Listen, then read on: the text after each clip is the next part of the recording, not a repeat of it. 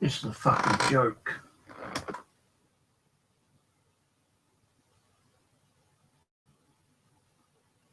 Why is nothing fucking working on YouTube today?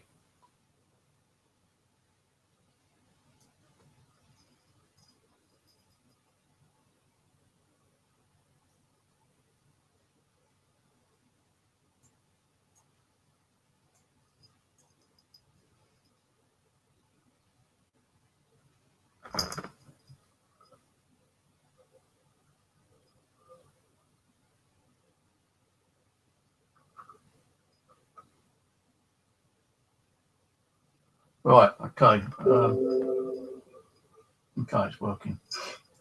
Right, what I've had to do, guys, I'm using a different Explorer kind of program. It's like Chromium, a bit like Google Plus, bit like Google Plus, bit like Google Chrome, but it's called I can't even fucking talk now. I'm using a piece of software called Chromium. It's a bit like Chrome, Google Chrome, but slightly different. Why it's not working, I don't know. Google Chrome, it's just like being a fucking dickweed today. So if you guys can just share the link out on Google, I'll appreciate it. I think what it is, because I'm using some particular software, and it's probably removed the audio settings and video kind of settings from Google.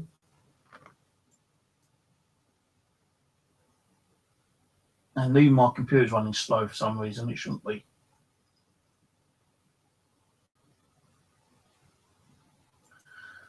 So I don't even know if I want to do the fucking stream there, to be honest with you. Fucking YouTube. I don't even know it's YouTube. It just could be Google Chrome being an arse.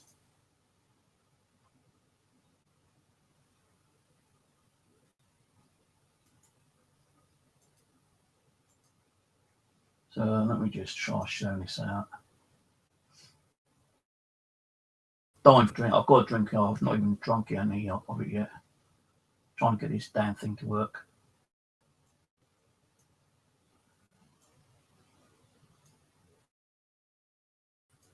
Nothing's low, and I don't know why.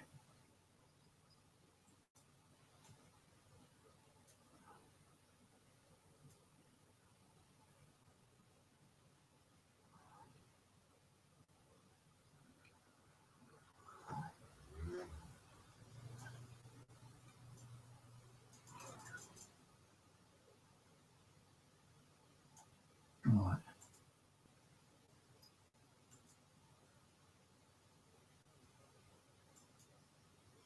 Thing done on Chrome. Chrome, that's what it's called.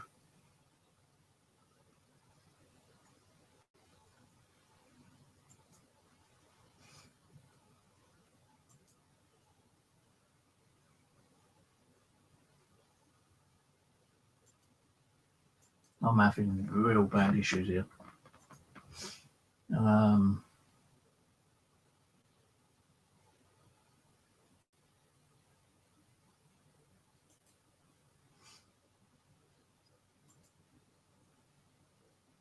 Have you guys ever seen me get mad? Because I feel I'm going to get fucking mad in a minute, I tell you. I'm going to go fucking...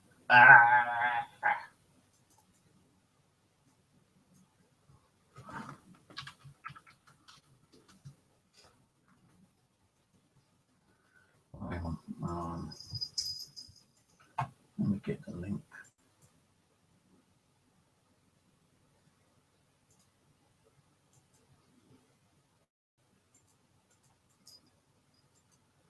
So I'm trying to have like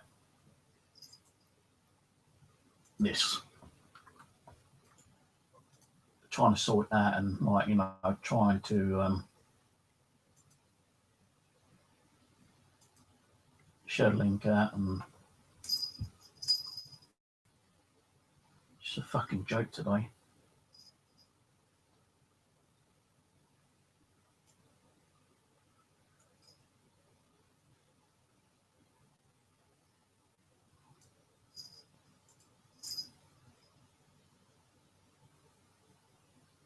Now, why can't I post the fucking link out?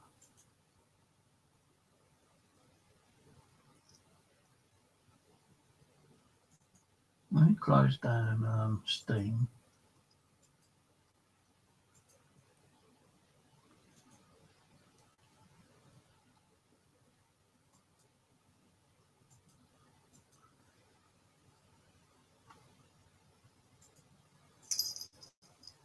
I can't post the links out. Fuck it.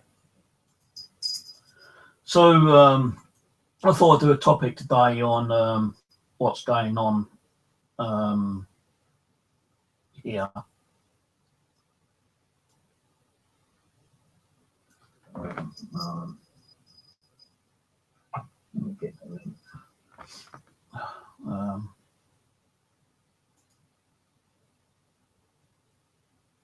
Now, I'm trying to have it right. I know you've got a playback on me. Hold on, guys. I'm trying to sort that out, and I'm trying to. I just can't get anything to work on here today. Got a split headache now. Stress is like settling in.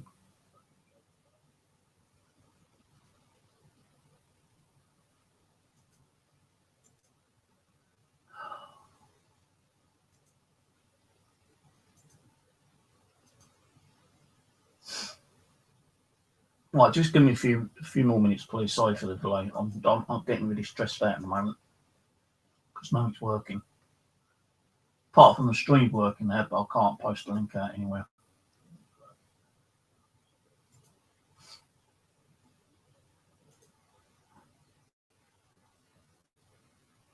Plus, I need to go to the bathroom.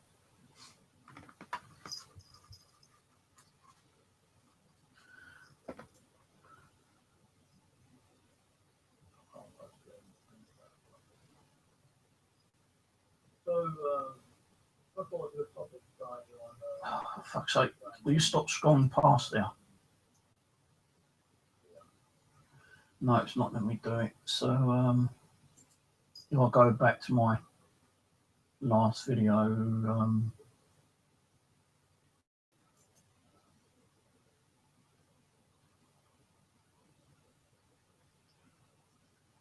well, I just put a new link.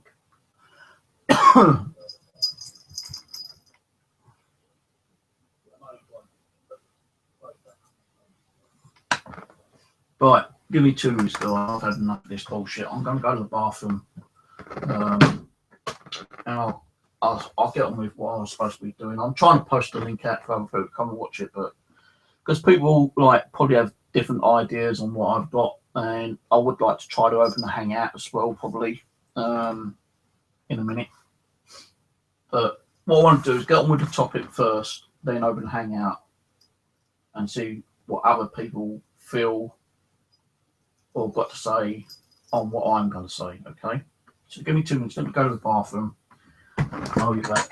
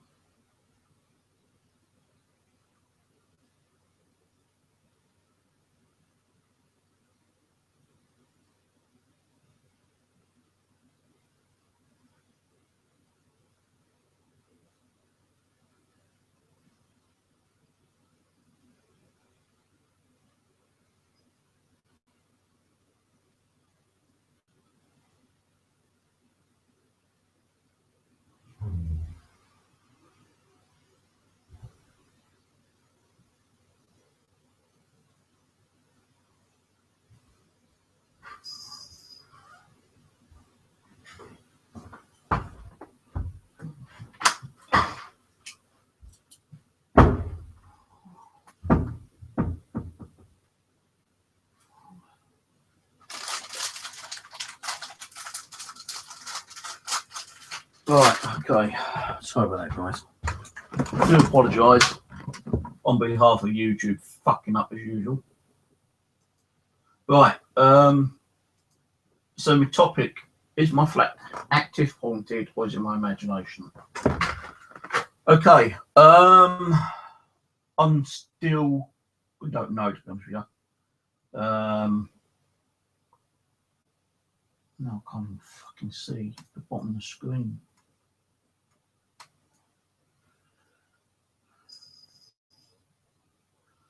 No, I still have my doubts on what's really going on here. I know it can be active, but what is causing activity, for one thing, yeah? Is it a haunting that I've got? No, I don't think I have got a haunting.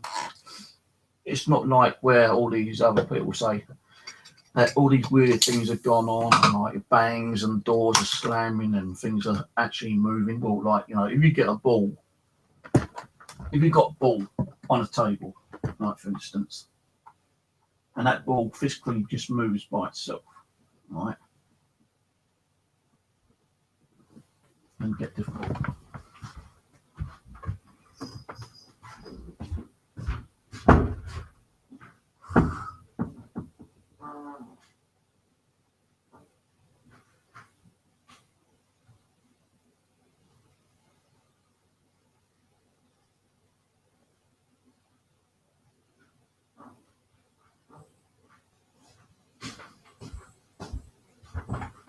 Right, okay. I thought this ping pong ball might have worked, but the table's kind of like lopsided.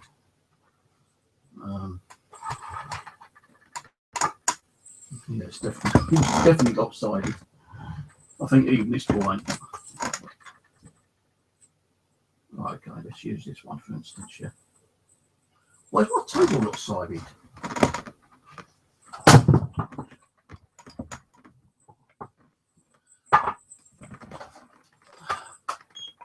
I need to poke myself in the eye with the fucking aerial.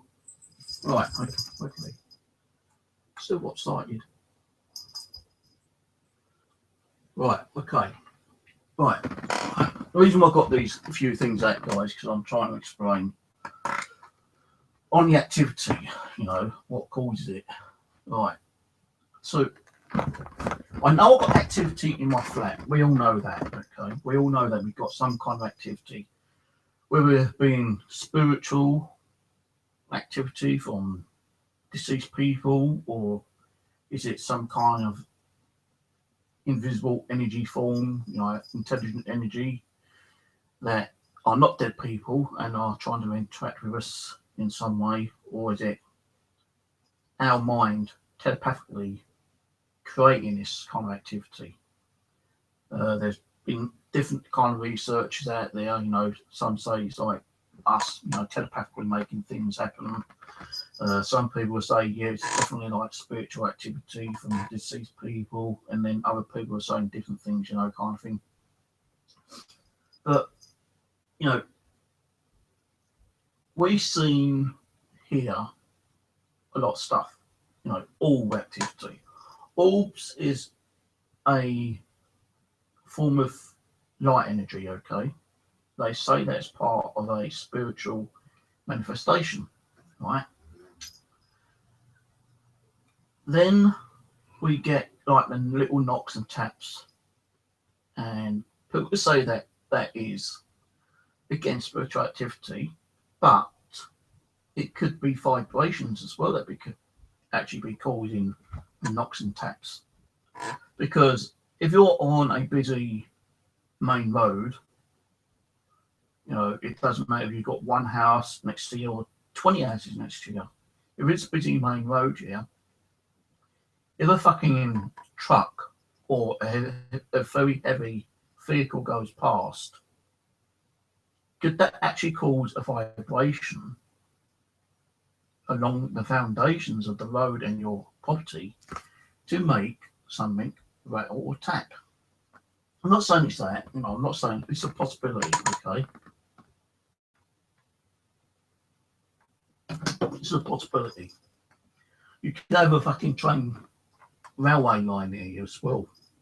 That could be causing it. Or maybe it is a spirit person or some intelligent kind of like energy form that's doing it. You know, you've heard what my kitchen's like during the night time, and I'm not saying that that is always, you know, like spiritual activity. It is spiritual activity because, you know, I've got people living above me and maybe they're walking around and shutting cupboards and doors, and maybe, you know, you might get someone who's like me who doesn't sleep properly and they have to go to the kitchen and have a drink and make a cup of coffee or, you know, whatever. And, you know, some of the noises that we're hearing could be from upstairs. But we have had noises where no one has actually been upstairs and you still get it. The other night I was sitting here watching TV. It was after we'd done a stream.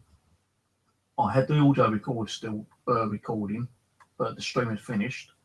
And I was just watching a bit of TV, and it actually sounded like one of the cupboards being slammed in the kitchen. You know, it's like, I'm going to just use this drawer, for instance, this drawer down here. It sounded like that. Similar to that kind of noise, yeah. It really was loud. Kind of startled me. It fucking made me jump actually. I thought, what the fuck? And looking at the camera, I can't see nothing going on in the kitchen. Apart from the light anomalies that we normally get, okay?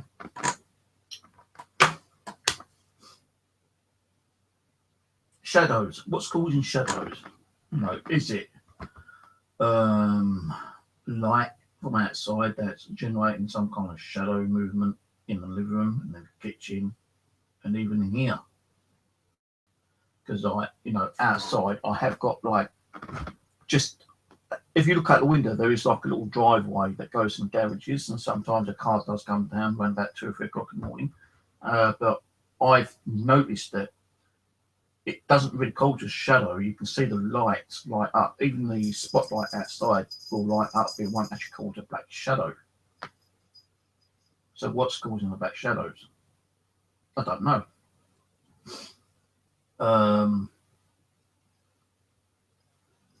How about a black apparition where we caught in the living room? What caused that? Well, we was in a fucking intense session that night, you know. I think we was talking to either Sandra Blaine or Elizabeth Tate, one of those two. And it was a couple of nights after when we actually got that black apparition. And, you know, you've seen it. Even Rusty saw it, I think. He saw the video anyway. Perry, Pumpkinhead, he was able to do like a slow down motion kind of thing, yeah. And it started off from a mist, okay, a mist. Then it went into a full black apparition type of person. The only thing we didn't get was his head, because what happened before that, the Wi-Fi cameras that I'm not using at the moment suddenly went down, okay. And as they came back up, this figure was caught on the camera. But the only thing was, it was only because I was lucky enough to have my webcam facing the screen, it was caught. Now the weirdest thing was that I looked through the video on the 2 living room cameras and the Wi-Fi camera, and I didn't see nothing on them whatsoever. So can I manipulate electrical devices like, you know, cameras and stuff? Yes, I do think they can actually. So whatever that was, you know, I do believe was a manifestation of near enough a full body apparition, because, you know, when the camera went offline, when it came back up, it didn't, like, it sets itself back to the normal reset position. Now originally I had it higher up, but when it shuts down, it goes back to its default position, i.e. missing the head. Now if it went off and went back to the position I put it, we would have got a full fucking blown apparition. But, you know, 3/4 ain't bad. Could call it the headless ghost or whatever you want to call it, you know. But that was the only one time we caught something like that. No, I say twice, because like the one in the kitchen was like a white, it was like a white anomaly shot across the kitchen, and as you got to the cooker, it kind of like expanded upwards, and on the actual slow playback and pause, it looked like a childlike figure standing on the cooker. Okay, so is my house haunted? No, I still don't say it's haunted. I may have opened a portal for the spirit to come through and show themselves, but why only one spirit come through at the time? You know, why didn't like 4 or 5 spirit come through? You know, like, you know, the black one. Why only one come through? Is it because I only opened up the doorway for enough, you know, and produced enough energy for one spirit to come through? Or is it because one spirit only wanted to come through? Now, you know, about a week later, we was asking who it was, and it said it was Sandra Blaine, right? Or Elizabeth Tate, one of the two, I can't remember. But it's one of the spirits we spoke to, right? So, okay, we've had 2 apparitions. We've had lighting anomalies that's actually was caught in the living room, a single orb, split into 2, went towards the door, went back into one, went through the door, and a few minutes, well, about 10 seconds later, it came through the wall, but smaller. Now, was that the same orb, or was it a different orb? Possibly it could have been the same, or it could have been a different one. I don't know. But the activity, yeah, I get a lot of activity, but I still don't say it's haunted. You know, what is the real haunting for one thing? What, you know, I'm still trying to figure out myself. What's the difference between activity and a real haunting? Okay. Now, they say a real haunting is the way you get all the doors slamming, you know, black figures, you know, shadow people. You actually see, like, you know, things being moved and thrown across the room. Well, that's more like a poltergeist. And we generate that through our own energy, through stress, depression, anxiety, you know, sadness, and it's all kind of like built up over time, and it releases a certain energy. And, you know, scientists say that that's what a poltergeist is really in one way. But can a ghost actually cause poltergeist activity? Yeah, I believe they can. If ghosting exists, you know, we're still trying to find the truth. If we are really talking to dead people, deceased people, I should say, or some kind of like intelligent life energy that may come through a different dimension to us, you know, I don't know. But why is it that, you know, a haunting, they say, like, you know, a haunting, you go do an investigation and they tell you, well, right, you know, that wall on a table, for instance, kind of just moved by itself like so. Okay. So why did the ball move? Why did it move in the first place? Could it have been vibration that made it move? Could it have been on like a little slant and the vibration made it move? Could it have been some kind of like a gust of cold air that made it move? Could the vibration of people speaking make it move? Or was it some kind of EMF energy that made it move? Spirit person, ghost, whatever, you know, it's different things that could make it move. Now, it doesn't mean that the place is definitely haunted, unless you see, like, you know, the ball being levitated up in the air and starts spinning around and it gets thrown at you or thrown in a different direction. Then yeah, I suppose that it's classed as a haunting. Okay, because what the fuck is actually levitating at and, you know, making it spin around and throw it at you or in a different location, unless you had the power to telepathically think it and then it's being picked up as you're thinking it. You know, it's like, let's do it this way, right? You know, let's pretend I'm telepathic and I say, right, you know, and I'm thinking, oh, that ball's going to get picked up any second now. And it's going to spin and then get thrown across the room. And because I'm thinking that, you know, and I'm telepathically thinking it, you know, I could be making that ball rise myself. And by thinking about it, it could be spinning several times. And because I'm thinking it's going to be right front across the room, it goes front across the room. You know? There is documentaries out there where people have been proven to have telepathic, you know, powers and can make things move. Maybe these people who think things are happening are actually generating it themselves and don't realise they have this telepathic power possibility. But then what's creating these devices to go off? K2 meters, the DC box, the REM pod, you know, the millimeter, the trifield meter. Are we generating our own EMF to manipulate those to go off?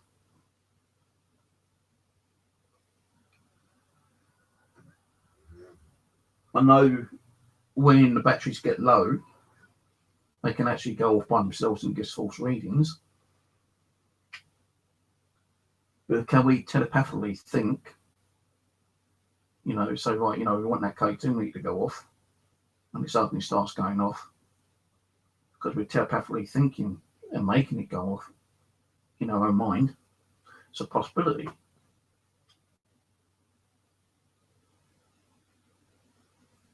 It's like the REM pod.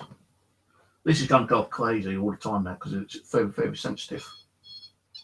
I had to switch it off while I was trying to get the stream sorted out because it was going off all the time.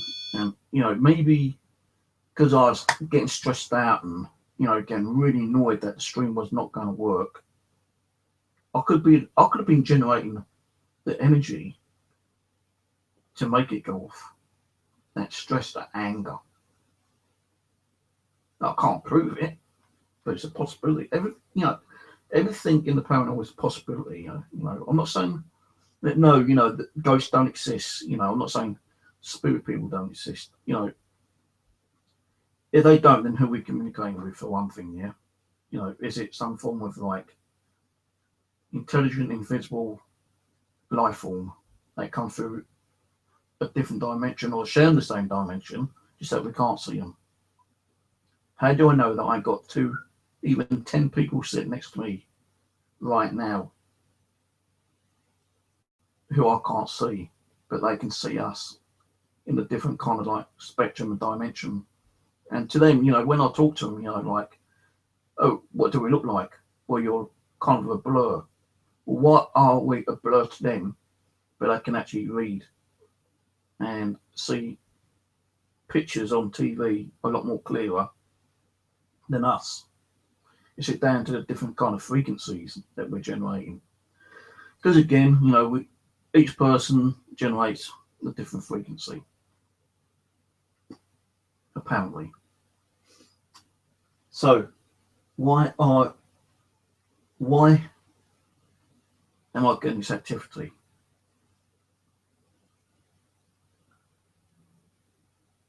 Is it because I want that activity to happen? Is it because I want to believe that there is something out there? Is it because I want to believe that, you know, when we die, it's just our body that's dead and our soul and our spirit kind of still lingers on? Is it just my mind, you know, making me think that, you know, I am communicating with some kind of spirit? How do I know Abby and Tina are true spirit people that I'm communicating with through either a pendulum, a ghost box, or a Ouija board? How do I know it's not my mind making me spill out what I don't even know what's going to be spilled out, you know? Because they say, you know, minds play tricks, you know, and, you know, there's so many different things that they haven't even realised that the mind can actually do. Maybe it's just that one little cell inside our mind sparks up time to time and makes us think that we're talking to spirit people.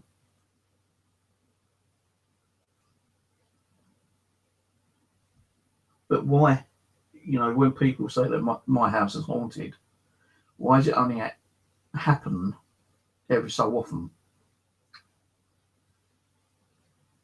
All right.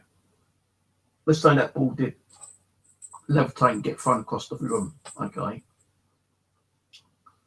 And then, that's the only thing that happens that one day. Then the next day, the ball, you get the ball, you put it back on the table, and you put another ball next to it.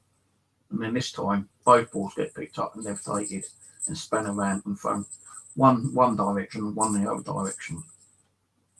Is that our mind trying to, is that us telepathically making it happen, or is it really a spirit that's doing it? It's like these magicians, they can fucking pull out doves out from a tissue, or a bunch of flowers out of a little stick or something, but that's magicians, they know to do certain tricks. And I reckon out of these magicians, there are some real ones that can perform tricks, and there's ones that fake shit, but I'm not going to go into that. But, we've seen the devices go off on even asking a question. But, I could turn around and say, right, if there's spirit right now, and I know you're here, I want you to set one of those devices off right now for me to prove that you're here. And suddenly it starts going off. Okay? Is that me telepathically making it go off, saying, go off, and it goes off? Or is it really a spirit person or some kind of intelligent, unseen energy form that's actually doing it for us?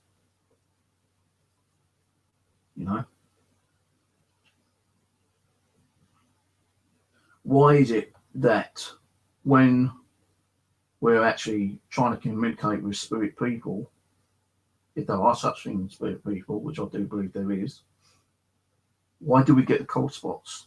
Why do they change the temperature?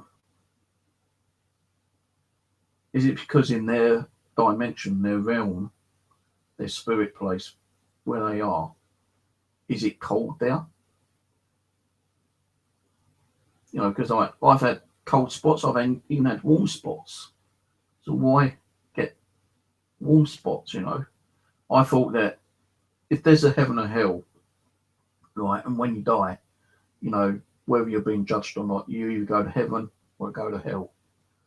Okay, heaven could be cold, because it's like, heaven's way up there past the fucking, atmosphere, through the clouds and the, way past the moon and Jupiter. It could be fucking somewhere in another galaxy, and they say up there it's cold anyway, yeah? But down there it's hot. No. So when we get the cold spots, is it, because the spirit's gone to heaven, they're coming back and they bring the coldness down, or is it because when we get the warm spots, someone's been down there and they come up and they're trying to communicate with us to scare us? And why do they scare us? Do they scare us because they feed off the fear that they are trying to get? Because they say that's a form of energy as well, don't they?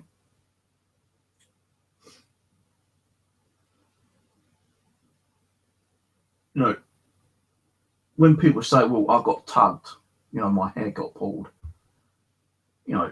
is that really a spirit person? Or is it because, you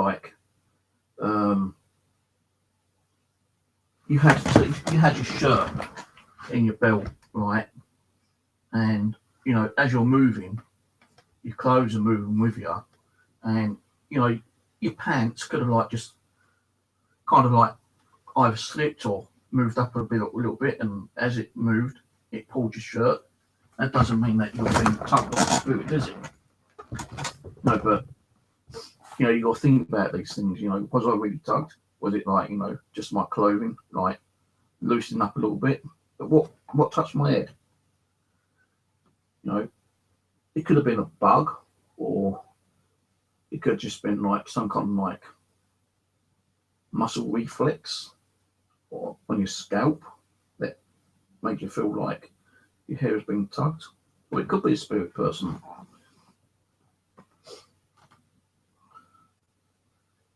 You know, why do cats and dogs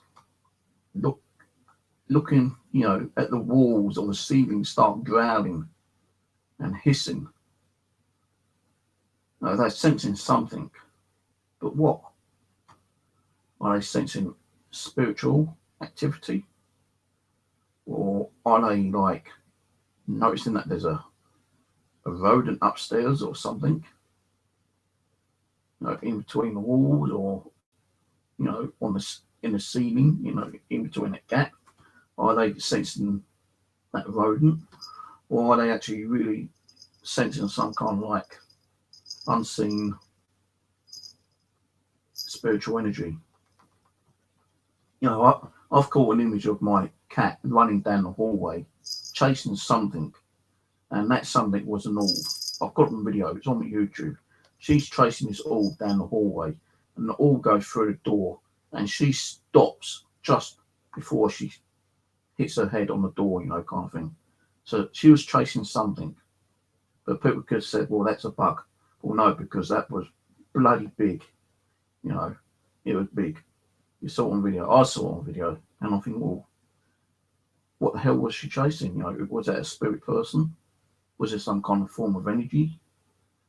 You know, I don't know. But she chased something. She sits there, and you seem to sit here, you know, kind of like looking around. What's she looking at? I don't know.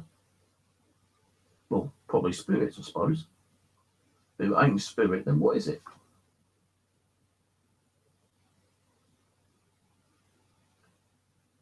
Right. I watched a program last night. It was a film, actually, kind of a weird film, about 3 people goes to this haunted location. And one guy said that he had this ability while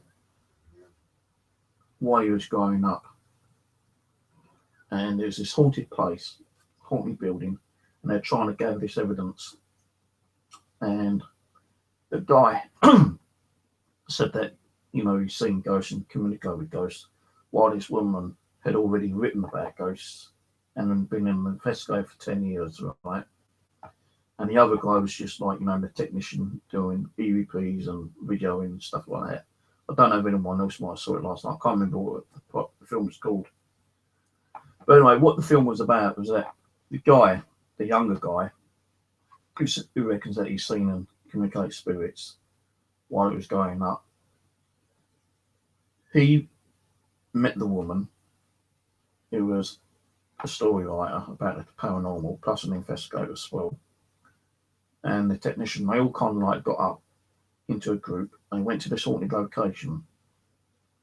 And the younger guy woke up screaming, and the woman went up to see what's going on. And the younger guy had been like, you know, said that he's seen things, and he had all these cuts on him, and it looked like, you know, writing. And not only that, there's like messages on the wall. Well, actually, they found out the woman actually took some like samples and gave it to another friend of hers who works in the police department, who does, you know, the kind of things to like find out what, can't remember what it's called now. What's that fucking word for it?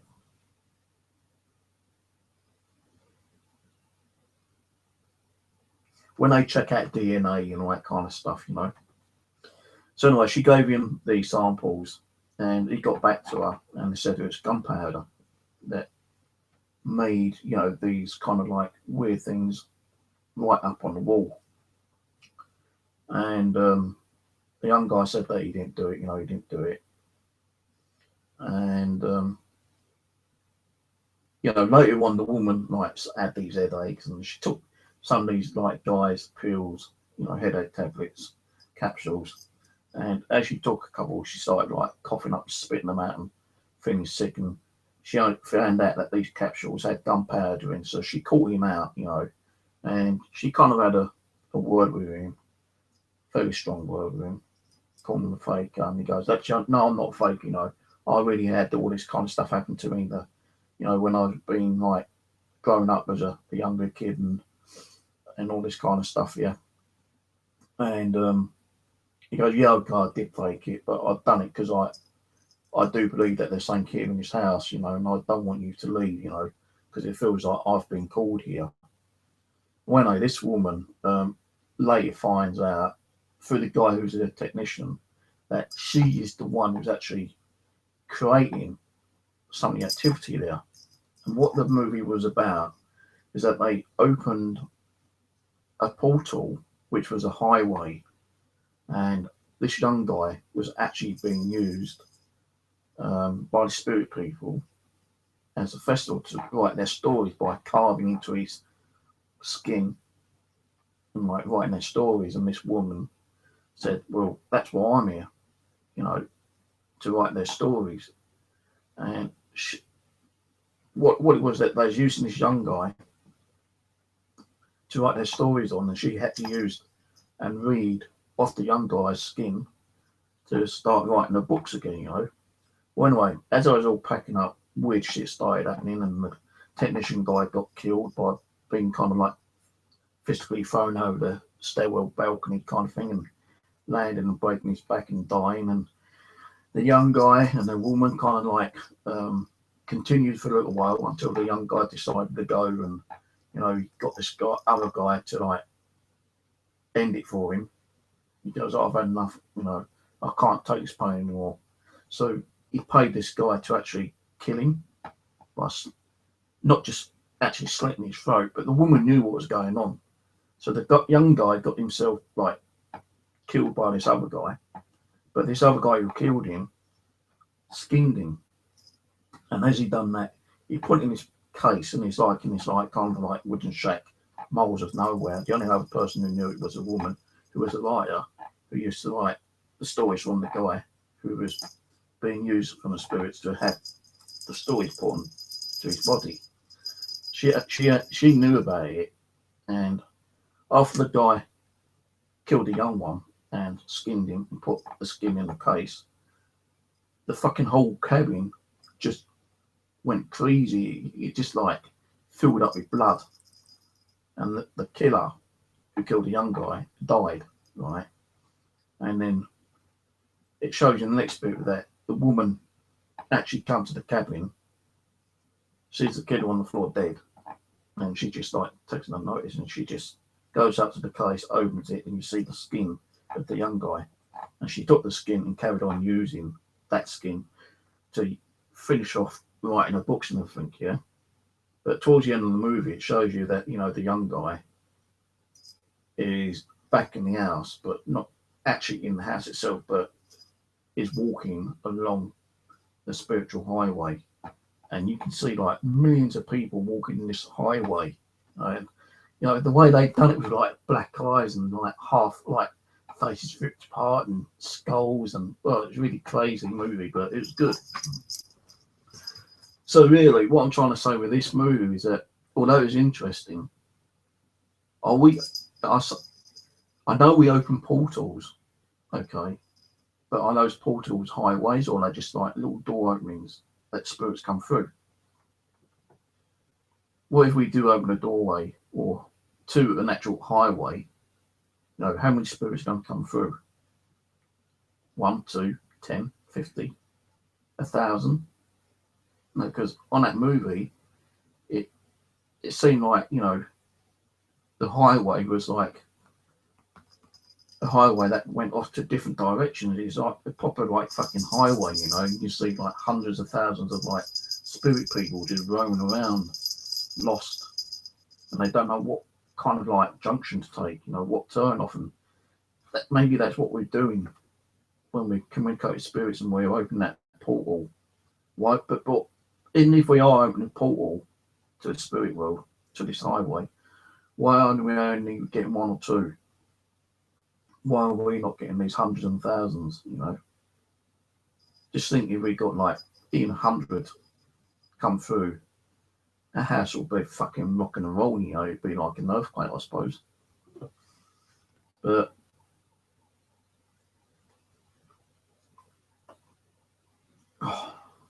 this energy drink is like really fizzy. Oh, but you know, there's so many things that we don't understand about the paranormal. You know, are they real doorways that we're opening, dimensions, portals? Again, why only one or two coming through? Why not hundreds of thousands? There's supposed to be more dead people than there are living people. And let's say even 10 people come through the doorway or portal we open. Do they stay here? Or do they go back and they just, go back? Or do they come through and say, interesting place. I think I'll stay for a while, you know. And they stay there until you decide to open the portal again. And they either continue staying or they just leave. And if they leave, how many more come in, you know? A bit confused on that one, actually. Forget. Get off my jumping, you. Anyway, going back to the equipment, I've got about this one here. Many times we've seen this go off. That's sound and vibration. Well, 1, 2. Then you got the vibration. So what's causing that to go off? What causes any kind of device to go off? Is it spirit person or is it us telepathically sending some kind of like wavelength to make these go off? Or is it really a spirit person?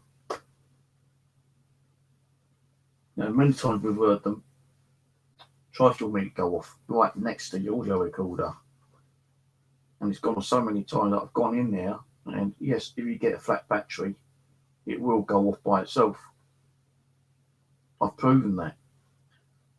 Just like the DC box. Once the battery gets flat on that one, it starts going off by itself. Same with the REM pod.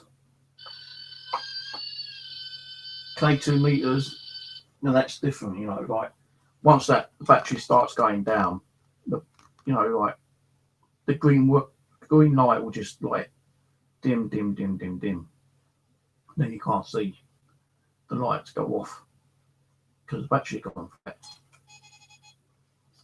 Now at these, another EMF meter. What's actually manipulating? Well, what is actually manipulating these? Now, it's very rarely that this goes off, but when it does go off, something's generating their own EMF to manipulate these devices. And these are harder to actually set off than they are in the other device. But I've got video proof of these going off without anyone being near it, you know. In at Pete Paranormal 47, you know, used these down at his house on a table. No one was touching it, and it's just going crazy. And like, we can explain why. I know with Pete, he likes like, you know, opening portals and allowing spirits coming, but he doesn't really close them sometimes. And when he does, some of the spirits, like here, you know, do kind of like hang around and stay, see what's going on. But he kind of like brings in the more negative ones, I think, to be honest with you. No, I'm not trying to put the guy down, because I've actually had to go there in order to move spirits over, because he's been getting crazy shit going on, like banging and, you know, like door slamming and, you know, lights flashing on and off and TV turning on by itself, and his wind chimes in his living room have been like being smashed around, and bird cages being banged about, you know. So I suppose like with the activities, well, it depends on how open you are, you know. Many times they've told me I need to open myself up to get more activity, and I'm not sure how to open myself up that much. You know, I'm kind of a quiet guy. I only do what I want to do, and if I try to like force myself, it's not going to work. I kind of like try to open myself up more, but it is very difficult to open up. Many of you probably have thought, right, you know, well, why am I not getting this spiritual, you know, activity, this communication? You know, I'm trying to open myself up, and it's not working. Maybe because we don't know how to open ourselves up properly. It's like a learning phase, you know. And maybe sometimes you do open yourself up more than you think you have, and you don't realise you have. You know, I could be sitting here thinking about, you know, things, and I may have opened myself up and don't realise it, and activity kicks in. And when I try to open myself up, I just can't open, you know, it doesn't work. It's kind of like things going backwards, you know. If I don't open myself up, or if I don't think I'm opening myself up, I'm not trying, I might open myself up. And if I try to open myself up, it won't work, you know. Kind of weird. Right, hang on, before I carry on, let's see who's here and say hello to everyone anyway. I'll do a hangout a bit later because I'm not doing the stream until tomorrow night anyway. Right, hello to Charmy, Ian, Wanda, Eugene, Judith, Forgotten Voices, Paranormal Fan.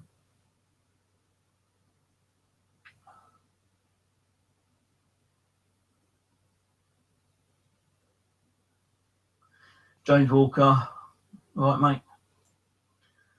Who else is here? Laurie, Ian, I said.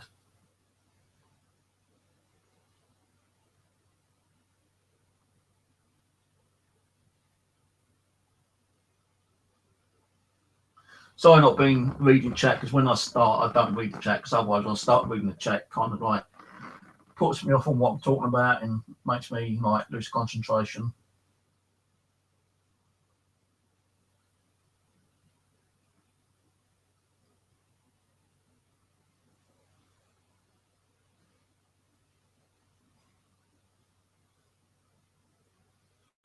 Hi to Rosemary.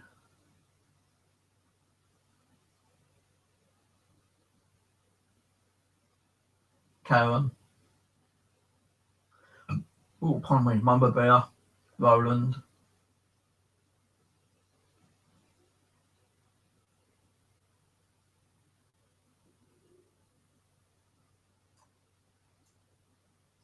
No one else there watching, hello. And Jorvik. So, you know, what really even causes a haunting? You know, is it really powerful spiritual energies, you know, like spiritual people that have been like, you know, felt that they've been dealt the wrong card and they, you know, died unexpectedly, or they hadn't been able to cross over because they lost in limbo land or whatever, you know. And why do they cause all this like crazy shit? You know, throwing things around, moving things, and trying to scare the shit out of you. Is it a bad spirit or good spirit that's doing it? But as I said to you before, it doesn't matter if it's bad or not. If they want to communicate with you, they will do. And the only way for them to communicate with you is through making noises, sounds, moving things, casting shadows, disembodied voices, you know, banging, slamming things. You know, this is what I can't understand with people, yeah.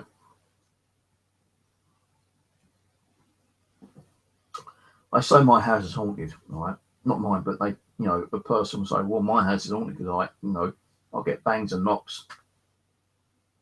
Does that really class the place haunted? Have they tried debunking things, like, vibrations and sounds from next door or upstairs, or, have they called in the pest control to see if there's any rodents around? When lights flicker, does that mean it's a spirit? Have they had an electrician around to, like, check the wiring?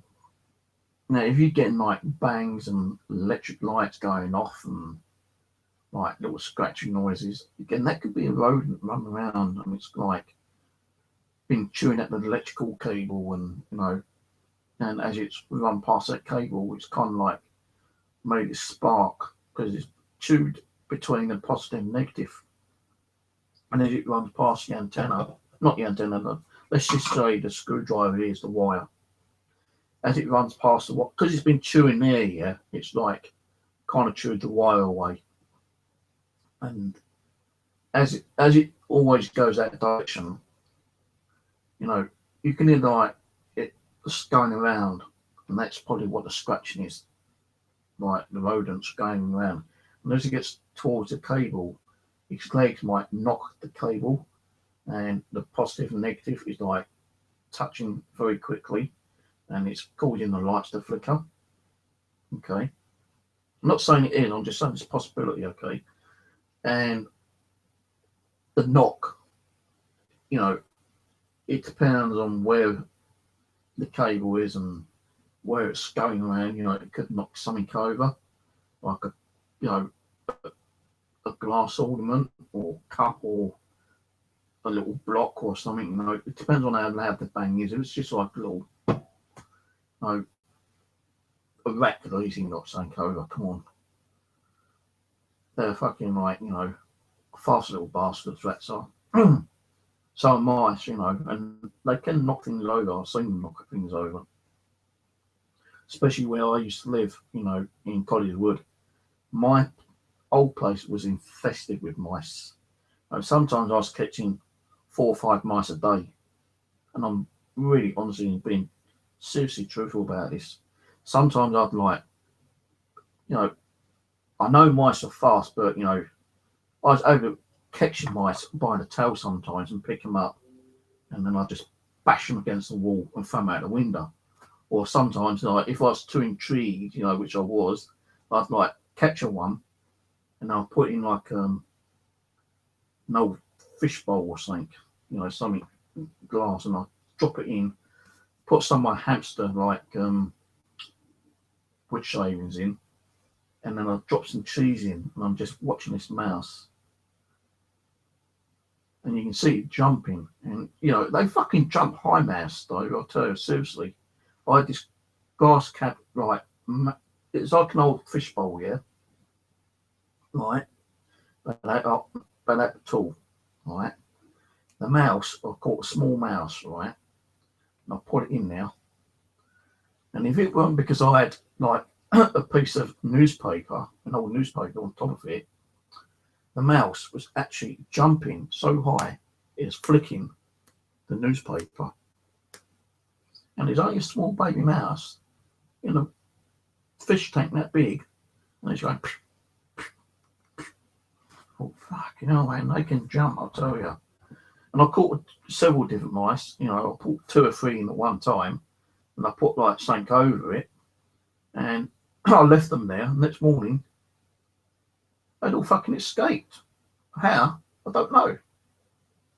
Maybe because I was jumping so quick, knocking the paper over, because when I got down there, the actual newspaper, although it was covered completely, it had actually moved a certain distance, and they must have felt the cold air coming through, and they jumped up onto the actual side of the glass and somehow, like, scampered out. Because I had 3 in there one time, and all 3 escaped. And as I say, like, I used to catch them, and sometimes I'll kill them and throw them away. Sometimes I'll catch them and just, like, open the window and throw them out while they're still alive. And sometimes I'll catch them and then I'll keep them in there for a little while. And then if they don't escape, I'll keep them there for about 3 or 4 days just to see what they do. And then suddenly they do start making a real bad smell. And then I just take the glass out and, throw them out in the garden. But, mice are very strong creatures. So are rats. So, don't be surprised that they can't knock things down because they bloody can. And it could, some of this activity could be rodents running around, making the scratching noises. Because, they actually was able to chew through brick. In our old place, we noticed that they chew through brick, either through their teeth or with their claws or whatever, but there's a hole through a brick, okay? So they can do that. So that's what that scratching noise could be, where they're kind of burrowing to make bigger nests. And mice do like bloody big, like nests. If you've got a male and female and they breed, they can have up to about 10, 15 babies, maybe more. And it only takes about 6 weeks for them babies to start having their own babies. I know this because I spoke to a guy who works in a pet shop. He goes, yeah, mice breed like, sometimes it's 5 weeks before they start breeding again, So, that's what some of that scratching noise could be. When people say, well, like, I hear scratching noise in like, my walls and on my ceiling or underneath my floor. Could be rodents. But they had the inspector in to check it. And they had their lights checked. And what about when the TV comes on? I've been at Pete's where his TV came on. Not once, not twice, 3 times. And I said, well, okay. First time, Pete, that's kind of amazing, but, can you just do one thing? Make sure you ain't got a time put on. Yeah, mate, I'd do that. And he's gone through it and there's no time set on it. He put smoke control back on the fireplace. And we asked whoever may have been there to turn the TV on again. And it happened. Okay, it happened a second time. So if they, thanks very much, appreciate that. And we asked you to do something else. I think we asked for the lights to flicker, the lights flickered. We heard knocks and bangs. And then the TV came on again. So I do believe that there are some form of energy, whether it be spiritual or not, that can manipulate electrical devices. Even devices like, which ain't proper electrical but runs on the battery. And,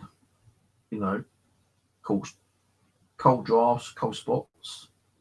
Many times I've sat here, my windows closed because I can't have them open because a cat got her leg caught on the back one. And it took me 10 minutes trying to unblock her leg. And I couldn't open the window up because it's got these security catches. The only way I could open the security catches is by closing the window and then pushing them down. If I closed it, I'd be chopping the leg off. So eventually what I had to do was get a wrench and kind of put it near a, well, it wasn't a wrench, it was a big heavy screwdriver actually. I had to put it near a foot and push the window as far as I could and yank her leg out. And that was very kind of concerning. I thought I might have broke a leg or something, but no, she was okay.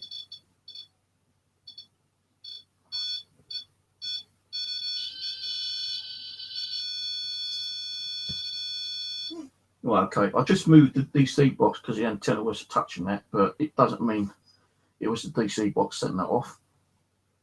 So what's causing that to go off? Can you stop? Stop. Yeah, I know you're probably thinking that this is a good conversation, but can you stop that for a minute?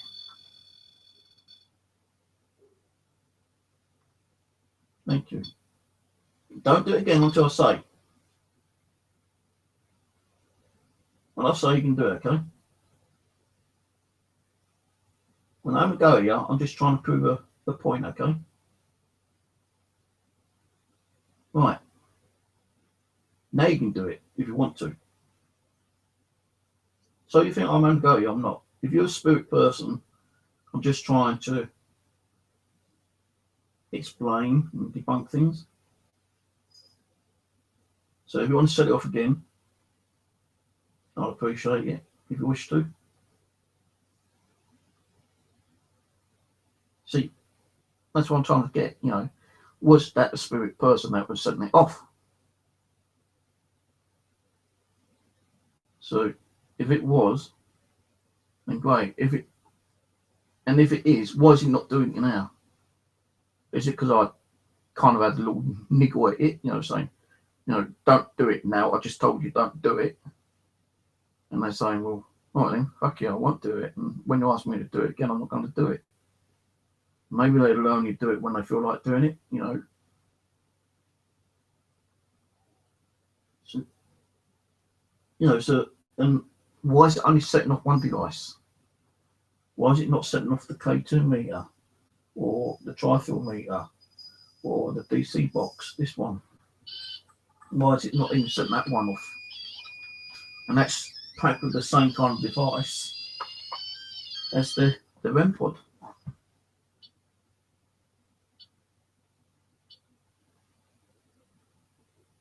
So what one are you going to do for me now? Can you light another one up for me, please?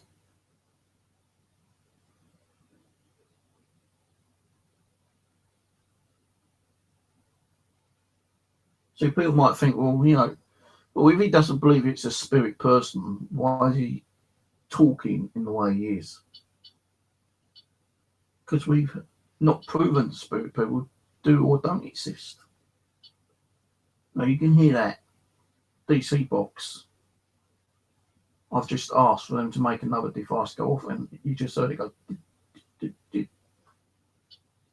And again, it's not actually lighting the lights up. Maybe this one's a bit more stronger for them to use than that one is, because that's very sensitive. Maybe they are trying to light this one up for me now, because I asked them. To try and light a different device up instead of the REM pod. And maybe the REM pod just set off saying, hey, I am trying to light up. Give me a fucking chance for you. You know, we need the energy. So what kind of energy do they really need? Are they building up the energy from me? Are they using my energy? I believe they can use some of my energy. I'll give you permission to use some of my energy to light up the DC box. Are they using energy from the light, from the TV, the PC? You know, every kind of device generates its own kind of like electrical energy form and EMF, and that's what they're probably trying to use. Probably, how do we know that they can't combine all these different kind of energies to make something go off?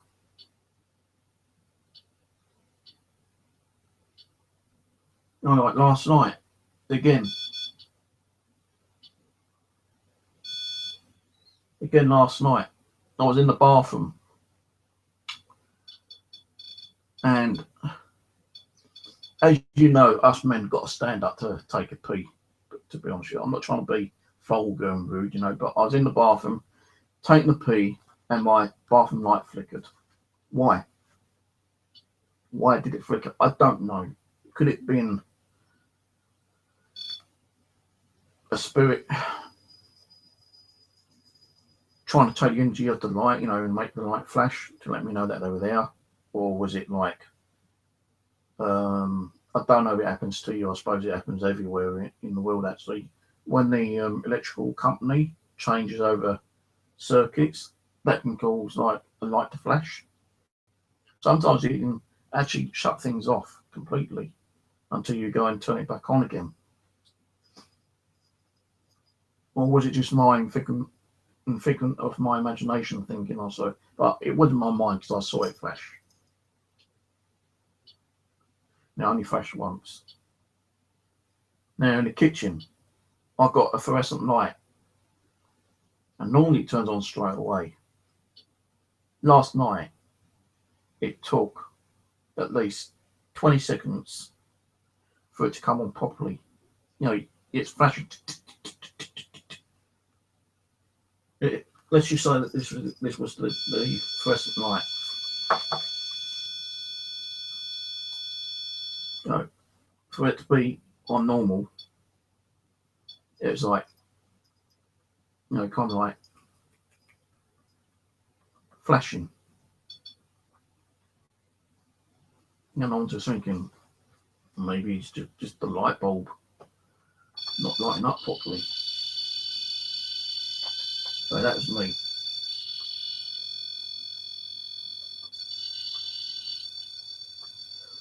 That's me setting them off. Now, how do I know it's not my energy? Well, I'm moving around, that's not setting it off.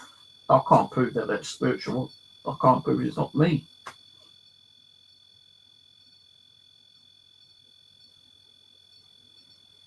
How do I know it's not the battery?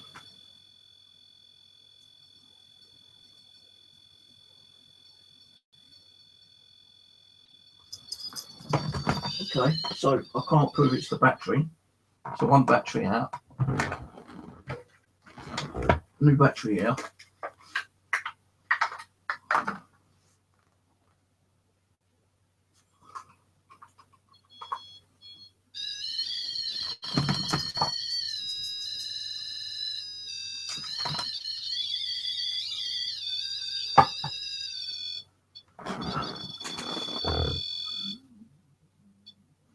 I'm gonna stomach something.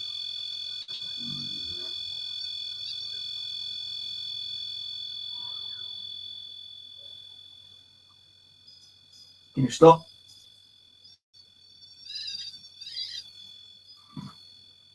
I said, can you stop when all four lights light up?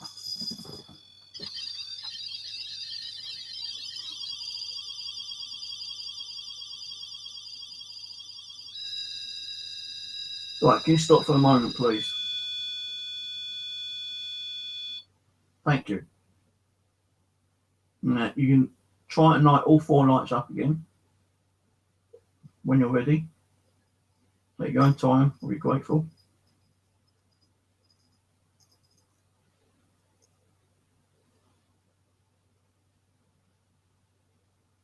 And how long does it take for them to build up the energy to actually make that go off again? Yeah, four lights lit up. Again, four lights lighting up. I'm sitting there, you can see that my hands are here. Look, my feet are crossed over. If I was tapping like on the floor, you'd hear me tapping. So what's making that go off?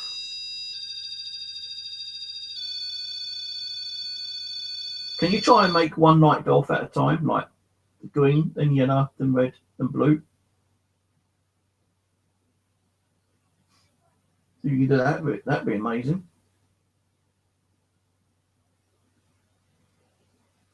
Well, just like two lights up for me.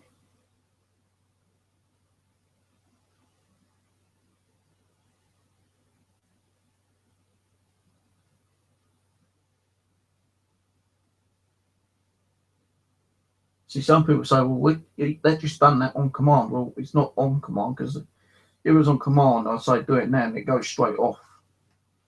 No, again, maybe it takes some time to build up the energy to make it go off. And once they've made it go off once, they have to, like, it's like, you know, when you're thirsty, you've got to keep drinking to quench your thirst.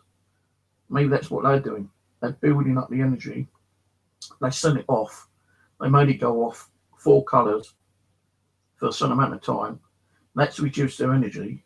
Now they've had to stop to rebuild that energy to set it off again. But that, again, what's setting it off? You know, is it a spirit person? Is it someone who was once a living person who's died and there is a spirit form?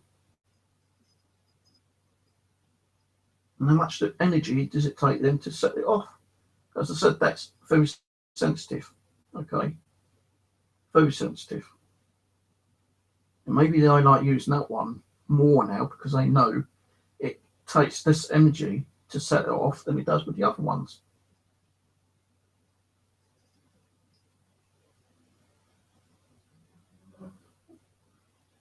So the other thing, ghost boxes, EVPs.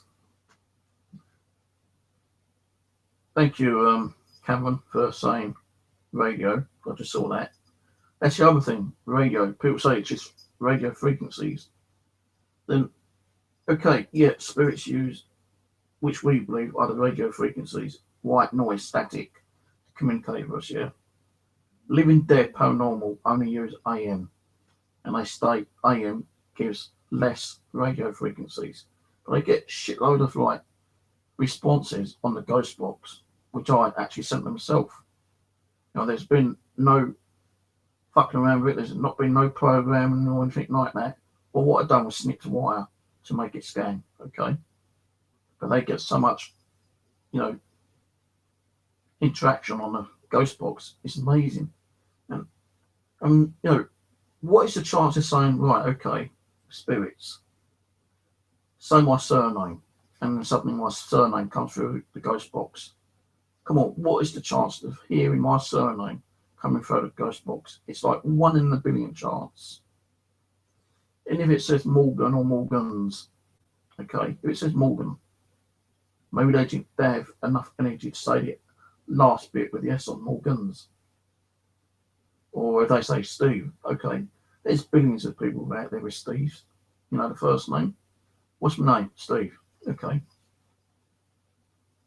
Now, is that the radio station spitting out the word, you know, on that particular time, that particular day, you know, on that exact second when you ask them to say your name?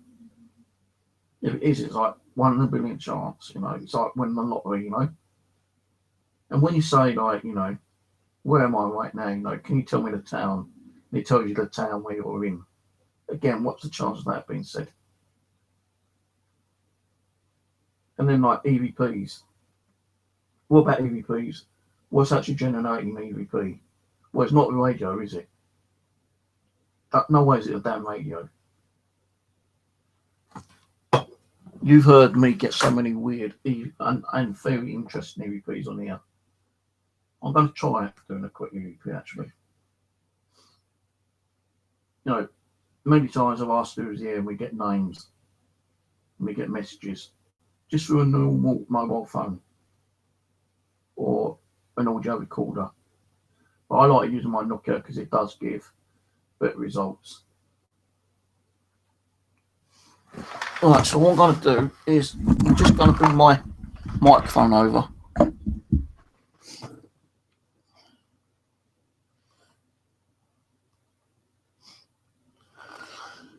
Alright, I'm trying to get into the menu.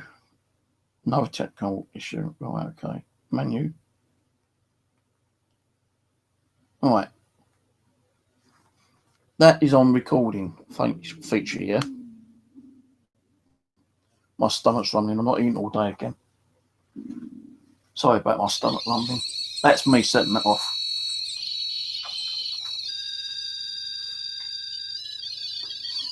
Well, I'm actually going to turn this off while I do the EVP. Right, okay.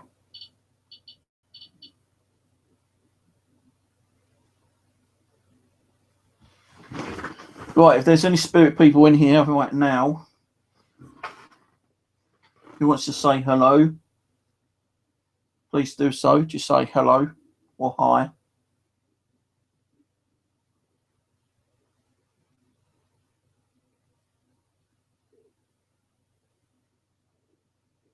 Can you tell me what your name is?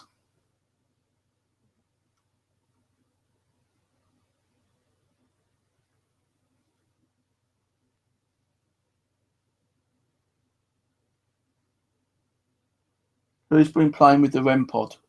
Can you tell me the spirit person's name? If it is a spirit person, tell me the name who's been setting that REM pod off for me.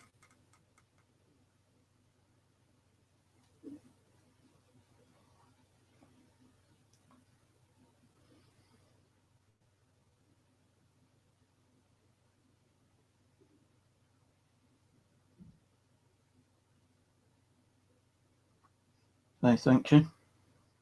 Right. Again, spirits need energy to communicate through either ghost box or EVP recorder. Now, if we got a voice on here replying to a question I've asked, I'm not saying we have, but let's say if I said, like, you know, can you tell me what your name is, and we get a name. You saw me sitting here. All I did was have a drink, right? Because my stomach's rumbling, because I'm not eating all day. What is actually causing that speech? Again, are we telepathically thinking of a name and generating our own kind of like invisible voice force that's making it give us a name? Or is it an intelligent, unseen force that's communicating with us by saying that they're not what their name is? Or is it a spirit person, which is also anyway like a unseen force? I'll need to press record on it. Right, let's see if we got anything in the way. People in here right now. Who wants to say hello? Now. Who wants to say hello? Now. Who wants to say hello? Don't know. It sounds. It could be my chair. I don't know. Who wants to say hello? Yeah, I think that's my chair. Say hello or hi.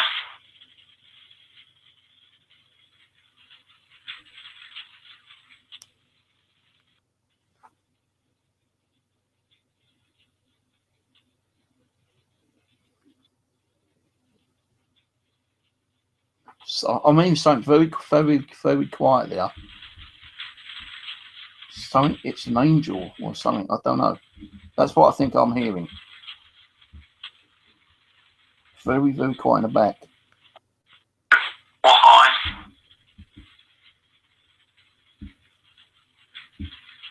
Right there.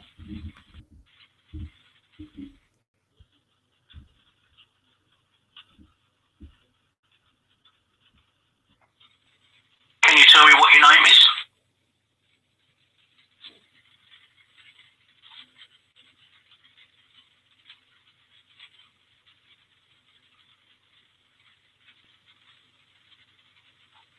Who's been playing with the REM pod? Can you tell me the spirit person's name? If it is a spirit person, tell me the name who's been setting that REM pod off for me.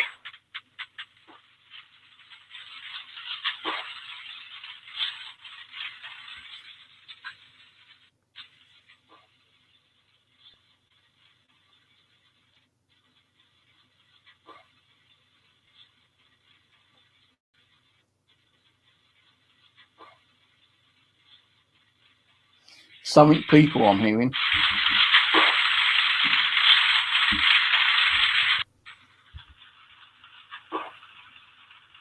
It's after that knock.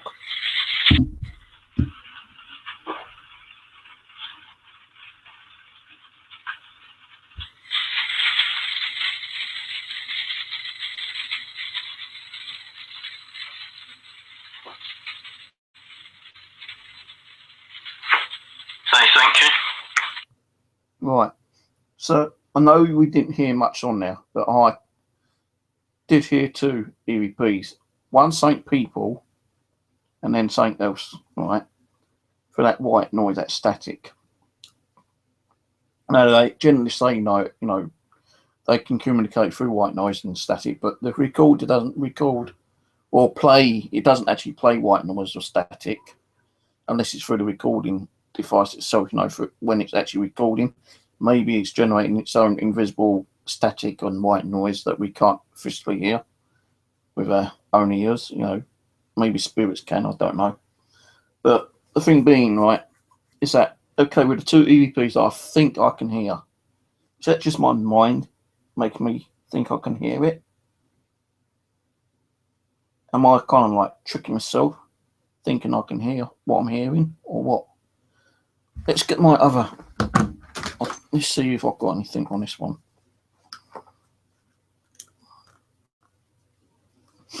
I'm going to play an old audio record, playback.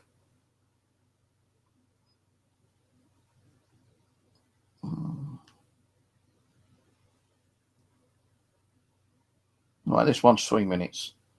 See what this one does. Right, any spirit people amongst us want to come forward and say hello? My name's Steve, got Aaron. We're using that audio recorder. Take two just went off, didn't it? Actually, no, not that one, because that's like on a common. Right, what's this one? 1 minute. Right, anyone around us want to come through? No, that's common as well. Right, okay. Who did I just speak to on the Ouija board? Tell me the name.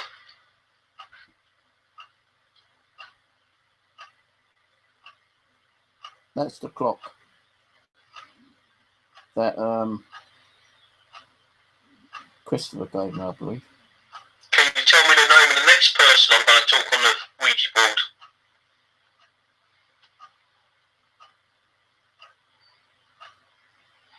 I don't know if it's got an EVP on it or not, I'm just playing it back. And then the next name after that, there's supposed to be 3 spirits. I've spoken to one. I need 2 more names.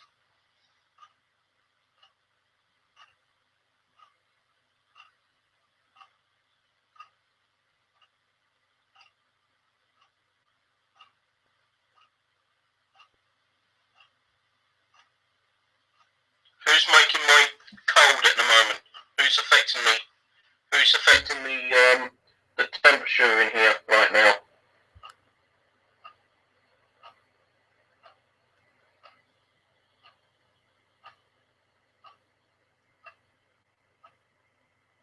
I'm not sure there's any on that one or not.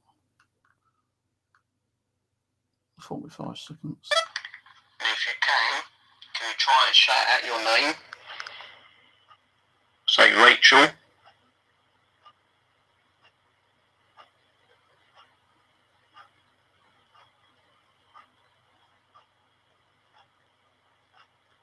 Just say hello, Steve.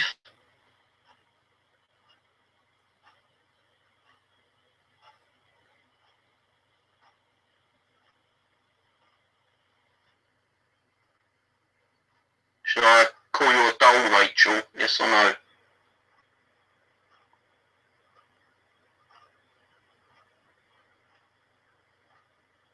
So I remember that session. Rachel is one of the dolls I got.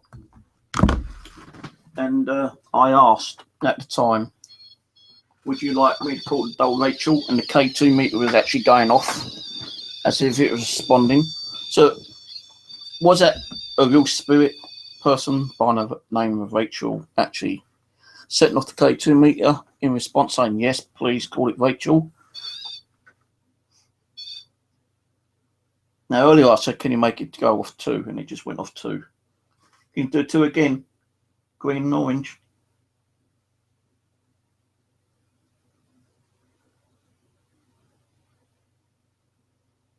You'll light all 4 up.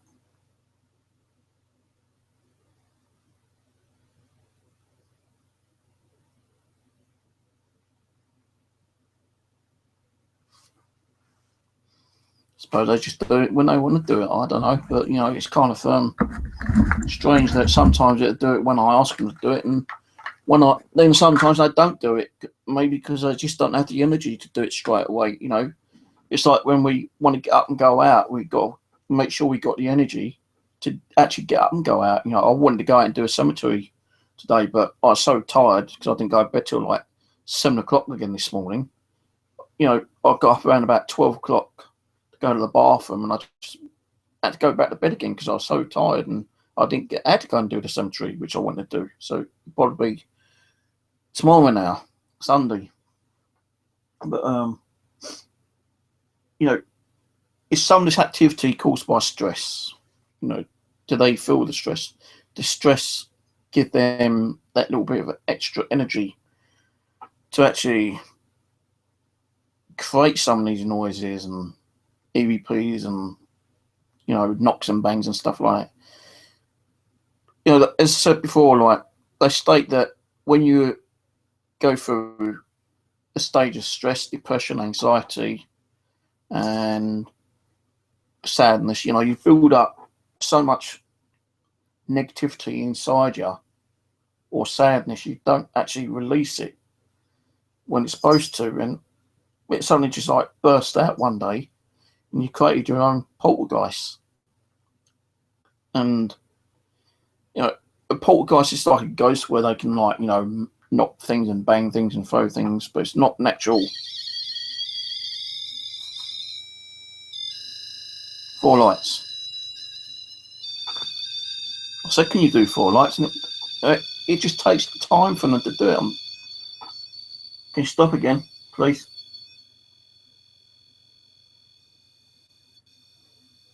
Can you stop for a second? I want to ask you a question. 2 lights. Can you stop, please?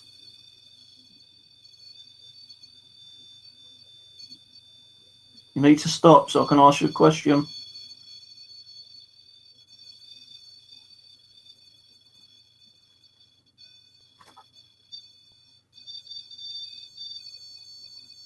Can you stop? Right, I'll turn it off. Thank you.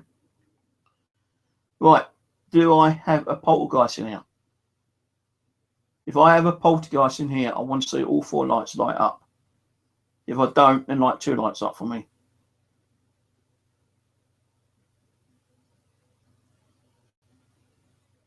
That's the question, okay? Take your time. 2 if I don't, 4 if I do. It has been a stressful week, actually. And, you know, I'm not saying that I've created some kind of poltergeist activity here. You know, lights flickering, you know, K2 going, not K2, the REM pod going crazy. You know, it could just be some kind of fluctuation of energy that's sent off. Yep. That's 1 light.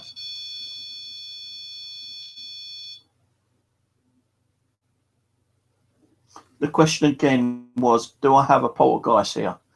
Made that light up twice for yes, or 4 lights for no. No, actually, 4 lights for yes, 2 lights for no. Okay? At your own time.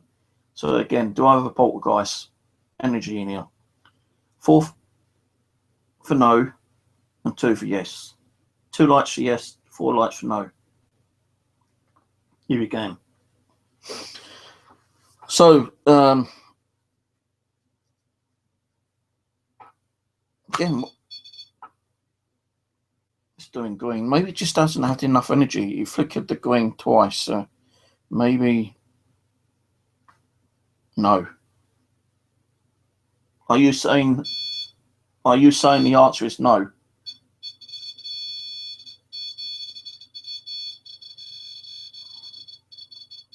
Okay. No, that's me sent off. So you know, just slight vibration sets it off. Right, can you try and light up the DC box, please? This one. You tried it a little while ago. Can you try using that one, please? Even if it's only like, just make it sound the noise a little bit. You don't have to light the lights up. Just make it, you know, go like that. If you can do that, at least I know it's a spirit person or some form of intelligent unseen force that I'm talking to.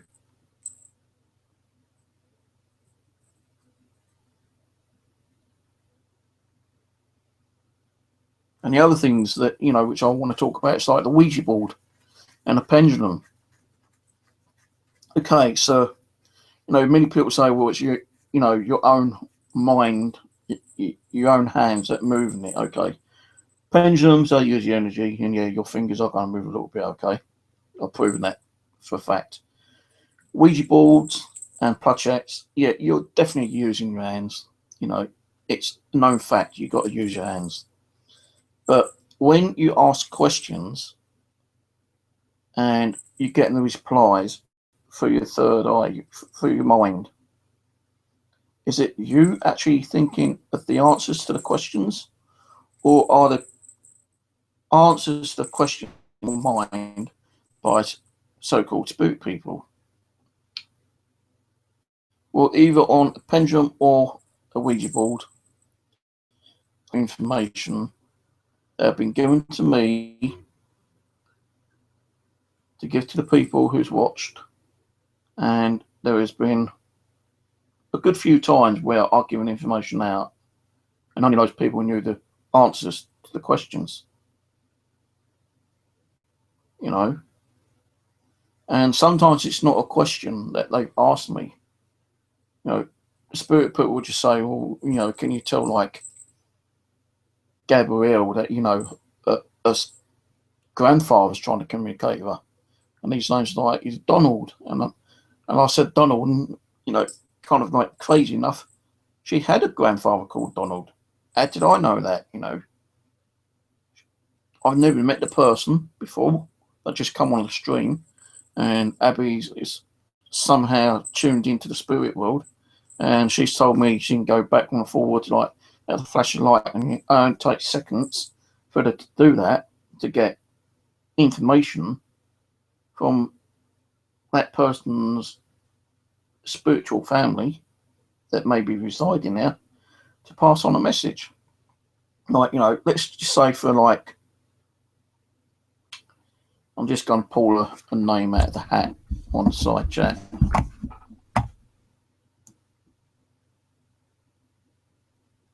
Right, let's say Karen.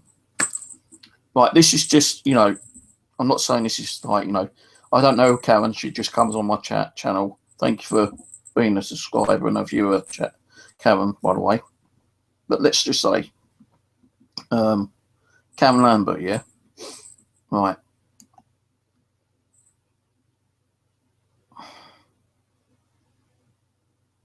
You know, sometimes I'll sit here and just like sit and concentrate, try and open myself up a little bit. Sometimes I just like a message will just pop in my head, you know, just like that. And sometimes it don't. And I try to tune into Abby, whether she's a spirit person, an intelligent person that once lived on the planet. She could be a made up kind of energy form, like God, if it exists, or, you know, she could be an angel, or for I know, she could be a fucking cloaked alien for I care, you know. But she's given me information to people, and some of that information has been kind of like not 100%, but, you know, near enough 100%, you know, I'd say about 80% accurate. But I'm just going to take Karen as like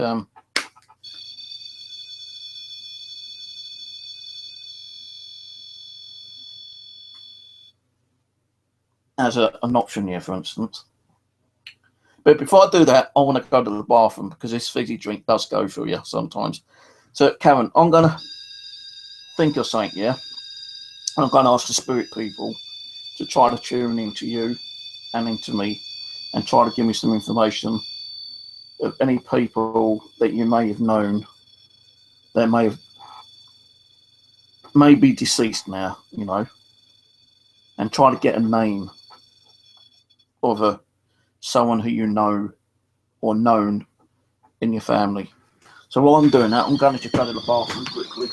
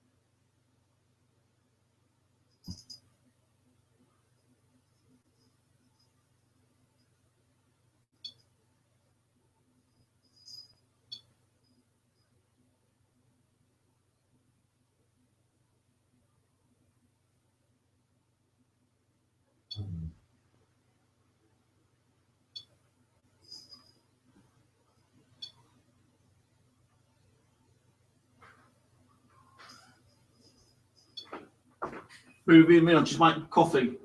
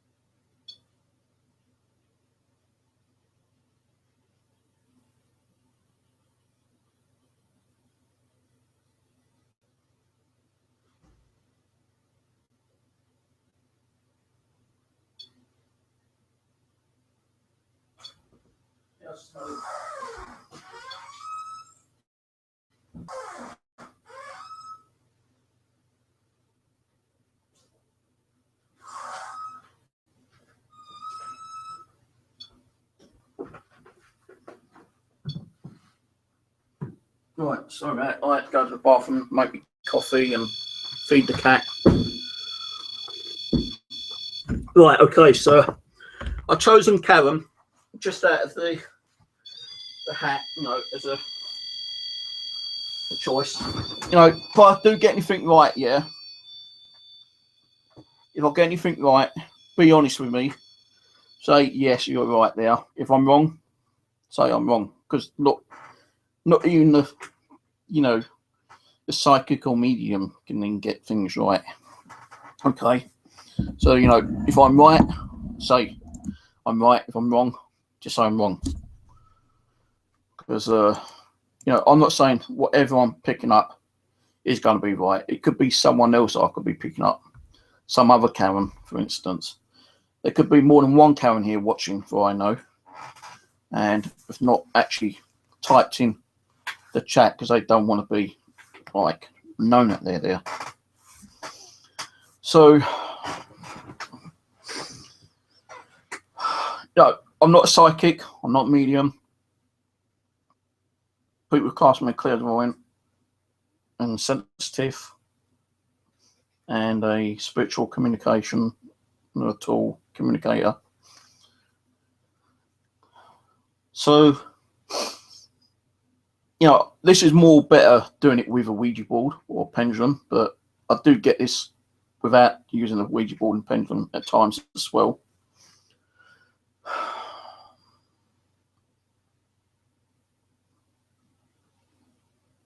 Now, I don't know Karen from Adam and Eve, okay? I don't even read what Karen writes in the side chat most of the time because I'm doing what I'm doing. You know, it's hard for me to see what's going on in the side chat when I'm concentrating on what I'm talking about and doing other stuff. All right, so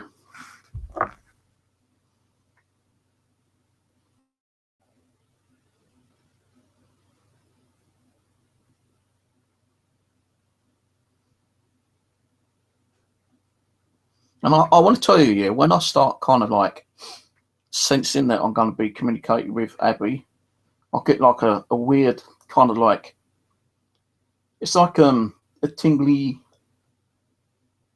feel. It's like how can I explain it? It's like it's like a headache, but not a proper headache. It's like a numb tingle.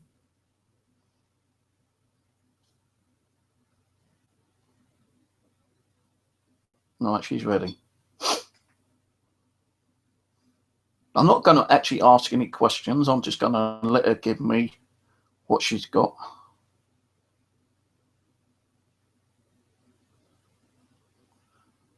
I just heard a female voice just then.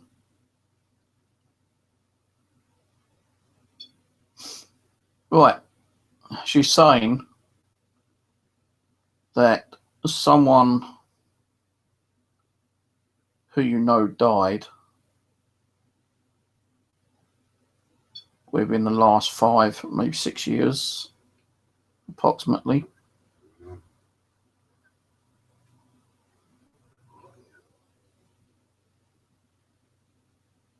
Now, if I'm right, let me know. If I'm wrong, just say so, because it might be a different Karen I'm picking up the message for. I don't know. And don't write anything down about the family or anything, yeah? So I don't know if this is a proper family member, but someone who you know died within the last 5, 6, 7 years.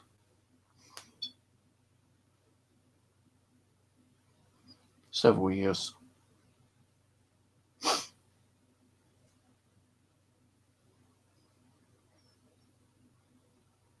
Two, actually.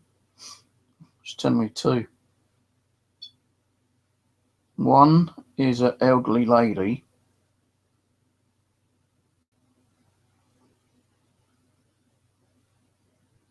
And one was a younger person. Elderly, such as like, she wasn't a grandmother, but she was like a grandmother kind of type of person.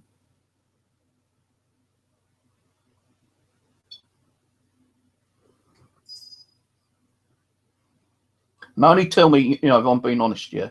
If I'm being telling you this information, you're saying, right, I'm hoping that you're being honest. Not to make me look, good, but, just to let me know I'm being right. If I'm wrong, say wrong. As I said, I'm not a psychic, I'm not a medium. But there's 2 people. One was like a grandmother kind of figure, but she wasn't a grandmother. But you knew her.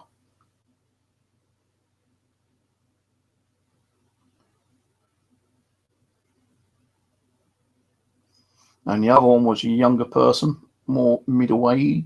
No, less than middle age.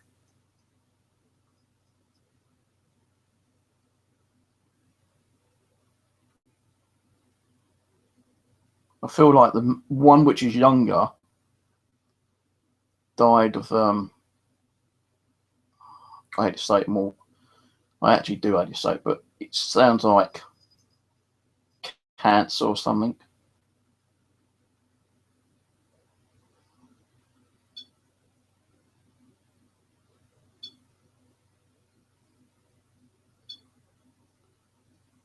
So one died of cancer, the younger one. The other one, the elderly one, I think died of like natural causes, probably like heart attack.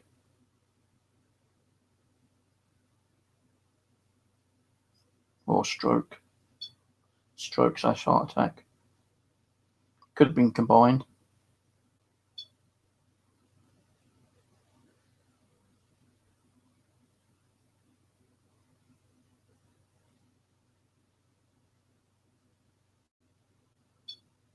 Now, I don't know if they are family. She's not giving me no names. She can't give me no names because she... Now, that's the other thing, yeah. Sometimes they don't want to give me names in case, like, I've hit the nail on the head and it starts upsetting people. Or, they could be wrong. They could be picking up someone else that's not family. And, the thing is, sometimes they could be people that may have either lived in the same accommodation before you moved in, or they could be like a neighbour.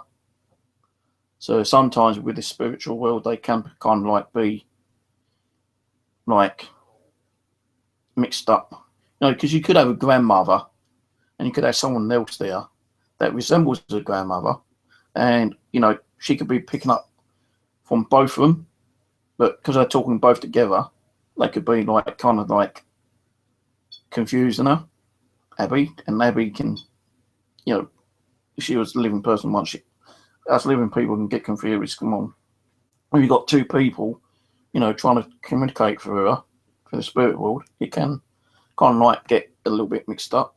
And sometimes they don't want to take turns, you know.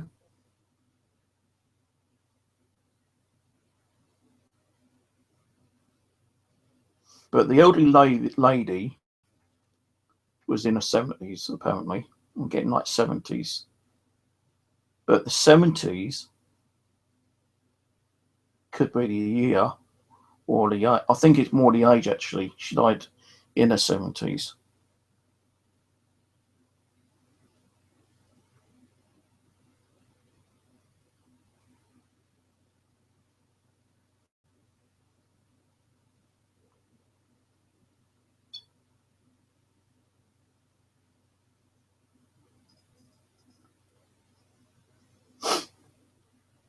The one who had cancer was known, but it was like too late for them to do anything. I feel like this one with cancer was like way back.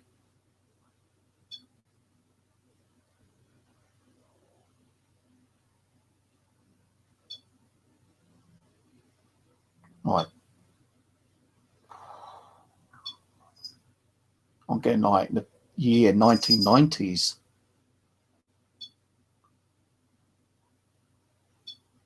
Is it 1990? Or it could be.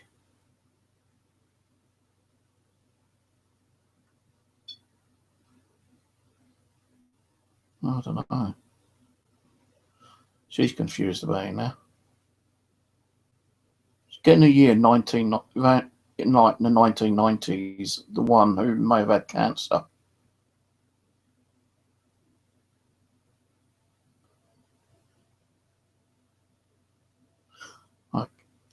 Okay, she lived in that. She moved to that area in the 1990s.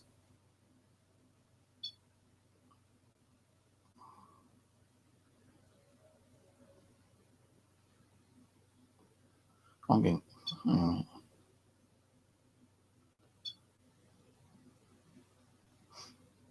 1990s.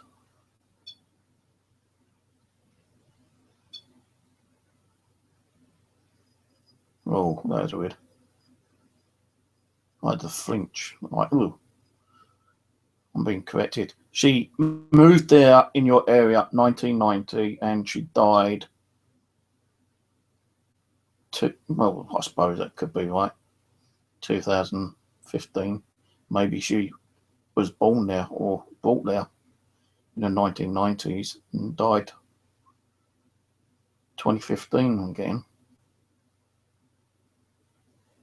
A couple of years ago. And that's the one with the cancer.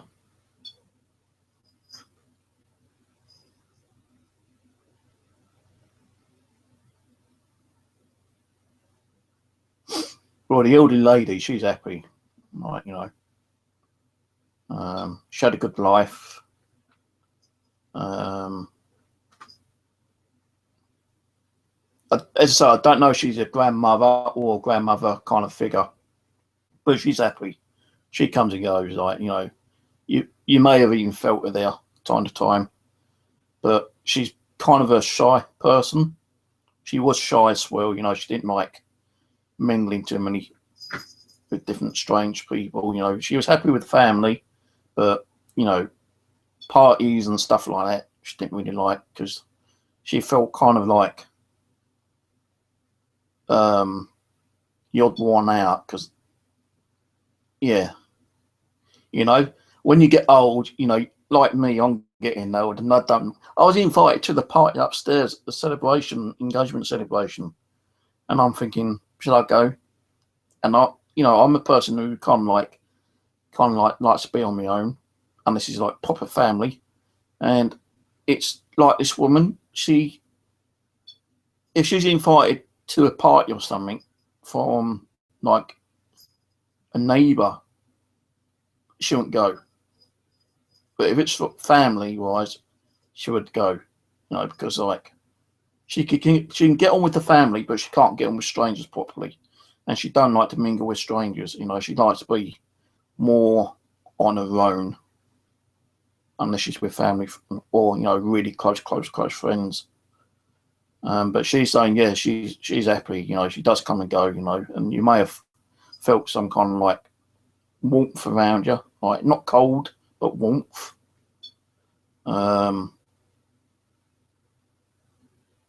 You may even had your hair felt like it was being stroked one day, Abby's saying. And you kind of went like that. You felt like your hair being touched, and you thought it's someone, coming up behind you and touching your hair. That was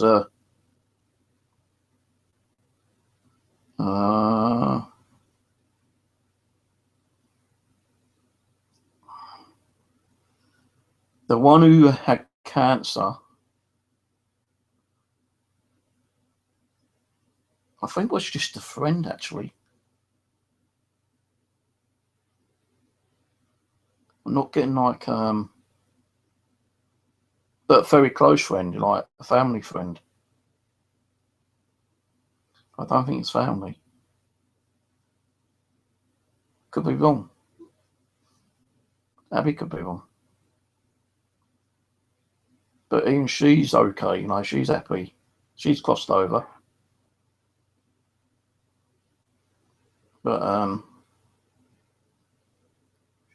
she doesn't really come to your location that much. She prefers to be with someone else.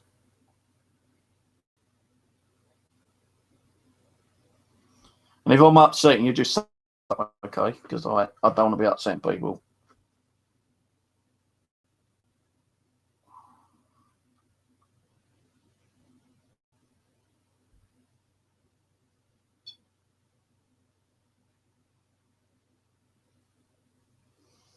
Abby's saying, like, mention something about diamond. Do you know anything about diamond? Diamond ring? Did that elderly person hand down a diamond ring to you or someone in the family? Because she's saying, like, don't lose that diamond ring, Abby's saying. It's very special.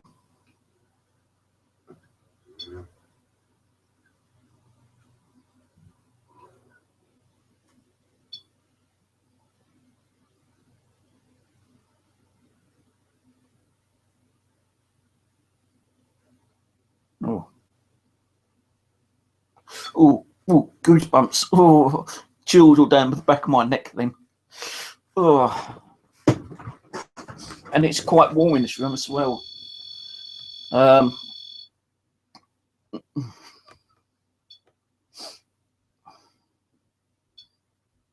Now she's telling me there's a male figure there as well.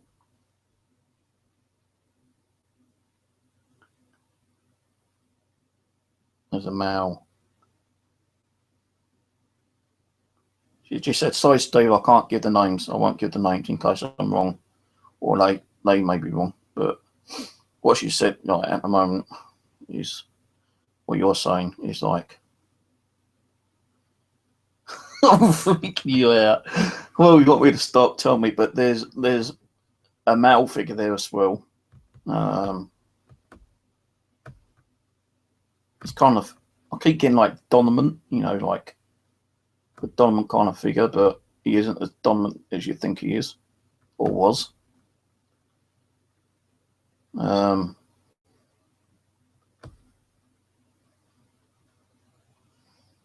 He was big, but like probably my size, a little bit bigger. I know I've got a bit of a gut on me, but, you know, he was a little bit bigger, and he loved eating. He loved eating. And he drank quite a lot of beer. No, I'm not saying he's an alcoholic, but he drank a lot of beer. That's family. Definitely family.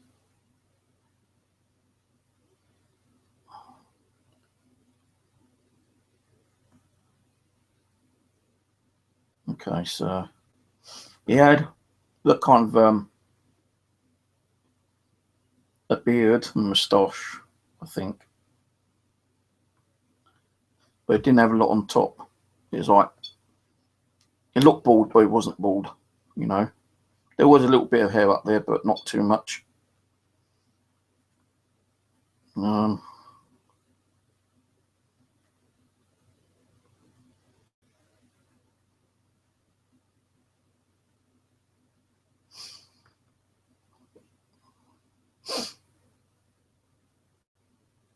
Yeah, he's definitely around time to time.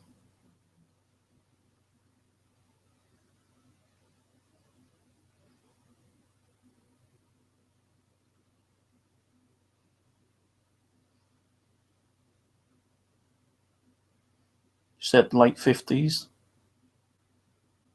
possibly. Saying, look, I think he's in the late 50s, but it didn't look late 50s. It looks younger for his age.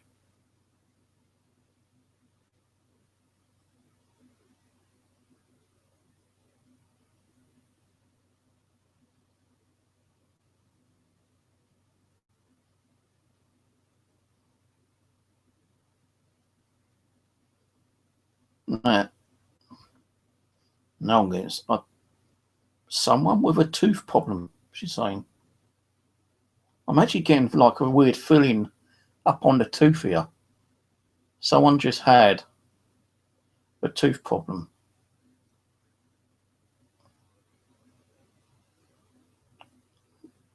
Up on the top.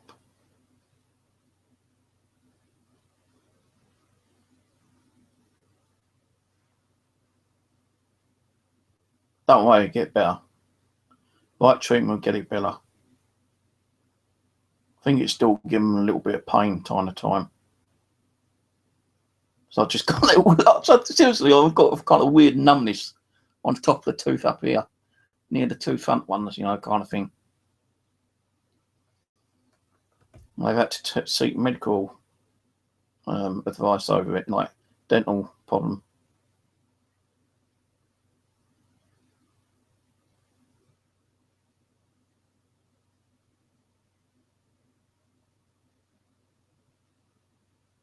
They're still alive, you know, because you know, they're going through the dental problem. She's just picked up, you know, the strange energy of like someone having a dental problem. So it's not so much, you know, spirit people can talk to deceased people, but she can pick up different types of energies from living people as well. And she said someone's got a tooth problem. But she keeps picking up about a diamond ring. Don't know why. Someone was given the diamond ring by that elderly, grandmotherly kind of person. And she's complaining, don't lose it. It's been misplaced. It'll be found again, but don't lose it next time. So it's just like, you know, let's just say that this is a diamond ring. They put it down somewhere and I can't remember where they put it down. But, you know, it's been misplaced. It's been misplaced for a while.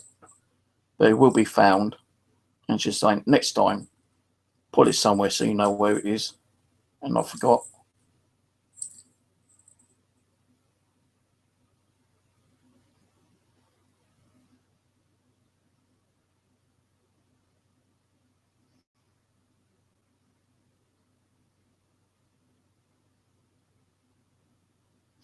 So Ulrich's got a tooth problem.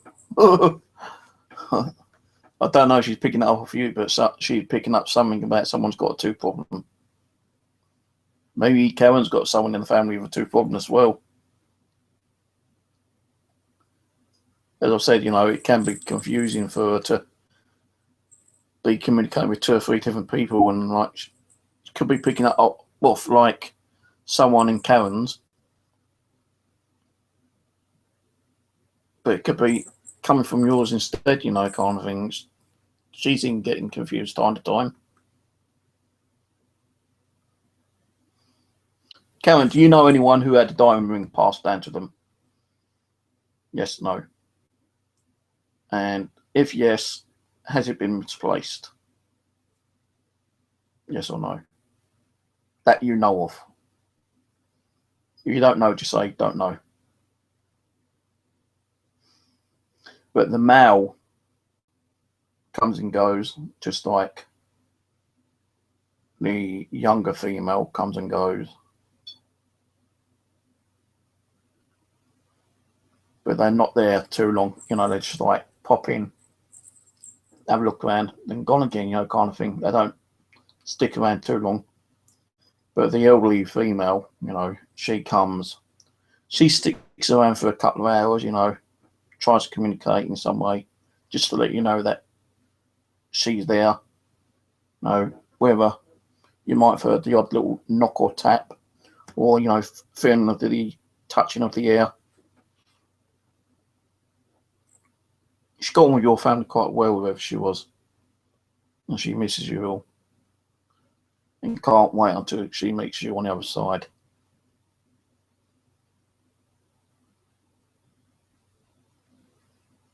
No, not yet. Don't tell me yet.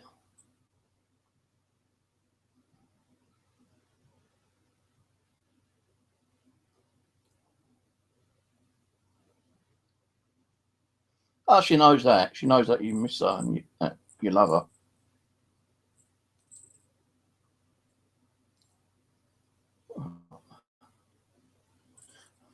This male, like, he loved barbecues, you know. He loved the old barbecue. You know, the old big steak beef, you know.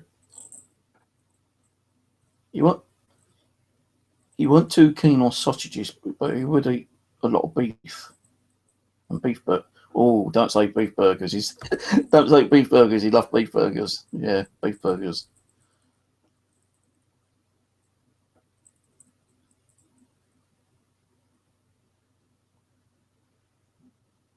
I think he used to like fishing or hunting, something like that, or a bit of both, hunting and fishing.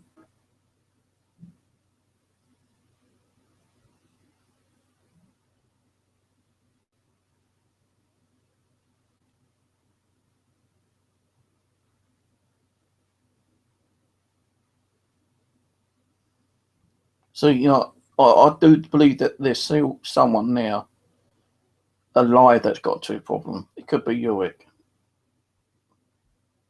She didn't tell me the man who's passed had a tooth problem.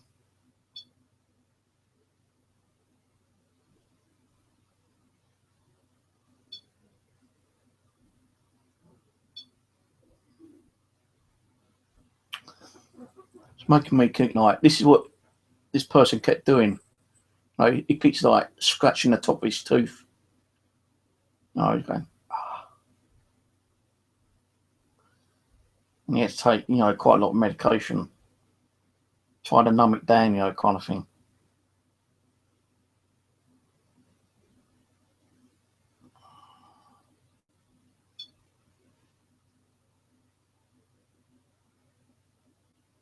All right, she said that's enough. That's all she can give us for now. But hopefully, some or most of it's right. If not, then just say, you know, what's right, what's wrong. But if you want to tell us who she picked up on, you know, feel free to now. I'll open a hangout shortly if anyone wants to jump in. He's not alive. Okay. There's someone who's got a tooth problem who's alive. Maybe it's Uric. Oh, that's nice. She called me a dumbass. She goes, no, the man's dead, you dumbass, you know, but the one who's got the tooth problem is alive. Chuckle, chuckle. maybe he had, you know, she said maybe he did have a tooth problem as well. But someone's got a tooth problem. Maybe it's uric. I don't know. But any still, you know, for someone to be on my stream and for me to say that they got a tooth problem, and they've, you know, you said, hey, that's me, you know, I've got a tooth problem.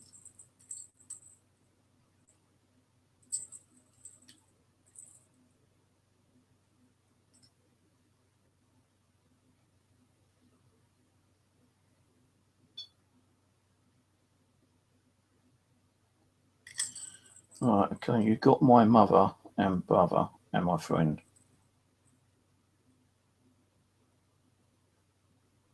So your grandmother was your mother, but maybe she thought she was your grandmother.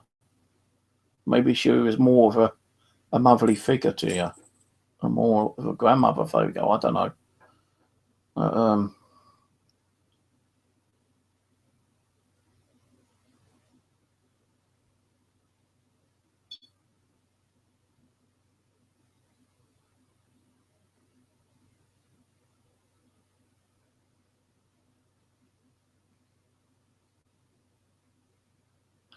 No, my grandmother comes with my mother. So maybe she could have been picking them both up. And maybe, as I said, you know, spirits can get confused. If they got like, let's just say your mother and your grandmother was there, yeah? And they was both talking to Abby, you know, and they're both blabbing in her ear.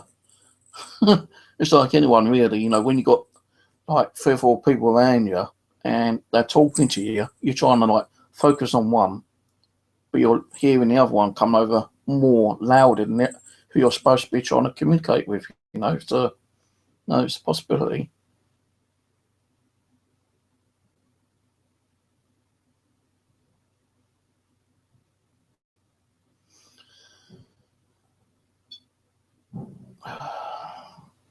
Well, one of them definitely strokes your ear anyway, she said.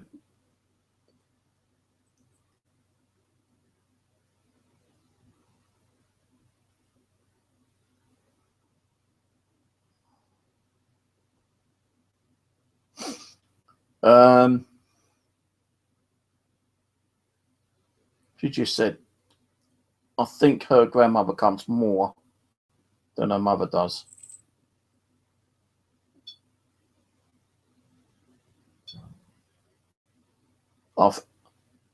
Now she's saying like she can't say much more, but she has the feeling that, you know, although they both love you dearly, your mum don't want to communicate too much in case she thinks she will scare you. Your grandmother, though, she knows on what she can and can't do. She can do things that won't scare you. Or if your mother does it, it probably will scare you. So I think what she's trying to say is that your mother's trying to learn from your grandmother in ways to communicate with you without actually scaring the shit out of you, put it that way.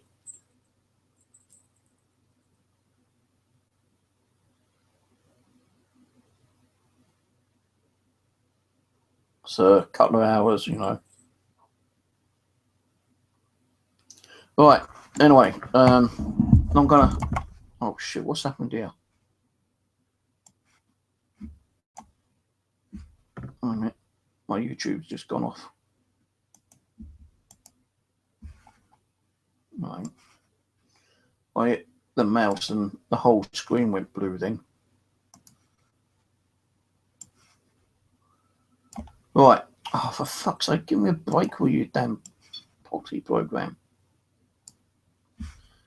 Well, I'm having problems with my...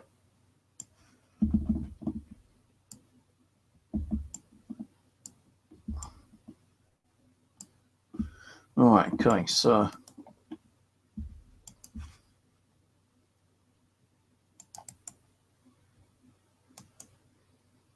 No, so I'm not psychic. I'm not a medium. I'm only giving you what Abby's telling me. It's right. It's right. You know, it's wrong. It's wrong. And if we kind of upset you, I do apologise. Even Abby saying like, you know, I'm sorry if it's upset your books back some sad memories. I do apologise. Hope you forgive her. But it's just like, what's that word for it?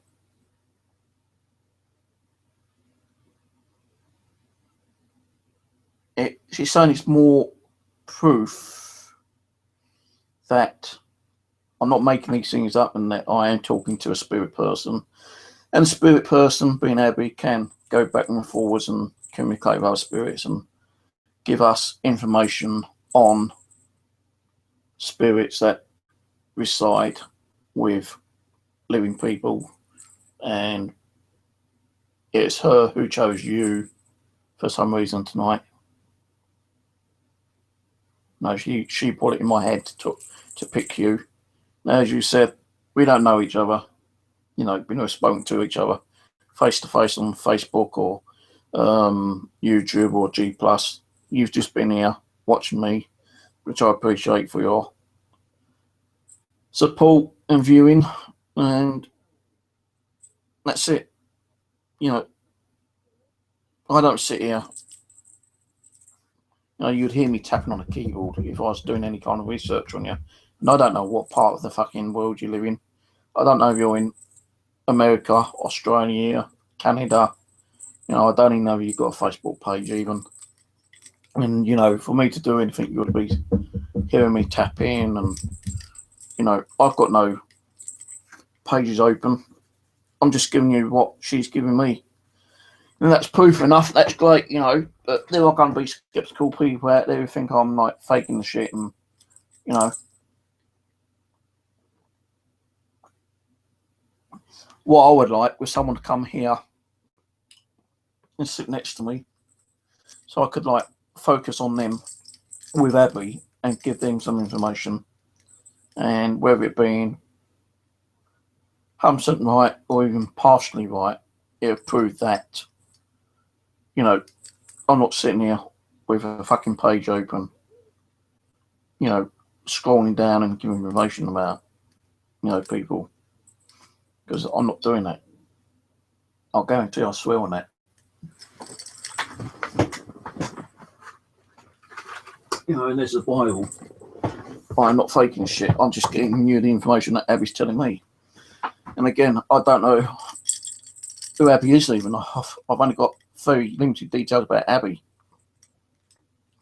You know, I know that she was a living person, and she died, and she's been sent to me to help me. So,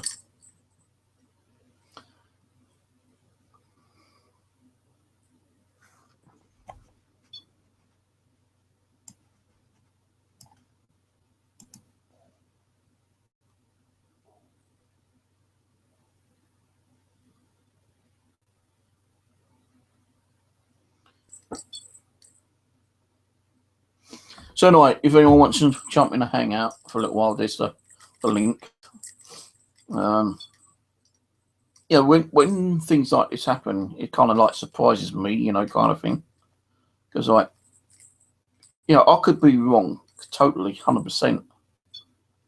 And, you know, you guys out there might be saying, no, yeah, he's wrong. But I'm going to just say, yeah, you know, he's right to make him look better. I don't want that. I want you to be honest enough to front to me, as I'm being honest and upfront to you, that the information I'm getting is what I'm getting. I am. You know, if I'm wrong, just fucking say I'm wrong, because I'm just human. You know, we all make mistakes. And if I'm right, then great, you know. It's probably made your day, probably made my day, probably made several other people's days. You know, I'm not saying that, you know, someone come on chat and say, well, you know, can you tune into me? You know, I can't say yes or no. You know, it depends. You know, I can pick up more with someone being on a hangout because I'm picking up their energy. So is Abby. She can pick up more of the energy actually seeing the person, and if she has to, like, go from one portal to another portal, or open another portal to that location, then she will do. Or go to the nearest portal, being like 2 or 3 blocks away or something, you know, because it's as I said, it's like a highway, you know, different turnoffs. And she'll go to the nearest turnoff and then like, you know, jump out there and just like zoom over to the location, and she's like, you know, back and forwards are like even faster than the speed of light, you know.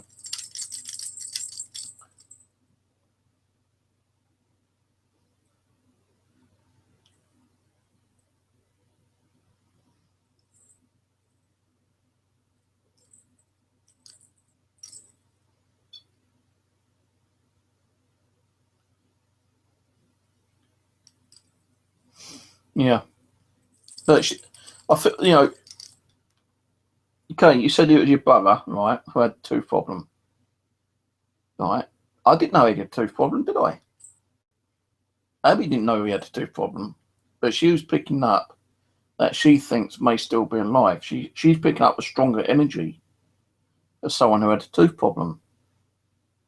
And there's you know, it can all be confusing when she's got 2 or 3 people, you know, talking to her all in one go, because that's what it's like in the spirit world sometimes. You know, they don't want to take their turn in line, you know, they just crowd her. And she's actually told me on the Ouija board sometimes, like, it's hard to communicate with one person at any one time.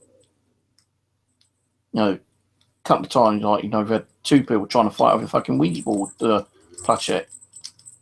And I've only I've demanded them to like take the turn. And if they don't, I'll stop it. And they say, well, okay, you know, we'll take turns. But it's hard to explain, you know. If it's some kind of gift, maybe so, I don't know.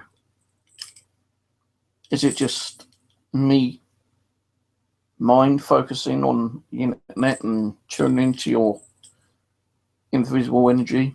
I don't know. It could be any kind of thing, you know. It could be Abby telling me these things. Because the things I'm telling you, I don't know. You know.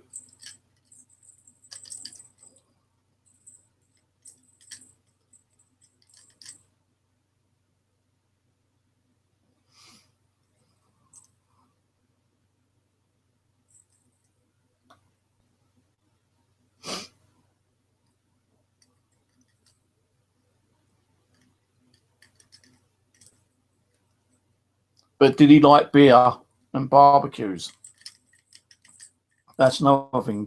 Is he the one who liked beer and barbecues, or one thing? And was he a kind of a big lad? You know, not massive, but was he, you know, big built? Did he have a beard and moustache, and like, you know, how much hair did he have on top? You know, because like she could be picking up the energy off him, but she could also be picking up another energy of another person who she's seeing, but he's not talking to her, you know.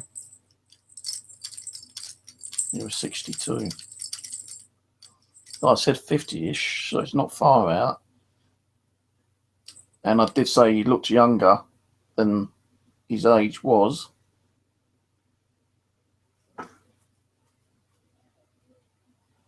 Yeah, he loved his damn barbecue. He had a beard on and off. Did he have much on top?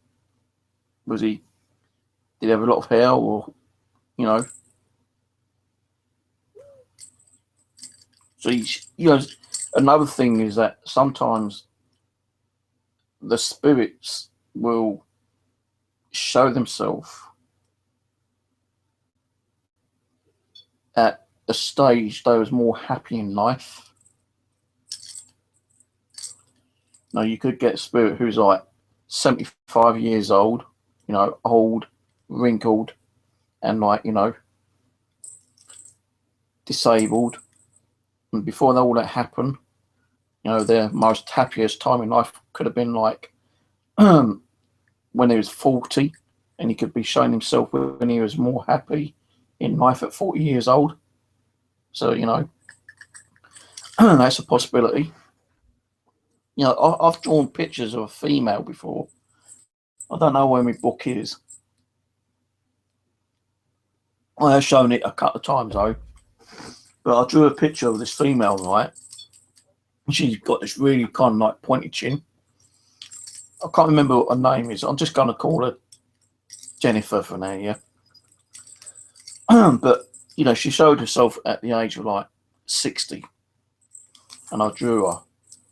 And then a few days later, I was drawing this female again. I didn't know it was her. I was just had a visualization that this other female wanted like a picture drawn. And what got me, she also had like a pointed chin. And I thought, this looks kind of familiar. And I'm asking her, you know, what's your name? And she went, Jennifer. I said, did I not draw you the other day? Yeah, you did. Well, why am I drawing you again? Well, that's me when I was older. And this is me when I was younger. And I was more happy when I was younger. So I wanted you to draw me as a young person when I was more happy.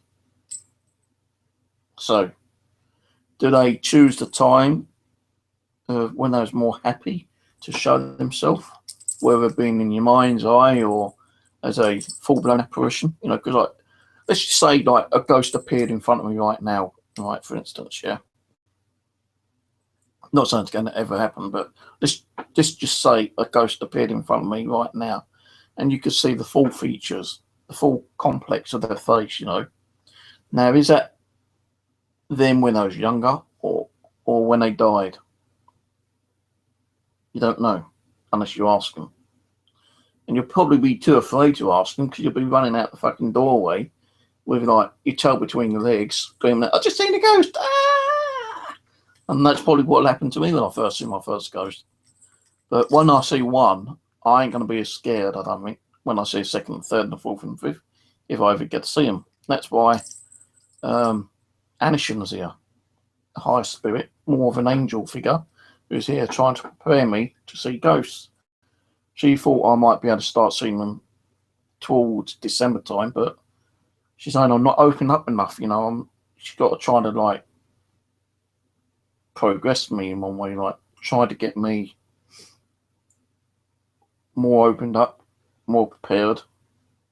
Now, I could be sitting here one day and not doing a stream. I could be sitting here watching TV, and I might have just suddenly opened myself up for something for no particular reason. I could turn man and see a fucking full-blown apparition, and that's probably might be the start of it. I don't know.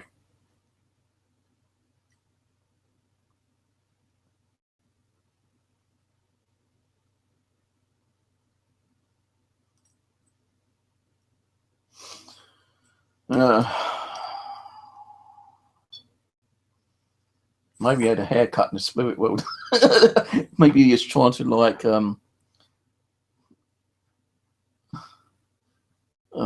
try to befriend spirit women like my dad does. He's always asking for a kiss, you know, from the spirit women that come through and like, you know, communicate, or even if they're not communicating, you know, they're just passing through. It's like one of those kind of, what's it called it,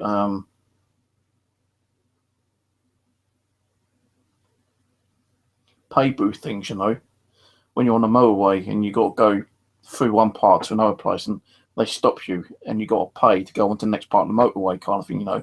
That's like my dad. He says, well, if you're coming through, you know, you got to give me a kiss on the cheek first, you know. If you want to stay, you got to give me a kiss on the cheek. If you want to talk to Steve, you got to give me a kiss on the cheek. That's what my dad's like, you know, kind of thing. He's like a pay booth, you know. You got to pay with a spiritual kiss if you want to be here, you know.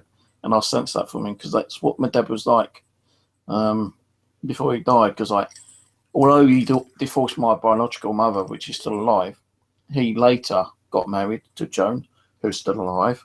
But when he died with dementia and Alzheimer's disease, every time he used to come around, before my wife walked out on me and I got divorced from her, every time we was having barbecues or parties, you know, he'd come up with his wife Joan, my stepmom, and even when she's there, you know, he'd go up to the women and go, "Hello, darling, where's my kiss then?"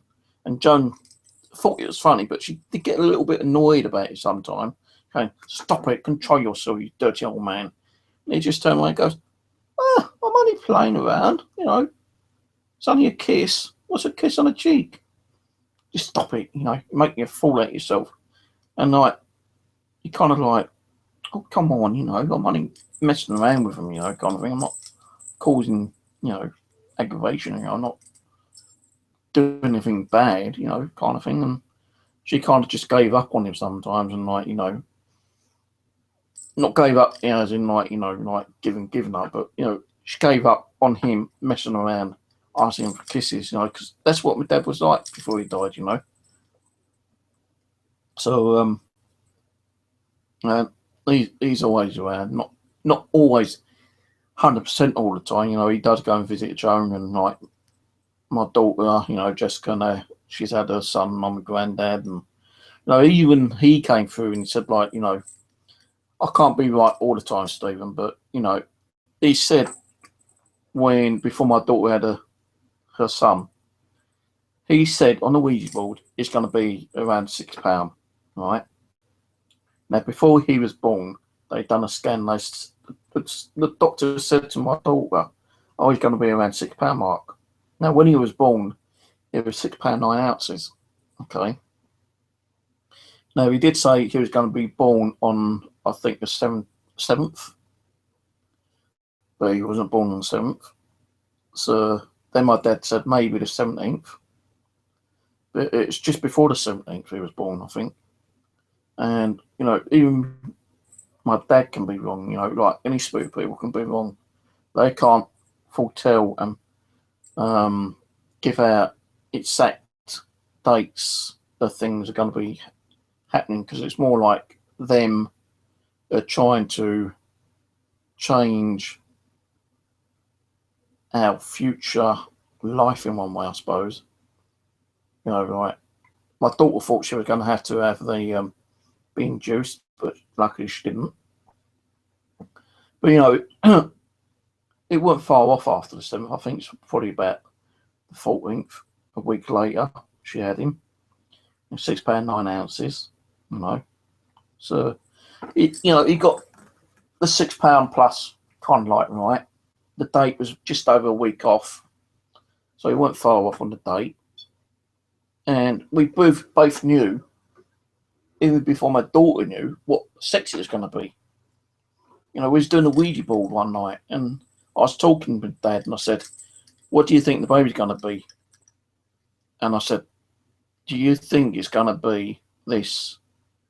And I just thought, boy, in my mind, you know, I could have got a yes or no, but he said, "Yeah." He goes, definitely a boy.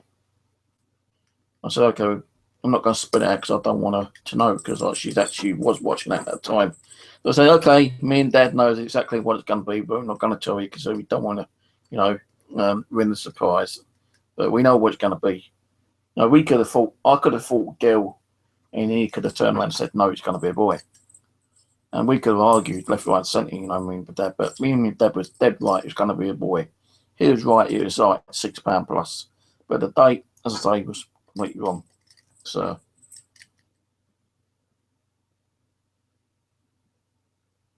I love changing his hair around. It's like me, like, yeah, I know it's kind of a bit long again. I'll wait till it's a bit longer before I go and have it kind of like nearly all shaved off. It's like a crew cut kind of thing. No, when you join the army, you know, and they get the old razor and they shave it off, and it's like a fraction, you know, it's like a centimetre left, you know. That's what, every time I go into the barber's, I say 0 all over.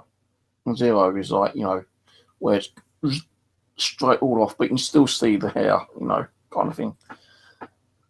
I've only ever thought once, maybe twice, well, I wanted to have it completely shaved, to, you know, like bald, like a baby's bum, you know, smooth. But I do have like a dry skin complaint on my head. Like, it's not psoriasis, I can't even pronounce it. Psoriasis, or whatever it's fucking called, you know. And it can cause like flakiness on a scalp. And sometimes the barbers complain about, you know, oh, you've got, you know, quite a dry skin up there. I said, yeah, well, I can't do nothing about it. You know, it's not the shampoo, it's a skin complaint I've got. If you don't want to cut it, don't cut it. And there's only one barber just around the corner to me who's always complaining, so I stopped going to him. And the one I go to in the town centre, Mitcham, he's only complained once, and I told him, sorry. He goes, well, that's all right, you know, now you explained what it is, I'm okay with that. But sometimes, you know, you get the barbers who are like, yeah, skin complaint, touching his ear, you might get it. No, it's not contagious, mate, you know, just fucking do your job and cut it. And because he didn't like cutting it, and he's going, oh, you need to wash it, you know, before you come round here. You know, I thought, what a cheeky bastard, you know. I'm paying for him to cut my hair and wash it for me. And he's complaining that I've got, you know, flaky skin. Well, you lost a fucking customer there, mate, you know, fuck you. And that's the one round the corner, you know, 2 minutes walk. Now I've got to go to the town centre, which is a bus ride, to get my hair cut. You know, because I'm not going to go to him where he's complaining, no fucking way. But,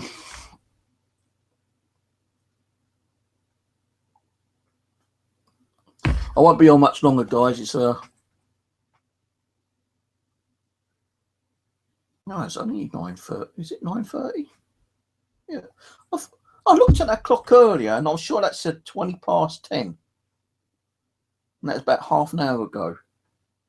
And now it says 21:28. It's weird. Thank you, Debbie. Yeah, I'm a granddad. I'm not even 50. I'm not even 55 yet, you know, and I'm already a granddad. I don't know. Still, what I've planned to do is, you know, I sent my daughter some clothes. Before I sent her clothes, she was living in an apartment. So her boyfriend works in the film industry. Okay. And her boyfriend's producer owned a flat. And they were paying like rent to him, of course. But one day he came round and demanded my daughter to pay extra rent. Why, I don't know. And she contacted me and goes, Dad, you know, is there any chance you can help us out? You know, I need 60 quid. So otherwise I'm going to be kicked out. I said, why is he asking for extra rent? I don't know. He wants extra money. Why is he kicking us out? So I sent her over £60 through PayPal, all right? And she had to pay him. Because I had to pay my own bills. But I was able to sort out my bills and pay them. Then, you know, I said to my daughter, I need the money back. But when she went to pay me back, I said, no, don't worry, I've paid my bills, keep it. She goes, you sure? She goes, if you need it back, just let me know, I won't spend it. I said, no, keep it. Buy the baby some stuff for when he's born. So she got that off me. Then I sent some clothes over to him, brand new clothes, which he's not worn yet because I think they're a little bit too big for him still. So I sent him some clothes over, which cost me £25 in postage alone, more than the actual clothes were worth. But, you know, she still got them. And then my mum, her nan, said that she was going to get some bits, but didn't know what the cost of my postage would be. So I rang up my mum and I said, well, if you're going to send anything, it's going to be at least £25 for 2 kilos. If it's anything over 2 kilos, it's £70. So it's just 1 ounce over, you're paying an extra £45 for 1 ounce. And I was going, fucking hell, that's a bit expensive. I said, yep. She goes, oh, well, the best thing for me to do then is if I give you the money, maybe you can somehow post it to her or send it to her. I said, well, yeah, I can send it through PayPal. So she gave me the money.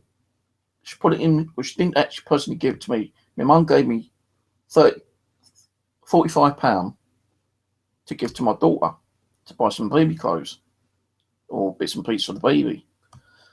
So my daughter's got 2 PayPal accounts here. The first time I actually sent her some money, it went straight through. And the second time I sent her some money, it went straight through. Now, the money that my mum sent to me, I sent it on the other PayPal account accidentally. Now, my daughter sends me a message saying, I've got the money, Dad, but I've only got $15 out of, like, you know, the $70. I said, how come? She goes, I was overdrawn. Oh, God. So what must have happened is that PayPal got the money and put it straight into a bank account, which I think that they can do. I suppose it's different things in different countries. I don't know. I thought once it's in the PayPal, it stays in your PayPal. But anyway, you know, my daughter doesn't mind me. She goes, no, I've only got $15 out the money you sent me from then. I felt really kind of guilty. So, like, if I'd used the other account, she would have got the whole $70 or whatever it was. So I sent her some more money out of my own pocket. So I saw, you know, that happening, you know, here's some more money for you out of my pocket. She goes, no, Dad, you don't need to do that. I said, no, I'll do it. Because I felt like guilty, you know. I should have asked her what PayPal account to use in the first place. Just that, you know, she had 2 accounts and I couldn't remember what account I previously used before. So I sent her the money over anyway. She got that okay. But I was actually asking someone about opening the bank account for my grandson. And they said, well, on some occasions you need like the birth certificate and the parent to be there. Well, that's a bit fucking like awkward for me because, you know, my daughter's in Australia and she can't send me the birth certificate because she's only just got it herself. And she can't be posting that for the postal system in case it gets lost. Because she sent me a photo through Facebook showing that she got the birth certificate. So I said, well, you can go to a bank and open a trust fund. So I'm thinking about doing that. But, you know, the money I get is like pittance sometimes, you know. I don't get that much spare change, you know. I have to like scrimp and scrape. It's only because that arsehole, you know, as you know, fucks me over with eBay and gas me up to the social. The social should have already known I was selling on eBay because, like, one of the guys in the social department, when I was doing the course thing, he was asking me what kind of things I'd doing, you know, on eBay, and I told him, and I showed him the devices I was making. Because as long as you're not making more than £120 a week, then you're okay. And I'm sure he put it on the computer. But someone grasped me up on, you know, the benefit department, and the benefit department contacted me. I had to go and show them a bank statement saying that I'm not selling that much on eBay. And what I was, you know, was just helping to pay my bills and stuff. And now I've got a grandson on the way. I was helping to pay, you know, help towards my grandson. It's cost of living. And the woman goes to me, well, we're going to have to, like, look into it. And, you know, it's been like nearly 3 months. And I've not heard nothing from them. So it doesn't mean that I can't start selling again. But I will contact them and see what the situation is. And they say, look, you know, you can sell stuff, but as long as it's not over £120 a week, you're fine.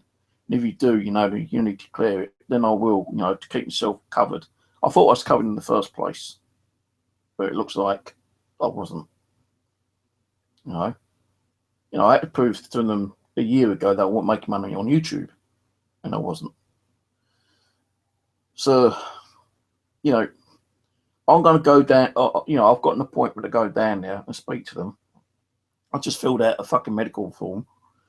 Great big, like, 20-page medical form. I just had to send that yesterday because I need that back by the end of the month, because otherwise if they don't get it, I can stop my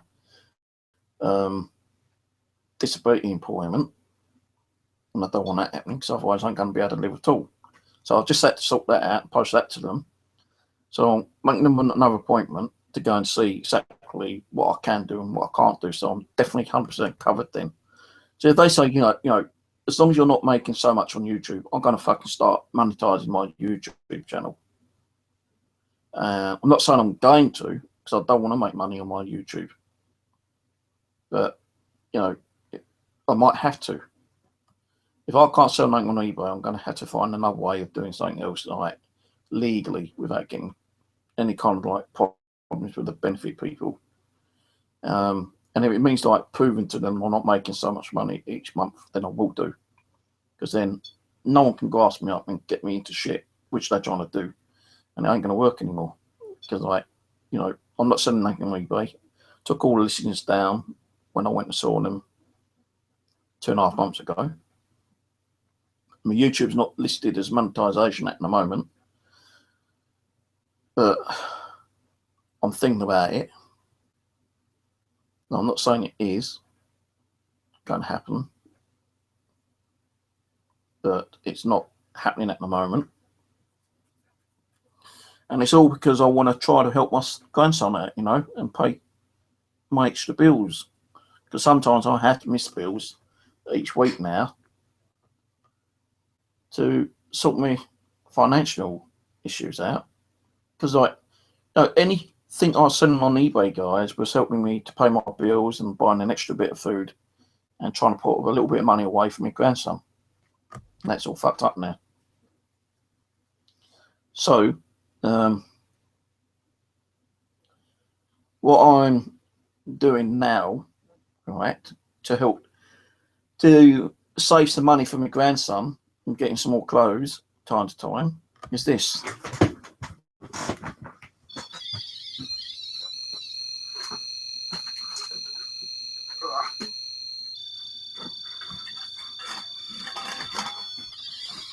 Anytime I go shopping,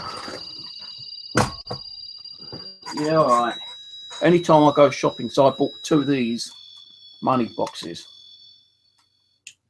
And anytime I go shopping and come home with loose change, I will put copper. You know, I went through the whole flat and I found a bunch load of old, you know, like coppers, 2p's, 1p's, 5p's, and I dumped them all in this.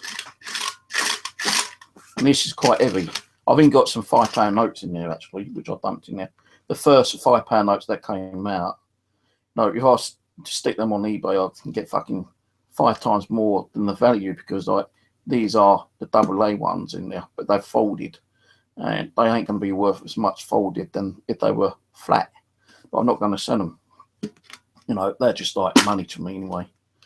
I could do it, I suppose, but then again, oh, he's selling stuff on eBay. Unless I get the okay from the benefit people, I'm not selling stuff on eBay anyway. But this is all for the coppers. Well, this one, which ain't got that much in there, but it's like quarter full, that's got silver, such as 10p's, 5p's, 20p's, 50p's, and pound coins. So if I go shopping and I have a £20 note, for instance, yeah, and I spend £3.50, I'll keep the £15 in notes and the £1.50 loose change. I'll put it in here to help to build up some extra cash for my grandson. Now, I can't open these up. The only way you can open these up is by getting a tin opener and cutting the top off. There's no other way of opening these. And, you know, that's what I'm doing at the moment. Isn't that glass from because I'm saving money for my grandson, you fucking dipshits?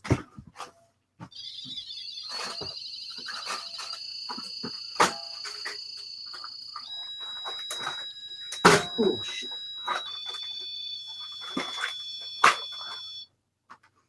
That copper one's really heavy, so fucking hell. Surprised I can lift it up. But yeah, so you know, I can't sell nothing at the moment, guys. I'm not even making no equipment actually. What's the point of making stuff if I can't sell any?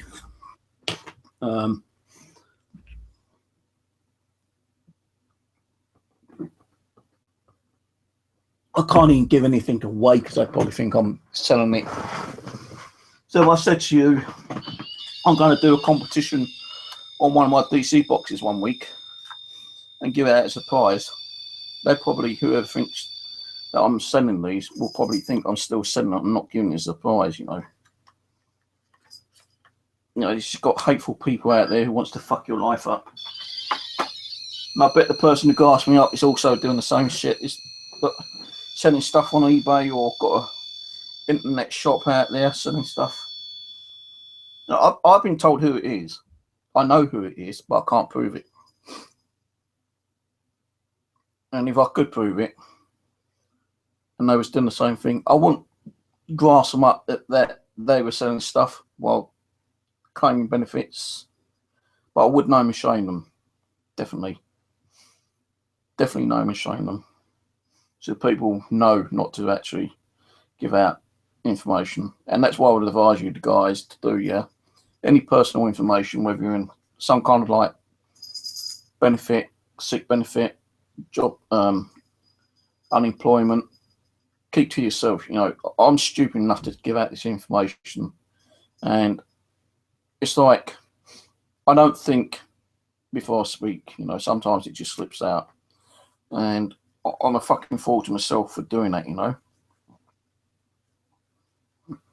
and there is information out there that I have given out to people, which they have used against me for, you know, just being wicked little motherfuckers.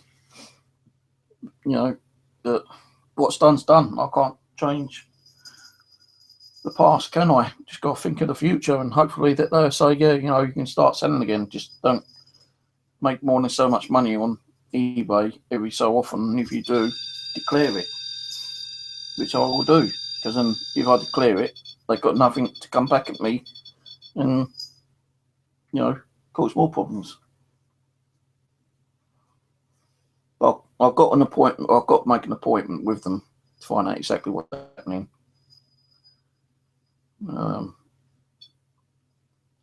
See, I'm thinking that medical form that they sent me was part of the kind of like investigation, if you want to call it that.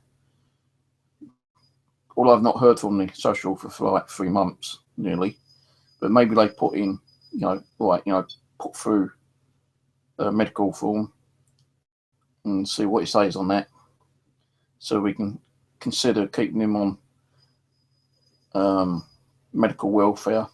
And if we think that, you know, he's not ill enough, we put him on the unemployment welfare, which is near enough the same kind of money, but I had to go out and look for more jobs and stuff like that.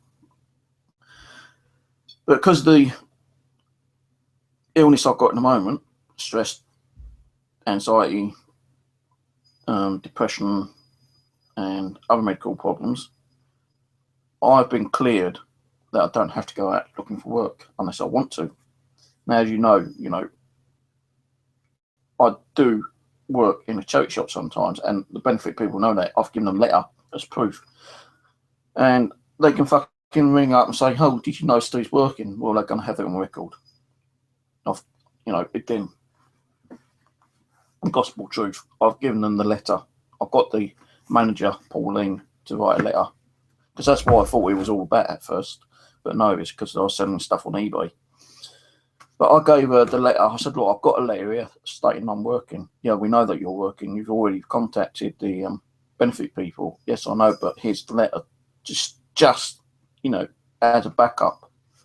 And she took a photocopy. She didn't take the original, but I've got the original here somewhere. And I've not done no charity work for the last 2 or 3 weeks, because I've not been fit enough, strong enough, well enough to go out and do some work. And I rang her up yesterday, actually, telling her I won't be in for another couple of weeks. I just don't feel fit enough. I'm having some stressful times at the moment and problems, and she goes, "That's all right, Steve, come in whenever you can." So I'm not tied down to a contract working in a charity shop, and I do not get paid for working there either, because charity work is charity, non-paid work. So you know, that is like, you know, all kosher, all sorted out with the benefit people. And now I'm not getting paid. I've got my bank statements for the last 3 months. So that's all done. Voices outside. That's neighbours. But as I say, guys, you know, try to keep your personal stuff to yourself, because there are nasty bastards out there who will use that against you and try to gas you up if you're on some kind of like state benefit. Because someone's already done it to me. So be careful on what you say. Well, I try to be a kind soul, you know, I try to be, you know, an understand person. I don't like causing problems. As I say, like, even if I find out who it is and that person was doing the same kind of thing, working or sending stuff and claiming a state benefit, I wouldn't go after them up, although they go after me up. I wouldn't go after them, I just like name and shame them if I ever get to find that. And I did actually ask the woman who told them.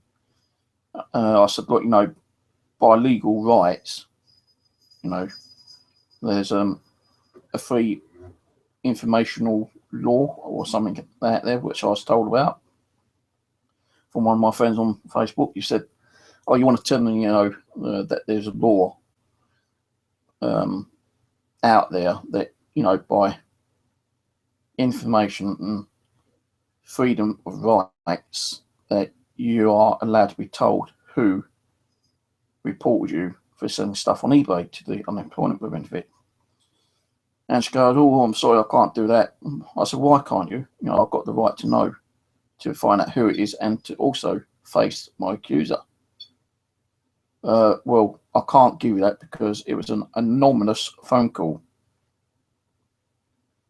Yeah, okay, so what's the phone number? The phone number was probably withheld. Well, they used the fake, like, you know, the mobile phone, and through the mobile phone card away, or used a telephone box or something like that. I don't know, but apparently they got no details on who actually phoned them up. And it's a possibility, you know, it can happen. But, you know, my sister Denise said, like, you're a fool to yourself because you give out too much information about yourself. And she's right, I do. I'll give out too much information about myself and my family. And I'm an idiot for doing it. So, you know, I'm trying to stop giving out information about myself. The only information I'll give out to anyone is someone close to me. You know, if I was to meet a new partner, I'll probably tell them information about me, of course, because they need to know and get to trust me, don't they? But how do you know that you can trust them? Because they could just turn around and blab all of the information and give them to someone else and use it against you. So, as I say, just be careful on what you say, guys. Don't tell anyone that you're on a state benefit, apart from your family. Don't tell anyone that you got some unknown weird kind of disease, because they probably twist it and make it sound even more worse. You know, if you've got a drug problem, don't tell people that you've got drugs problems unless you go to one of those, what I call it, drug, you know, one of those things where they help you to get off the drugs. I can't pronounce it, but I can't even fucking pronounce it. Habilitation, or whatever it's fucking called. You know, one of those places that they help you get off drugs. Then they are confined by law to keep your information secret. You know, alcohol. You know, you drink. Don't let people know you drink alcohol, because otherwise they'll probably think, oh, you're like a wino or someone who is an alcoholic, you know, and you just don't want that shit. You know, the only things I can find is to the spirits. And they know the spirits know everything about you anyway. You know, because everyone down your family line who's deceased knows all about you anyway. And I suppose it's like, if there is some kind of like spiritual database, they've probably got it in one big fucking database, and they know everything about you. And if you've done things in the past and you've asked for forgiveness, they will probably anything you've done wrong. And if they know that you have changed, they were going to forgive anything that you have done bad in the past. You know, why would they communicate with me if they think I'm a bad person? I'm not a bad person, I'm just the person I am. I try to keep myself to myself. I'll help out anyone that needs helping out. You know, the only thing I won't do now is get involved with problems on YouTube or G+. You know, I'm not going to step in to any drama anymore because I've had too much of that. You know, I'm the kind of person who would probably give someone a helping hand. Like, you know, these people, don't get me wrong, guys, but the people outside, you know, sitting on the pavement, spare some change. I bet they got more money than you'll ever have, you know. Because some of these people do it for the sake of doing it. You know, like I saw the two women out there a couple of days ago when I was in Streatham, about a week ago, I think it was. Two women sitting there. Spare some change, you know. I think they must have been foreign. Well, they were foreign. I don't know what part of the country, world they come from, but, you know, what do they do with the money? You know, how many people give them money each day? I bet sometimes they get more money than you would get in a proper day's wage. Okay. You know, I'm not going to go on too much about it, but I bet they got more money than I fucking got, put it this way. And there is going to be a topic one day, a little bit of a ranting topic I'm considering about doing. Some people might not like this topic, but, you know, the topic I'm thinking about doing is about the problems in the world, you know, where you keep seeing all these adverts on TV, you know, like help this child to see better, or help this child to get water, clean water, you know, because she has to travel 4 miles down to the nearest river, you know. I'm going to do a topic on one of those one day, guys, and, you know, I'm not kind of like going to do it in a hateful way. But I'm going to put my things out about these particular adverts because, you know, I think I've done it once, and some people were kind of with me with it. But some people might think, you know, it's, you know, hateful and despicable to do that. But it's all down to the, you know, the government, greed, all these wars, you know. And I'm thinking, like, why should we be helping a third world country out, you know, like India, Africa, when we've got problems in our own fucking country, you know?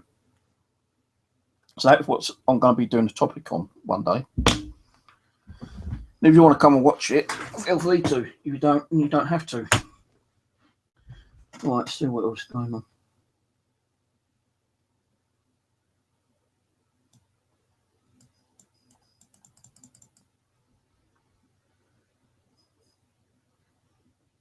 Now, another thing that pisses me off, right, okay, is that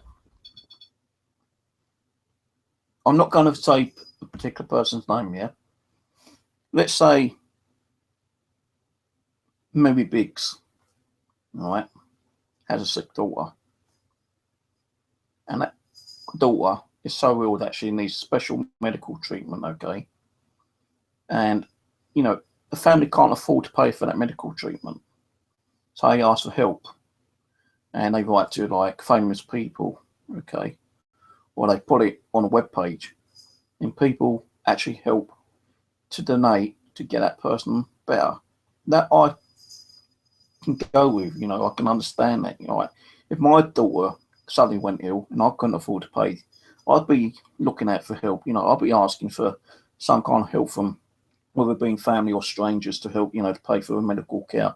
And if it means like, you know, I need money to send her to America to see one of the top specialists, which is going to cost like $250,000 or whatever, you know, yeah, I can understand that. You know, if I could help in some way, I would do. And that's the type of person I would probably help rather than seeing someone sitting out on the street, you know, loose change, when I know that they got more fucking money than I'd probably got, you know. And like, I know people say, well, that's, you know, like being harsh, not giving someone. No, it ain't being harsh. Why are they out there begging when they could be out working? You know, I've got medical issues. That's why I can't work. That's why I'm on social. And people say, well, you know, you're begging. You're getting money given to you that you don't deserve. Well, yes, I do deserve it because I fucking worked half my life. I paid my national insurance and contributions and shit. And it's right for me to get some of that back. Because that's all I'm doing is getting some of the back on what I paid back, you know, to the government when I was working. What if these people are generally homeless, okay? Have they ever worked? Have they ever paid contributions to the government? No, because if they ain't worked, then they ain't going to be able to do it. If they ain't got no places to live in, then okay, there's charities around, you know, which they can go and get help from. I know it takes time to fucking find these charities, but there are charities out there, and they will help people, you know, put them in like homeless accommodations, you know, like the council, and you get your normal state benefit. I reckon that these people out there that are begging do have a home. They got a state benefit coming in, whether it being sick benefit or jobless benefit, job seekers allowance, or whatever it is. You know, I can't see that they're sitting out in the cold 24 hours, no way. I wouldn't be sitting out in the cold for 24 hours. I'll be fucking like looking for a homeless shelter, for one thing, yeah. And let's just say if they got a home and they get the benefit, why are they out there fucking begging still and getting more money and more money and more money? That's why I would say that they got more money than I have. So I reckon that they have got a home and they got state benefits coming in. They got, you know, when you're like me, you get, when I was made homeless, yeah, okay, I know I said I'm not going to tell anything private, but I've already said this before. When my wife walked out on me, yeah, I couldn't help, I could not pay the full rent. So the landlord put me through an eviction, all right? The eviction went through and I had to leave on a time and a day, all right? Now, I was able to get most of my stuff in storage. And, you know, what money I had savings went on storage. It's not until later I could not afford the storage. I had to pay, with what last money I had, a hired rental van. And my sister, Denise, came up and helped me to empty that storage facility and put my stuff in her garage and my other sister, Denise, Sandra's garage, yeah.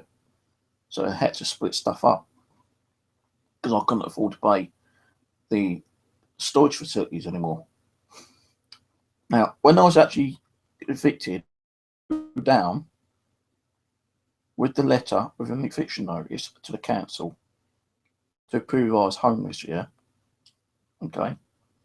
Now, if these people on the streets are properly homeless, they need to go to the council and say, look, I've got nowhere to go, like I had to.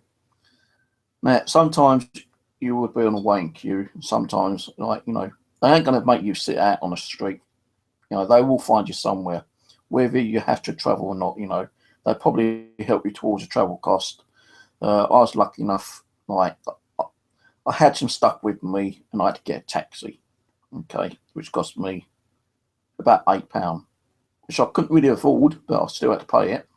And I was put in a hotel kind of facility. It's not like a proper hotel. It used to be a hotel, but made into bed and breakfast, okay?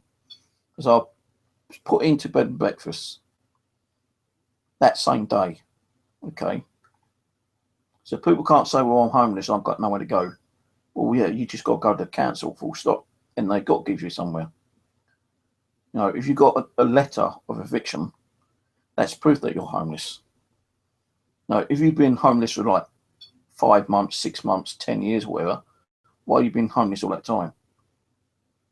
Is it because you had the choice of being homeless, or, you know, I won't be fucking wanting to be sent on the street for more than 5 days if I had to, you know. I'd try to find somewhere.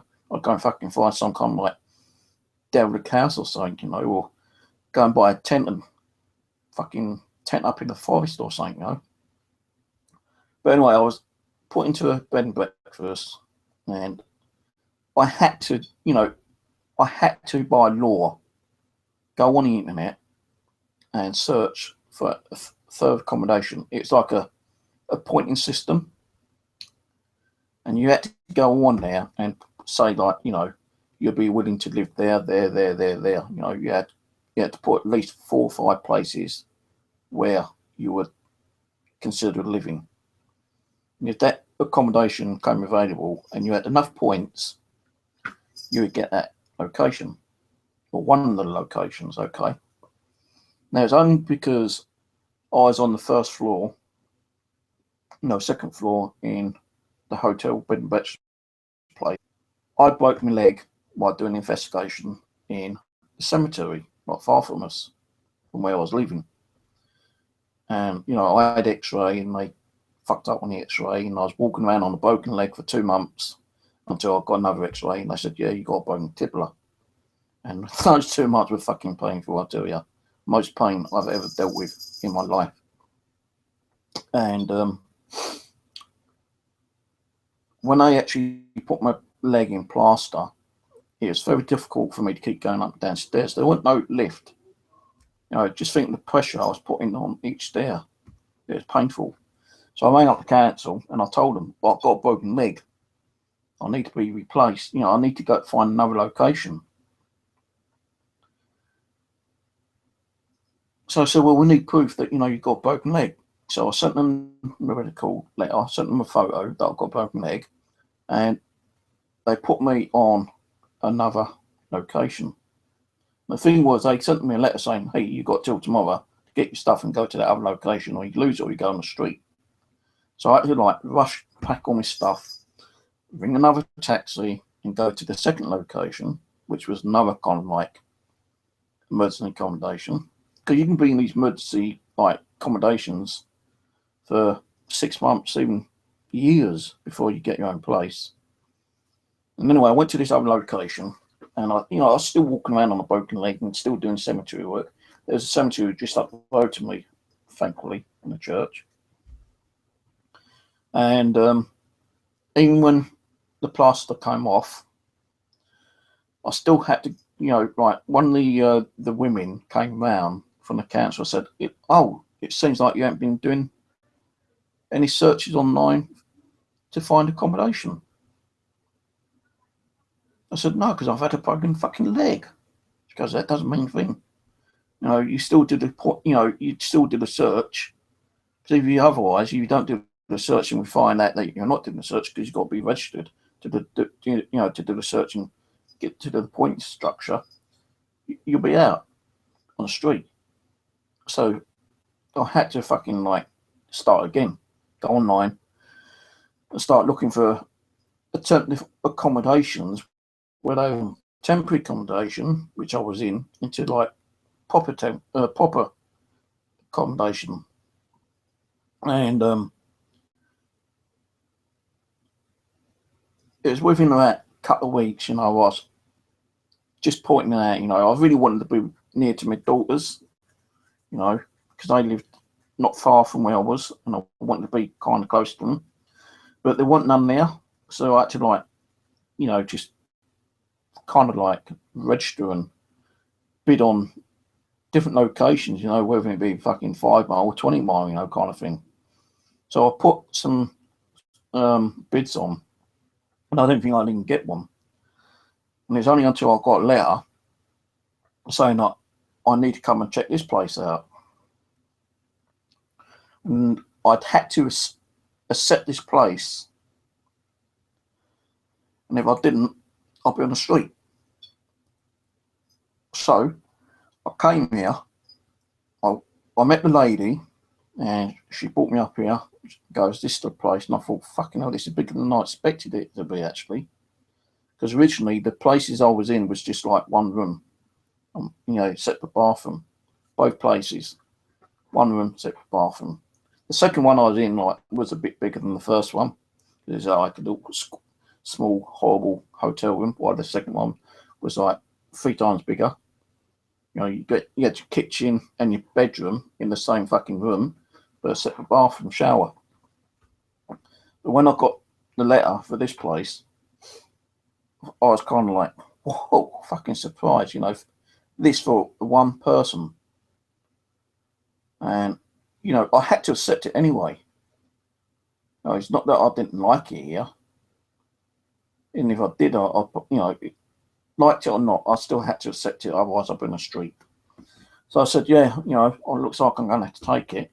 So she goes, right, you're going to have to get a bus or transport and go and get the key. She won't give me the key there and then.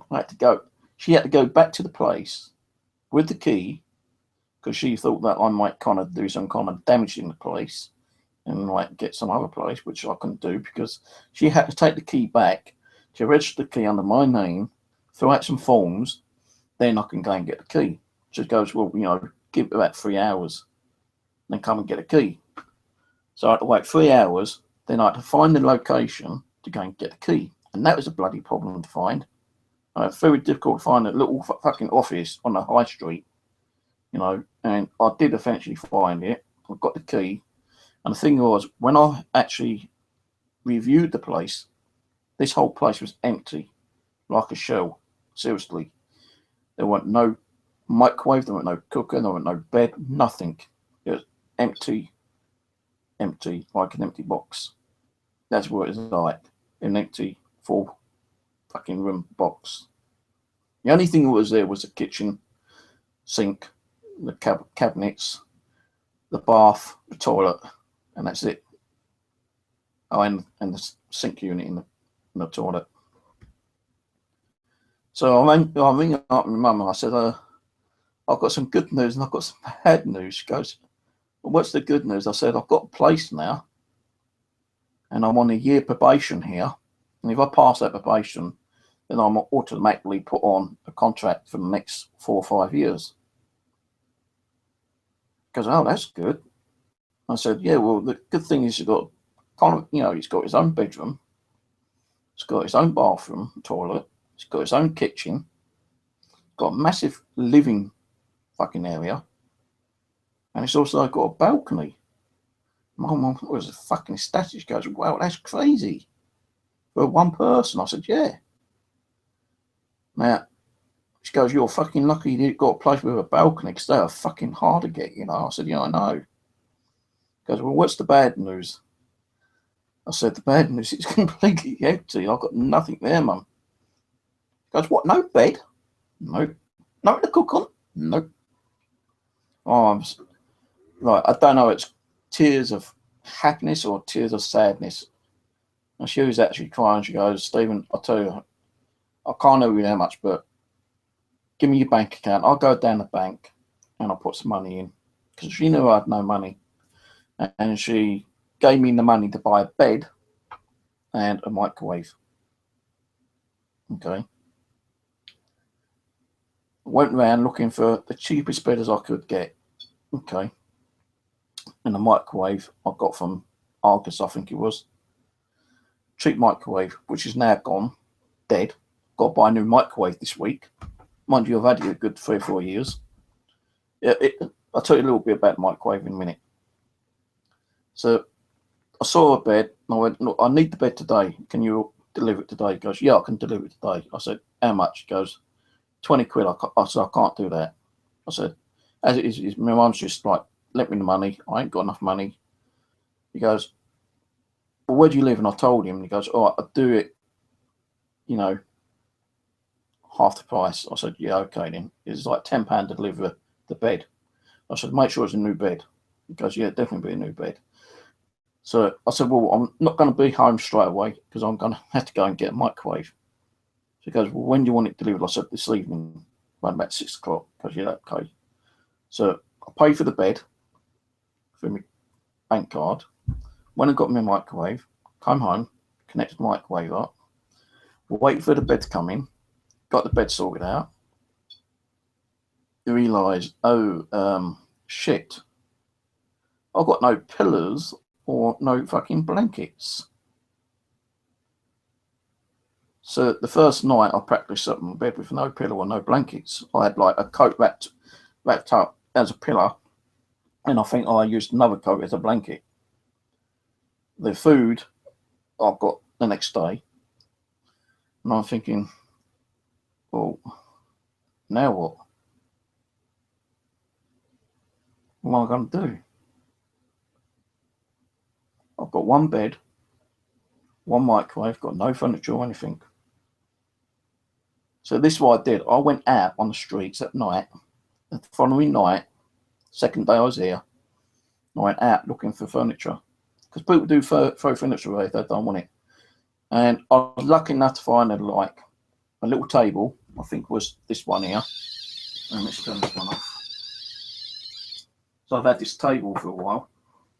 I found a table, and I think I found 2 chairs. I thought, well, that's a start, you know. Second-hand, throwaway stuff, but it's going to help me out to start off with. Then I was told about, you know, I could probably apply for a loan, a grant. And, you know, I filled in this application thinking I wasn't going to get it. I'm not going to tell you how much I've got a grant for, but I was able to get a grant. And that helped me to buy a cooker, a washing machine, bed clothing, food. What else? Washing machine, cooker. I think my mum paid for the fridge. Can't remember. But my mum's been like a diamond, you know. She'd help me anytime I need to. Even when my computer blew up, she helped me buy a new computer. But at the time when I first moved in, she didn't have a lot of money. But I always had to get a grant.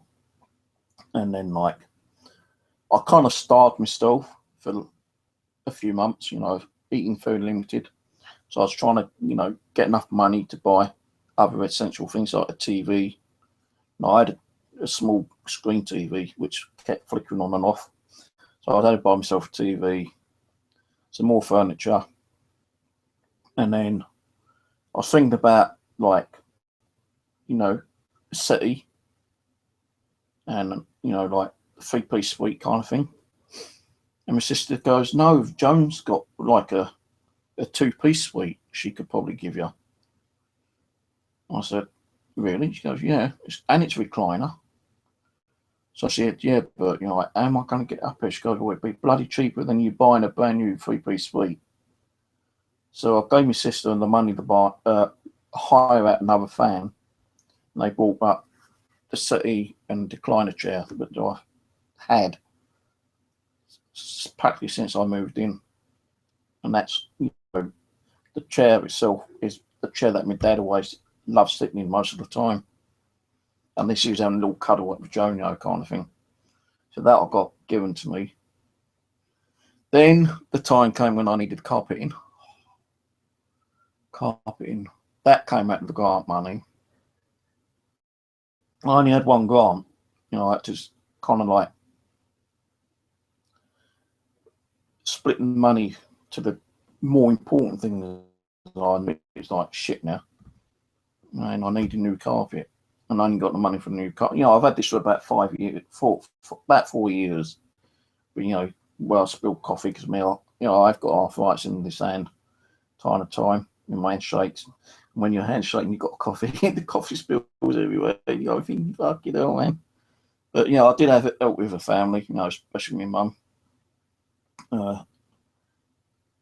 Even though, you know, when I was taking the stuff out of the what's known the storage unit. You know, the money which I paid for the fan rental, which was nearly £100 plus the fuel cost. I should have got that back, but my sister kept it because, like, you know, the help she gave. No, I could only just say, well, no, you know, keep it. Although I needed it, I said, no, keep it because you did help me out quite a lot. And she needed a little bit of extra cash herself, so I let her keep that. But, you know, anytime I need anything, I tend to starve myself a little bit and get that money to buy whatever I need. And sometimes when I was selling stuff on eBay, you know, so what? You know, the money I was making on eBay, I was paying my bills. I was, you know, doing other stuff with the money, like buying ghost hunting equipment. Even when I was building these and selling these on eBay, as I said, this cost me, seriously, about £33 to build. And I was selling these at 45. Okay. So not even £10. And those £10 I was putting by, you know, to buy, you know, other ghost hunting equipment, or put the money to buy to get, you know, I had to buy, well, I had to sell 10 of these, right, to make enough money to build another 10 of these, and whatever money I'd left over, I'd keep in the bank or my PayPal to buy ghost hunting equipment. You know, I don't gamble anymore. I did gamble a couple of times before. Don't do it anymore. Apart from, you know, playing money on your Android. I don't do lottery, don't do scratch cards. Although I bought one a couple of weeks ago and didn't win nothing on that one. So I don't really bother gambling. Any money I get, it's more like scrimping, scraping. Say selling bits and pieces on eBay, and I can't even do that now. So I have had a hard 5 years, actually. You know, people say, well, look at all the stuff you got there now. Yeah, but if you look at these two cabinets, that one over there, that brown one, and the one behind me, they're busted. Look, completely knackered. I don't know if you see that, but the drawer, you know, the shelving bit, you know, that holds all the bits on the drawer is completely given away. I ain't got money to buy another sideboard unit yet. I need 2 sideboard units. The only thing I was able to buy was like a bloody metal kind of like shelving unit, which I use for storing a lot of my stuff. You know, the wardrobe, that wardrobe over there, I bought brand new. That one's falling apart already. You know, I've got so much junk in here. People say, well, why don't you get rid of your junk? Why don't you sell some? I can't sell it, can I? Because the fucking arsehole goes me up on fucking eBay. I'm only trying to sell the stuff that I don't need, so I can make a little bit more money to buy the stuff I need and to help my grandson. I can't even do that. Fucking bullshit.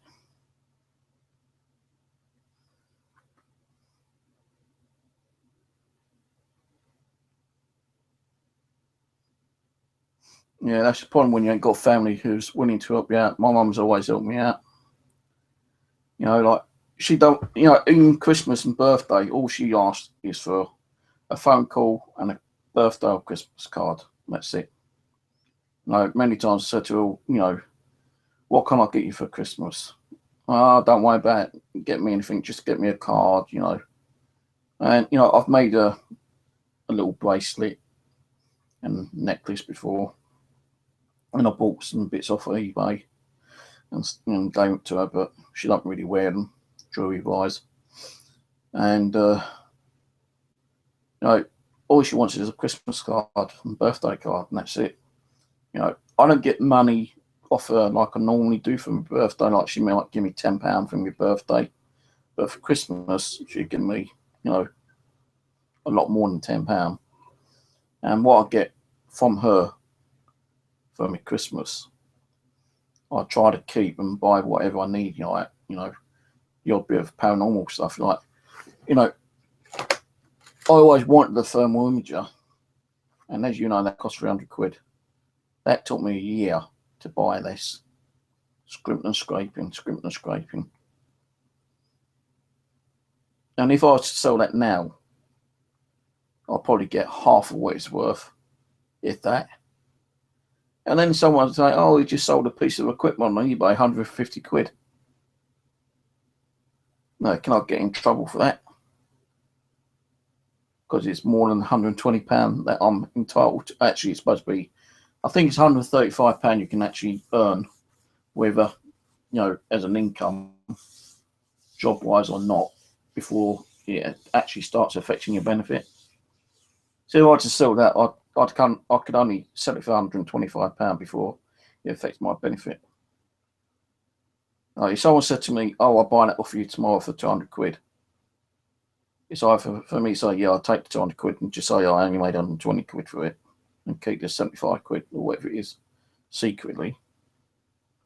But I'm not that kind of guy. I'm not a dishonest kind of person, But I try to, even with ghost hunting gear, I try to keep as low and as cheap as possible, because I know that ghost hunting groups, when they come out, and only just started, they don't have the money to buy expensive gear. So, this does the same thing as the REM pod does. Just smaller, compatible, stick in your pocket.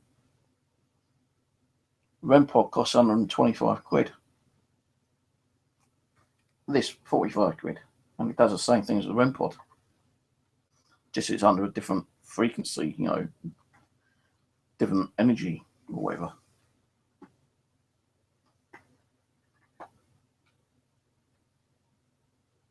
I need to go to the bathroom. I might make another quick cup of coffee as well.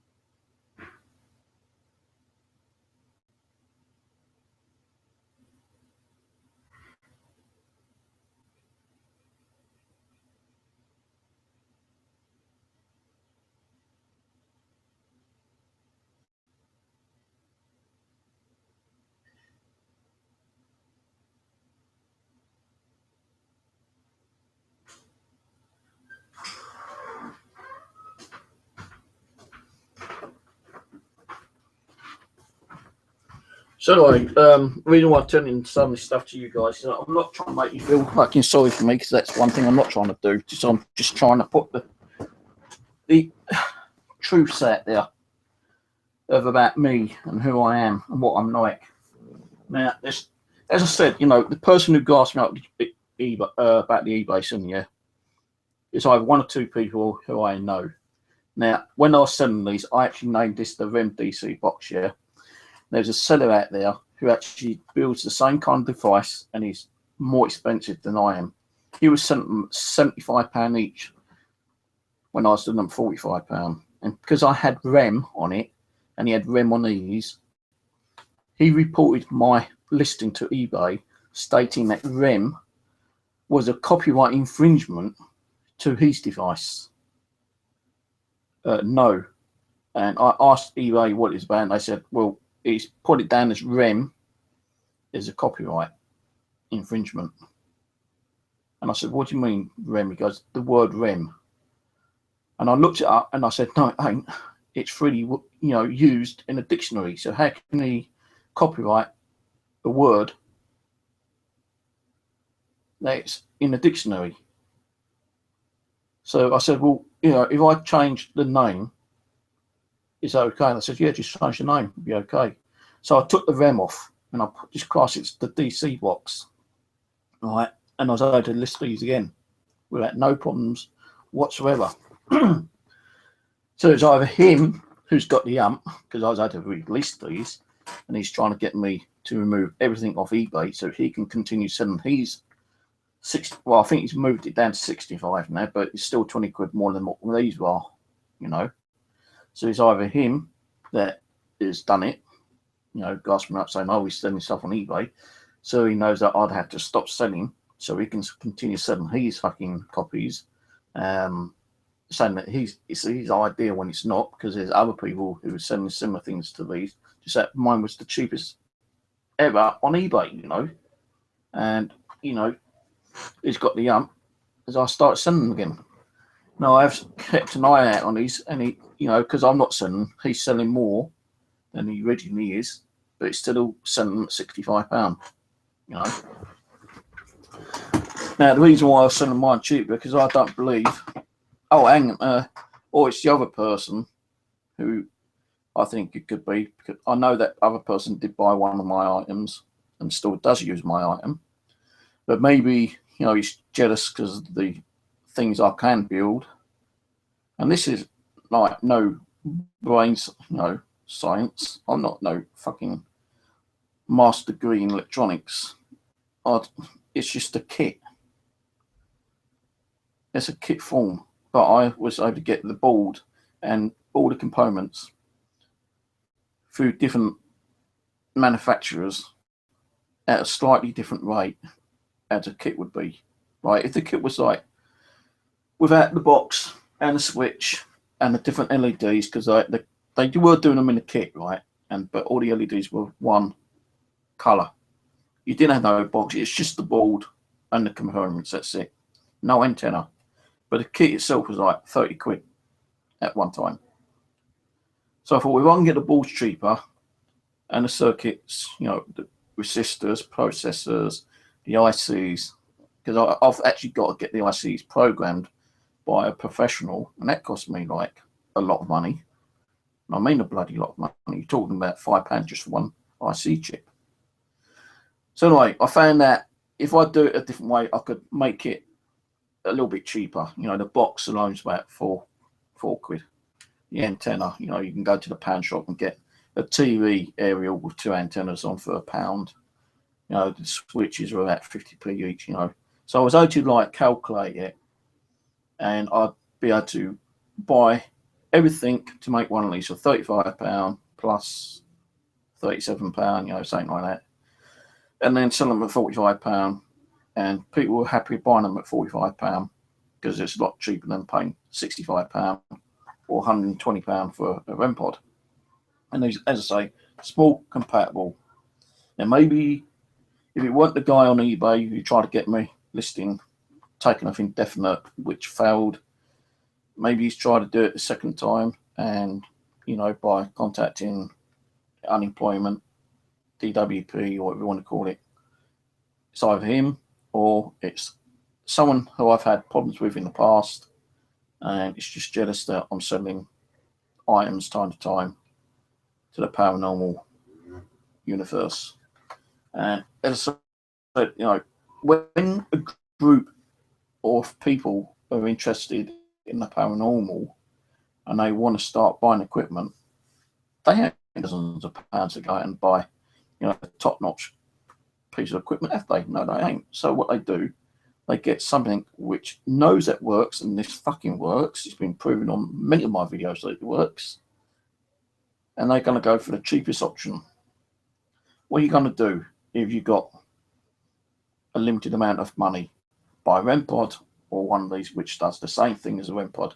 They're going to buy this or something similar to this. And then later, when they've got the money, they probably go out and buy the proper REM pod. And use both.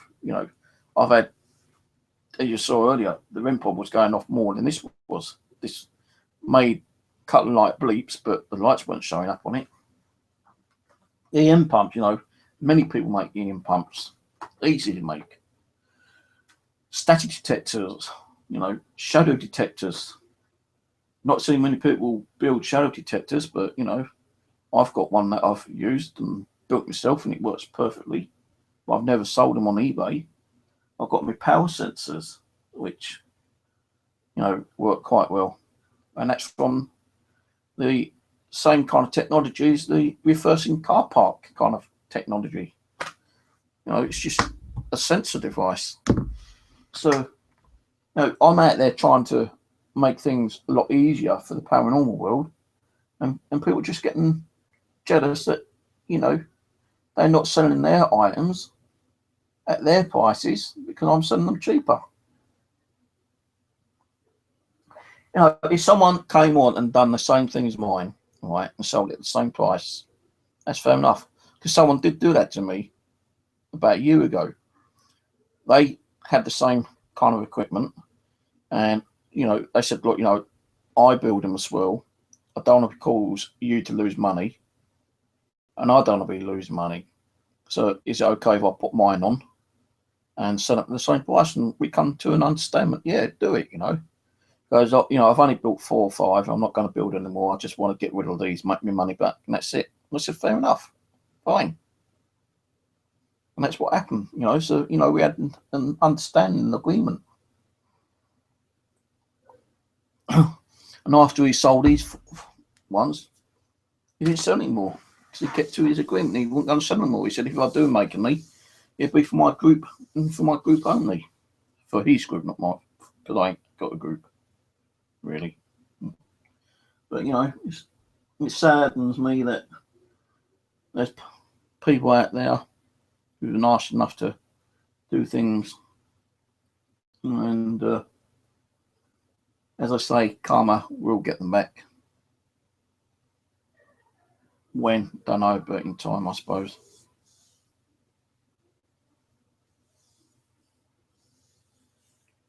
Well, as I said to Mum about, that when I was able to sell them, £45. Plus cost of postal. Postal to America is $15, and that's the cheapest I could get, $15. And that's tracked, So I know if you got it or not. If it's signed for, it'd be a little bit more, around about $20 for signed for.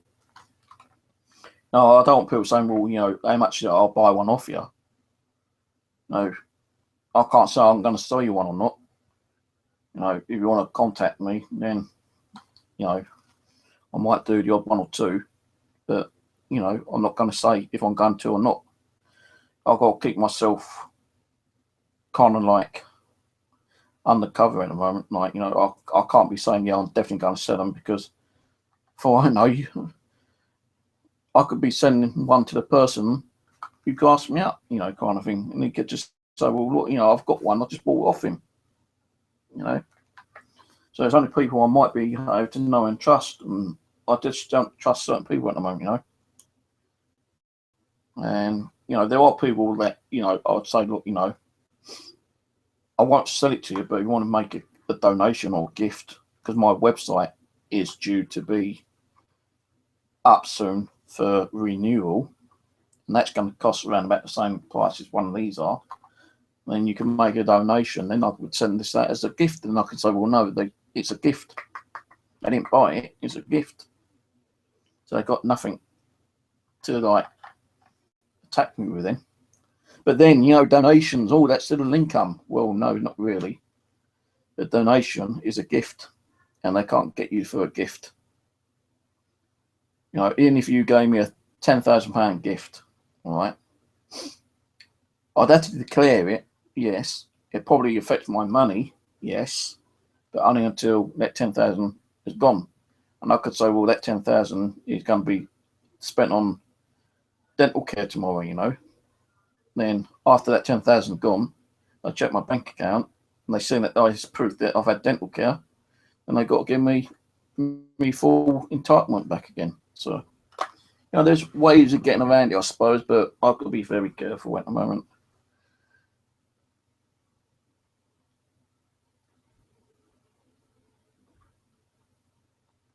Well, just message me, sometime. I've got to consider, because the thing being is that another thing they can do is I could sell one or two to some people. If I sold two today, for instance, it's not the £125 that I'm entitled to earn before I have to declare it. Okay, so then if I sold 3, that's 40, 80, 120, £135. That's how much I'm entitled to make, £135. As long as I'm not spending 16 hours building it, okay, and I've got proof that it's going to someone that is into the paranormal, I suppose, and they're not paying more than it's supposed to be. The postal cost doesn't mean nothing, because you send anything out to some kind of country, you're going to have to pay postal costs. So they're going to say, well, postal cost is not included. It's the actual cost of the item. So again, if I sold that at £150, I'd have to declare the £15 over the top, and they'd probably deduct that out of my money. And she said to me, well, what do you sell on eBay? Well, personal items. To me, that is a personal item. I've built it, so it's personal to me. It's not manufactured as a business. It's not like I've gone to some fucking business system and said, look, build me 10,000 units, and I'm selling 10,000 units, and it's classed as a business. To me, this is a hobby. Okay, it's a hobby. If I built 10 of these, it doesn't mean it's a business. I could just say, well, I built 10 because I given to my partners, my groups, like my nephews. My nephew's got one, Aaron, but my other nephew hasn't got one. Nor Simon. That's 2 of my nephews ain't got one, so I could say, well, 2 of them is going to, my nephews. The other 3 we use when we're here doing investigations, or on a residential, say them bring their stuff out all the time. I've got extras, which I haven't, but I've got enough to build extras if I want to.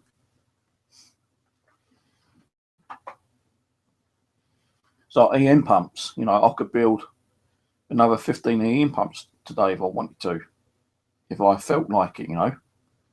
Don't mean I'm going to sell 15, does it? I could sell the odd 1 or 2 at £25 each.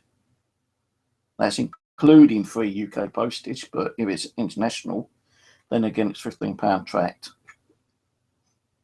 But the thing being is that, I'm trying to help the paranormal universe out there to lower the cost, because new groups are popping up all the time.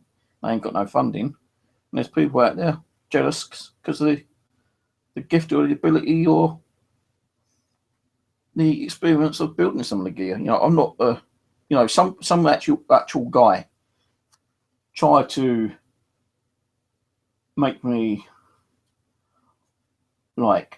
someone who I wasn't, like saying, "Oh, well, you got to be like a professor of technology to build an EM pump. What does an EM pump do?" And he was like, asking me so many weird questions, and I was giving him answers that he couldn't even fire back at me. So if I gave him an answer like, what is EMF? Explain what EMF is. Well, it's electromagnetic field, isn't it? Well, what does an electromagnetic field do? So I wasn't too sure, so I researched it. And I sent the message back to him on what I thought EMF was, and he couldn't reply back to my reply. So he made up some other question, So there's people out there who try to catch you out and make you look like a fool and say that your gear don't work. Well, if it don't work, why did they buy it? Because there was one person who bought something off of me on eBay a couple of years ago, and he said he wasn't happy because it wasn't exactly the same. It sacked the same thing on the image or the listing when it was. I said, look, there's the dimensions. There's what the video. There's the proof it works. So what's your complaint? Well, it's too small. Well, smaller the better, because then you can put it in your pocket. Well, what if I lose it? Well, if I get a hole in my pocket, then you make sure you ain't got a hole in your pocket. Well, what if it don't work? Well, you check the battery. Well, what if it ain't the battery? Then you send it back to get a replacement. I will rebuild you a new one as long as it's not more than 3 months old. But what if I don't want it after 3 months? Well, I don't know. I'm not having it back. You'd have to resell it. I've got no problem with you reselling it. As long as you don't resell it for more than I sold it to you for. Because that's like being dishonest. Like if someone bought one of these off me and said, well, that's 45, that's really cheap. I'd buy 2 off him, and they put it back on eBay directly within a few days of getting it and put it at 75 quid. Well, that's up to them, but I think that's dishonest, okay, to me. I think that's wrong. And put it under a listing saying that they built it when they didn't, that's even more wrong. And some people will actually buy things just to own it up, to see what components are inside it. Think, yeah, I can get all that, and they put it in a bigger box or around. I've been trying to find the round one of these so I can build a proper REM pod myself, not to resell, but for one myself, because this is like, as you see, hot glued on the antenna, 3rd time now, and it's made it too sensitive. Maybe spirits like sensitive things, but I'm trying to find one of these round plastic pot things so I can build my own one. Hard to find. So what do people do? They buy them and they probably take them apart and they probably put them in different boxes and class them as its own build. Now, the kit form for these do not come in this box. The box I had to pay. The antenna I had to pay for. The switch I had to pay for. The LEDs I had to pay for, because these only come with either red or green LEDs, 4 of each. No, it's either 4 red or 4 green, all right? And I like mine to be multicolour. So that's my idea of making it multicolour, all right? Now, once they find out exactly the circuit board in order, they could be geniuses and create their own circuit board or copy the circuit board, print it out, get all the components, get the IC. There's one IC chip in there that's got to be programmed. And all they got to do is take that IC chip out and reprogram several, and then they can build their own ones. Or they can go to the manufacturers of the kit and say, look, I don't need the kit. Can you just, program some chips for me? And that's it. And, the place where I get the kit from does do that. Guarantee. So they, 10 chips, £100 or whatever it is, including postage. So they get the chip done, they get everything, they put it in a different box, one bigger, twice the size, in a round box, in a little round box like this or whatever, as long as it's fits inside it. And they can say it's their own build. But what they've done is they copied They probably copied my one. And they put it up for £75 or something, you know. That's where the distrust comes into, you know.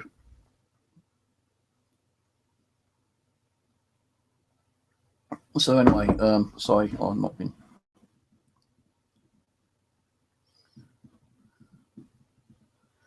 What's going on here?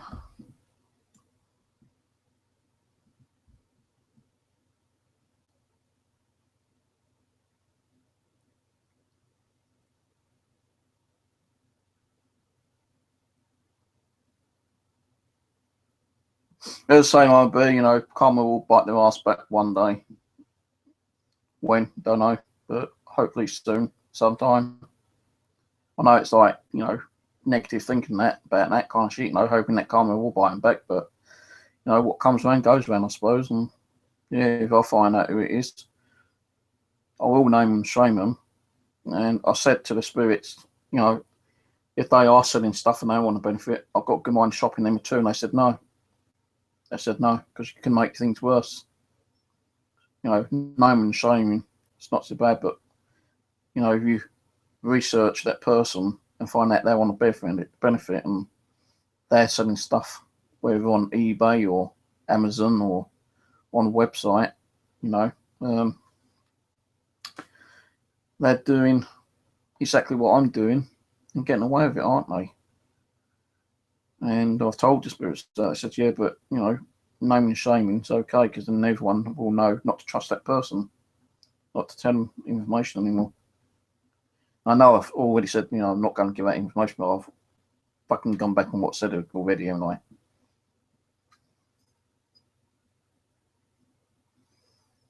But thing being is that, you know, there are nasty people out there. Maybe they had a negative spirit made them do it. Maybe they got possessed by a negative spirit and they told them to do it. But I've got an idea. It's that two people, and I, you know, even the spirit told me one person who I definitely think it is. I could have been the eBay guy, but I don't think he'd go that steep. But the other person, yeah, I won't. The amount of trouble I've had with that person in the past couple of years, yeah, I won't put it by him actually. I could be wrong. You know, spirits can be wrong. But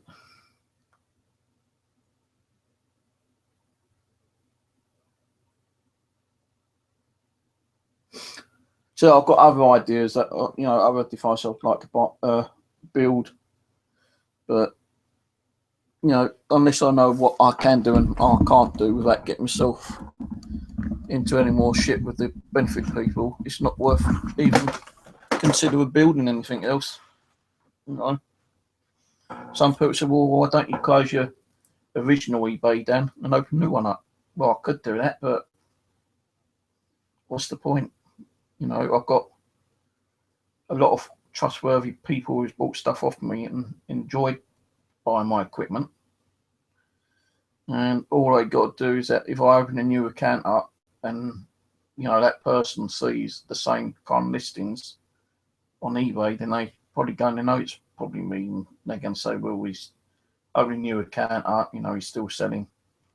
So it's not worth it. I might just wait and see what's happening. If I don't hear anything by possibly the end of this month, I will make an appointment and see what's going on. Because as I said, like, you know, I've even said to the spirits, like, and I think I've even said to one or two people who I've done investigations with, you know, if I have to take these devices down with me to show them what these are about, and in some form or way print out how much it cost me to build one of these and the profit margin I make on them, which ain't even no more than £10 each.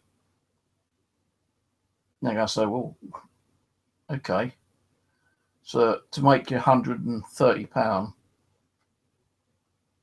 I'd have to sell 30 of these. Yeah, I'd have to sell about 30 of these to make the £130, which I'm entitled to, without going through the same shit which they already think I'm doing already. Because they think, this is £45. No, I had one person on eBay. Oh, you're ripping people off £45. Not on this, right? I'm just saying, I can't remember what it was, but suddenly it was this. Oh, you're whipping off people £45. No. No. It cost me £35 to build this, for one thing, yeah? Getting all the parts, components. Then, I haven't even taken in consideration the cost it's costing me on using my soldering iron, buying the solder flux, and even the cost of electricity. Now that could even cost a couple of pounds on each device. So you stick that on top of the price of this, £5 profit maybe. So where am I making money? Come on. Oh, you shop around, you might be able to get those components cheaper. Right then, let's just say, right, for argument's sake, I decided to make these for £25, which is impossible. But let's just say £25. Then you put the extra bit on for the cost of soldering iron, electricity. Say £35. No, hang on, 25, 27. Let's say £30 for argument's sake, £30. So you made £15 profit. So that profit goes on to, like, stay in my PayPal account until I've made enough money to build another 10 of these. All right. So that means I'd have to probably sell about 20 of these to make another 10.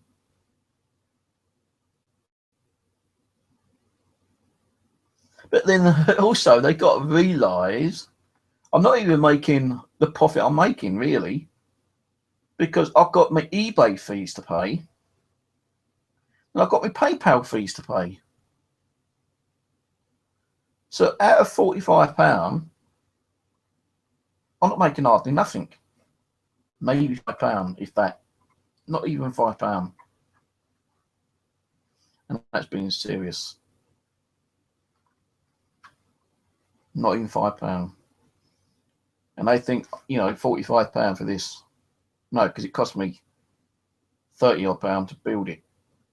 Then your eBay fees, and then it costs electrical and blah, blah, blah, Oh, yeah, but then, you're charging people £6.50 for postage in the UK. Yeah, well, that's how much it cost, mate, £6.50 to send this recorded delivery.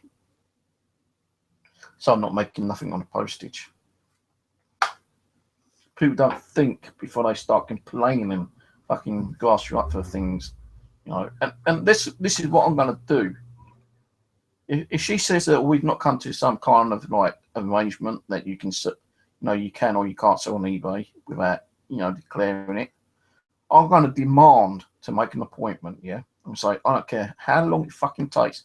I want an appointment with you, and I'm going to go down there and I'm going to have a list of how much it cost me to build one of these, right? How much it costs for wear and tear my, soldering iron, solder, electricity, right? And I'm going to say, well, where's the profit margin on that? Then I'm even going to print out the actual eBay cost and the actual PayPal fees as well. I say, so I'm selling this at £45, and that's the list on how much it cost me to build one of these, the cost of, eBay fees and PayPal fees. Let's say it was £40 in total. And I say that's the profit margin, £5. So where am I making money? What's £5? You can't even go out and have a meal for £5. Oh, well, you sell 20 of those. That's like £5, 10 times 5, 25, £50 profit. Yeah, okay, £55 profit, right? But that £55 profit will only cover the cost of making another one of these.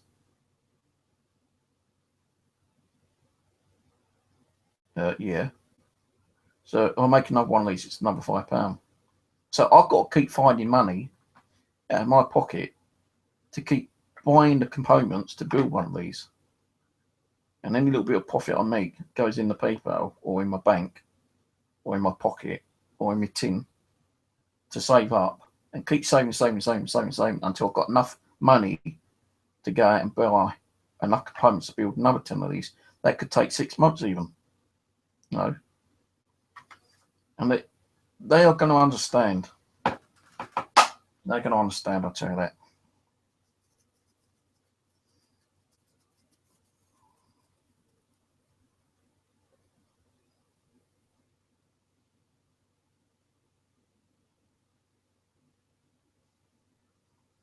You know, even when people buy things, yeah, I'll tell you right, seriously, honestly and truly, possibly, on God's name, a guy bought one of these just before the problem started, yeah, and he goes, Steve, he sent me a message through eBay saying, Steve, we took this to a castle and we got some really good activity on it, but suddenly it just stopped.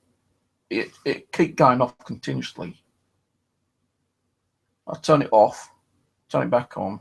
It worked for a while. You know, it do what it normally does. But then all of a sudden, it stay on continuously.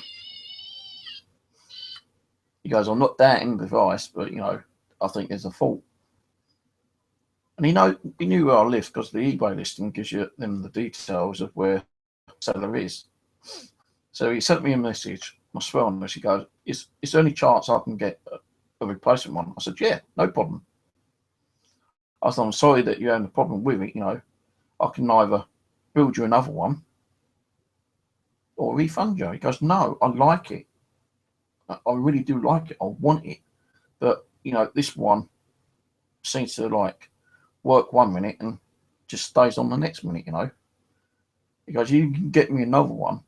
You know, I'll be very grateful." So I said, "Yeah, no problem." So I said, "You know, like, if you want to send it back," he goes, "Well, actually, I actually work near you. I can always come in and get a replacement one." I said, "Yeah, that's okay. But I can't do it this week, you know, because I've got to build one for one thing. You know, I've got to make sure I've got the parts. If I've got the parts, I can build it. If not, I'm going to have to refund you." He goes, "Well, I hope you got the parts." I said, "Yeah, I think I have got most of them. If not, I'll just strip my one out and put, you know, that one in another box because I know my one's working 100%. But, you know, I showed him the one that I was going to strip out when he came round because he actually did come round. You know, I built him a new one, but I forgot to tell him that I built it, and it was only about a week and a half, 2 weeks ago. The door, you know, he goes, "That's Steve." I said, "Yeah." He goes, "Oh, well, my name's so I bought one of these DC boxes off you. I'll come to get the replacement." I went, "Oh, fucking hell, yeah." So I let him in, and, you know, he's a fucking good guy. And I said, "I'm sorry I didn't get back to you. I completely forgot about it." So he should have emailed me again. He goes, "No, well, you know, I knew you said that you're going to build it, and I trust that you have built it." I said, "Yeah, I've got another one." So he told me what was wrong with it, and I gave him the other one, and he checked it out, made sure it was working, and he was happy with it. I said, "Look, you know, I can refund you now if you want it. You know, I think I've got enough money in my bank account." He goes, "No, I want it, mate. I told you I want it. It's a fucking good piece of equipment." He goes, "You know, when we went to the castle, we was getting really good, you know, activity on it." So I gave him the other one, and you know, he stayed for a little bit, about 20 minutes. I took him in the living room, and he was sensing, you know, a mouse spirit. And I said, "Yeah, it's probably my dad." And then he goes, "Oh, I sense another spirit." You know, so I'm not saying he was a medium or anything, but I think he said that he was learning to be a medium, and he could sense spirits around, and he could sense, you know, several spirits in the living room. And then I said, you wait until they know who you are, then it'll be fucking like overwhelming. And within 5 minutes, like he was like surround. He goes, fucking hell, Steve, I'm surrounded with them. I went, okay, guys, back away from him. And I showed him one of my other boxes, which is in the kitchen. So I don't get it. Hold on. Actually, don't need to. You see, I showed him this one, which is my power sensor one, and a DC box. So it's a 2-in-1.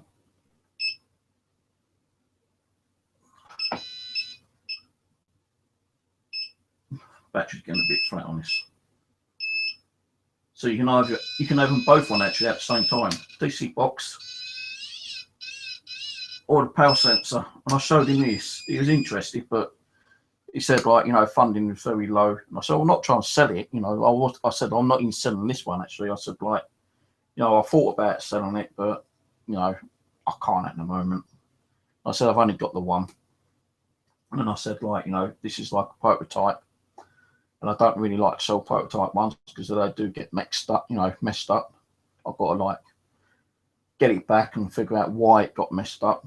And that means like refunding people and stuff like that. And sometimes I can't afford to refund them because I've used the money that I've sold the item on to buy something else, like, you know, some other paranormal equipment, like another camera or camcorder or something else, you know, kind of thing.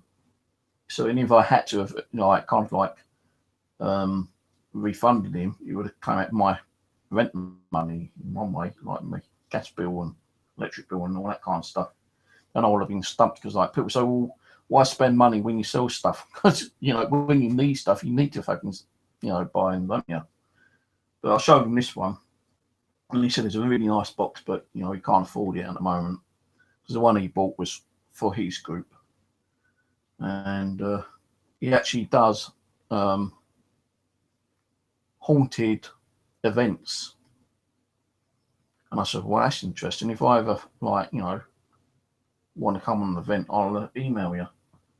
And I said to him, like, you know, keep in touch, because if, you know, if you've got somewhere local, and I might be interested if I can afford it. So, and that's another reason why I try to buy and sell these, like, you know, build and sell some of these stuff, because it gets me not so much well known for building selling, but it gets me contacts in the spiritual, paranormal kind of universe, because then, you know, once someone's bought something, they might say, well, that's fucking great piece of equipment. And where'd you get it from? I've got it from this guy. They might contact me and say, well, can I buy one? And if I've got one available, I'll say, yeah. If I haven't, then I'll say, well, sorry, I can't make it anymore because of certain reasons. And I'd say, okay, fair enough. But if you do, instead of building another and selling it, you know, let me know. And there's a possibility in the future I might be able to continue building and selling some more. But at the moment, it's more of a break time, you know, kind of thing. I can't do nothing until I know what's going on. But, you know, with the Foreign Brothers, Living Dead Paranormal, I don't sell them stuff. Any kind of a piece of equipment I build, I used to give them free. You know, DC box, power sensors, EM pumps. You know, they've got several of my items that I've built in the past. And I've used them in very well-known locations, like Penthurst, some of the asylums over there. They've gone on to paranormal meetups, and they take some of my equipment there. And people are fucking like, whoa, fucking hell, man, that's amazing. And even on their videos, people will comment saying, wow, that's fucking great piece of equipment, where you get it from? Now, although they give the information on where they got it from me, it's very rare that anyone does actually contact me and say, well, can I buy one? You know, since I've known the Foreman brothers, not personally, but through their videos and through Facebook chat with Rocky, you know, that's the main person I talk to is Rocky. When I say, oh, I've got a new bit of gear, I'm going to send it to you, you know, send me your address. I don't charge them. I don't even charge them the postage. Seriously, honestly and truly, gospel. That's why they sent me their T-shirt. Their Living Dead mouse mat. You know, and one or two other bits and pieces because they was happy with the equipment that I sent them free of charge. And they said I didn't charge them postage. I just wanted to get some of my gear out there in America for people to see, and hopefully in time, if I got enough people to say, you know, I want that, maybe I could have like opened some kind of business. And that's fucked up now, isn't it? Because of the fucking arsehole that's screwed me over on eBay. And I will tell this all to the woman if I get to make an appointment with her. Actually, I'm going to do it. I did my aunt to make an appointment. I said, I want to make an appointment. I don't care if you're busy or not. I want to make an appointment, make a schedule. And I'll take these down and I'll explain to her exactly what they are and what they do and what they're for. You know. And hopefully, you know, it might even lead into something even better for me, you know, to be honest with you. So, you know, people might say, well, like, you know, it's a bit of a cunt, you know, for grasping up, but maybe it might have been something that might need to be done. Although it stopped me from selling at the moment, you know, she might come around and say, well, look, you know, there's a business study, you know, where you can get a grant and open the business up and make these devices and get them built for a certain amount of money and make you profit and you can make a living out of it and you don't need to sign on anymore, you know, unemployment or sick benefit. And if that works out, then great, you know, I'll be willing to do that. You know, pay me a little bit of tax at the end of the year, you know, because you don't know, you know, it's like, what's that program that used to be out? There used to be a TV program, I can't remember what it was called, but it was like Inventors. And there used to be a group of 4 people, millionaires, and people would go into the room. It's a TV show, and they show off their invention. And if this group of like people liked what they was offering, they would say, well, how much money do you need? And they say, well, like £100,000 to build like 1,000 units at so much per unit. And if the group, you know, these rich people liked it, they said, right, okay, well, we give you £100,000. What are we going to get out of it? And they'd either be offered a percentage of the profit, which they may have taken, or a percentage of the business. It was a business that was building the units, but had financial difficulties getting the rest of the money.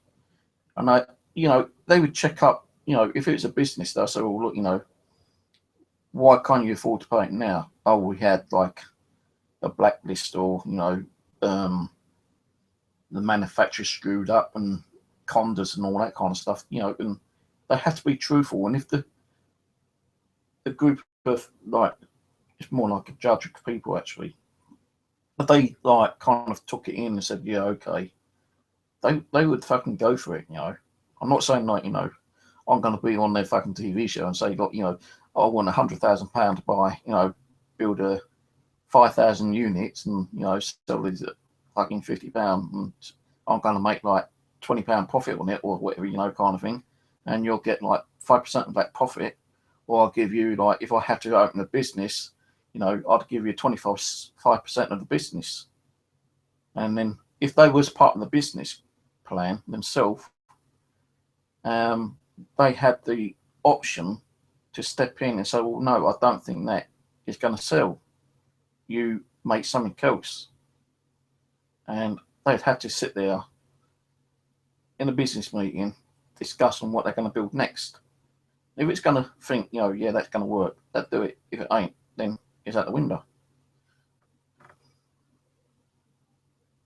Yeah, it's like an investor. You know, I can't remember what the TV program was, but I used to sit and watch it all the time. And some people just bought that fucking ideas out of the bag, you know, kind of thing. It was like one guy made some kind of weird dog leash. thing, you know. I think it was the one who actually first brought out the actual extendable dog leash. He was on, you know, this, because these were like going back years ago. And this was a different kind of like dog leash. It had like a flashlight on it and, you know, a fucking like a whistle or something, you know, for the dog. So like, you know, the dog gets off and the guy would blow a whistle and the dog come running back because it's programmed, you know, the dog was somehow programmed to the whistle, you know, the extended fucking dog lead. And they actually found out how much it would cost to actually manufacture and how much the actual retail price would be once they've got it all packaged and put into like shops and stuff like that. And you know, how many people got fucking dogs? Billions of them. And you know, the investors, yeah, we're up for that because they knew they was going to either make more fucking money or be a part of the business, you know. And you know, they were fucking making billions of fucking pounds. Am I ever going to make even a few £1,000 this? I doubt it. Talking about billions, no fucking way, you know. I could think of some kind of device tomorrow, right? As I said, I'm not no fucking scientist. I'm not no fucking like expert in technology, but you know, I could be just think I could sit here and dabble with something, and you know, what happens if I turn the switch on, it fucking opens like a weird, like kind of like round fuzzy portal, and these spirits start pouring out, you know.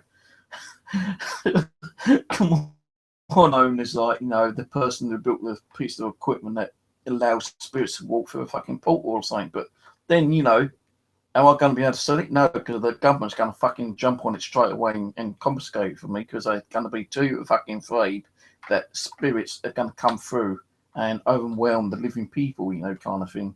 And it's going to frighten the public, you know, and all that kind of shit. But, you know, I might make something that actually suddenly does make spirits interact with us a lot more than a K2 or a DC box or a fucking REM pod or something, you know. There's someone who's going to be, you know, masterminding making something out there and it's going to work.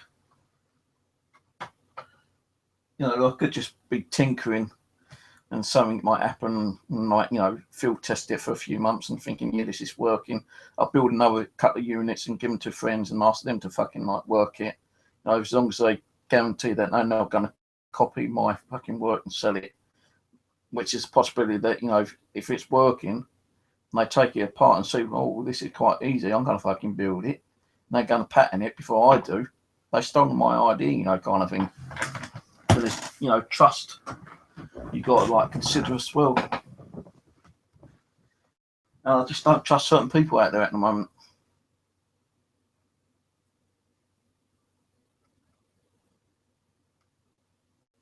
It's just that simple idea, you know.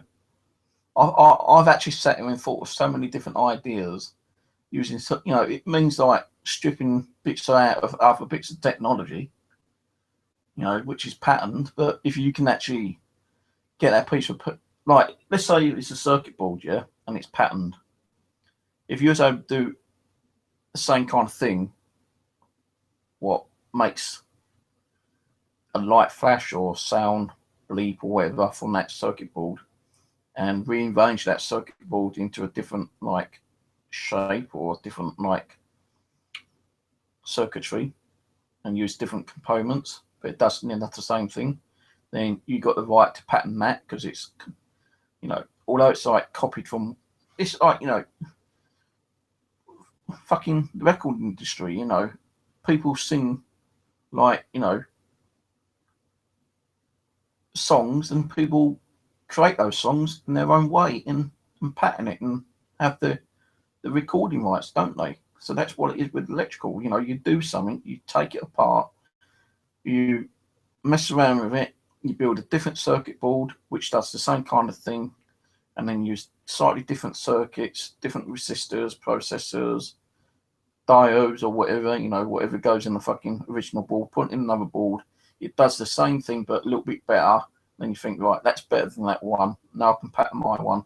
And then you start business up. And, you know, the thing is, even if you actually create an invention. You've created it, but how the hell are you going to manufacture it? You need the money to put in to have it manufactured. You got to go to like a fucking like factory that does on this kind of electrical stuff, and they may say, well, like, you know, we'll build you 1,000 units, but it's going to cost you like £250,000, and you ain't got the £250,000. So you go to like a bank, and they will say yeah or no, or they say, well, we'll give you half of it, but you've got to find the other half. So then you've got to go to other people who may be willing to invest money in your idea. And then if they say, well, yeah, you know, we'll invest it, but we want like 20%, and you've got like 5 people saying they all want 20%, you ain't got nothing left, have you? So you say, well, no, I can't give you 20%. I might give you 10%. That's 50% I've lost already, you know. So, you know, 5 people, 10%, 50%, you've got 50%. So you're going to make something, but you ain't going to make as much money as you originally want in the first place. You're not going to be a millionaire overnight, are you? You know, you can plan something, and, you know, you think, well, if I build this and it's going to cost me £250,000 to have 1,000 or 5,000 units, and I sell it at this price, then it could take a week, it could even take 6 months, it could even take a year before I sell all those units to make that profit. And then, like, you know, once I sold them all, I could be a millionaire, right? But they might not want to be a millionaire. They might want to be a multi-millionaire. They want to be a billionaire. And it depends on what countries and retailers are interested in buying that particular product.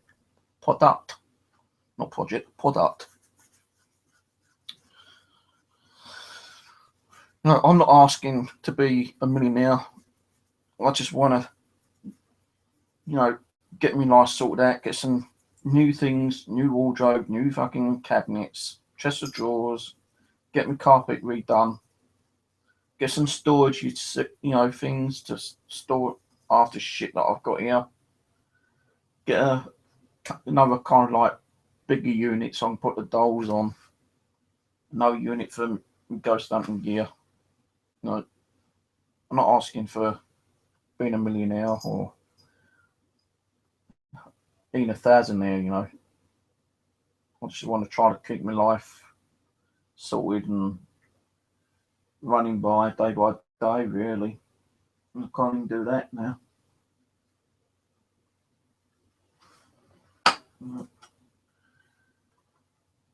Just have to see what the future brings, I suppose.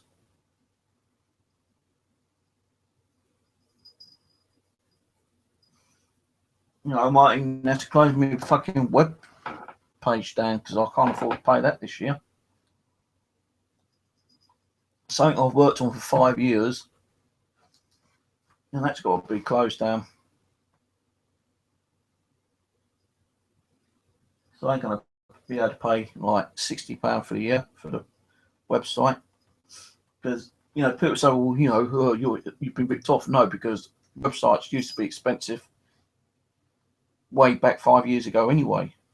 I know because I went on a web designing course, and although I've got certificates of doing web designing, and you won't believe me, I've got them right here actually.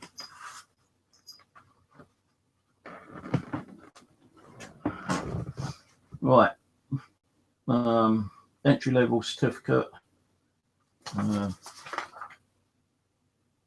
No, actually, these are the wrong ones.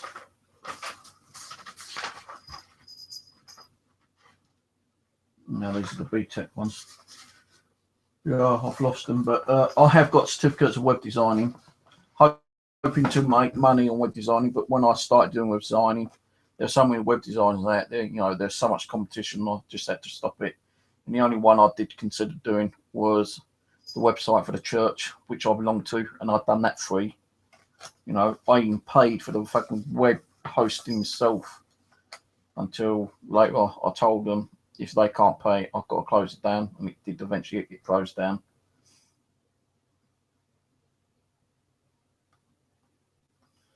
So these certificates are for Training Association under certain training I went through. Supporting employable and personal affectionateness. Then in personal and social development, entry 3. And I've got certificate in supporting employment and personal affectionateness, 5.0, pass. Applying for a job, which I passed on. Preparing for an interview, I passed on. Interview skills, I passed on. Learning with colleagues and other learners, I passed on. And working with the team, I passed on. So all this, well, I've got loads of pinholes in it. The certificates and my BTEC and EDXL. Well, I did have a, it's probably put away in my old paperwork somewhere, so I can't remember where it is, but I've actually got a web designing certificate, BTEC one. No, what do I do that pin? Oh shit, oh, there it is.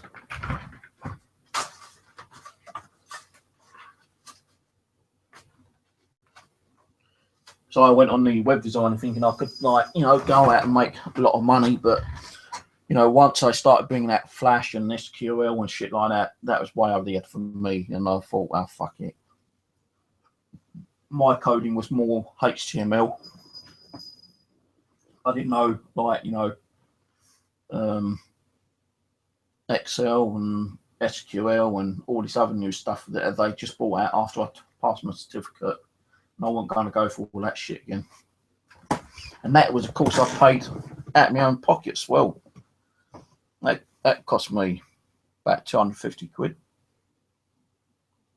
The only thing that I've had help with some of you guys was that art course, which I'll never forget. And my art still sucks a bit, and I would like to go on another one, but I ain't going to afford that, and I'm not going to be asking for help, because then if you ask help for money, oh well, someone gave you money to go on a web course or art course again. You know, he's getting money, he's not declaring it. You have to declare it to let them know what it's for. You know, the government over here fucking, it just sucks, you know. You know, they go after the small fry more than the big fry.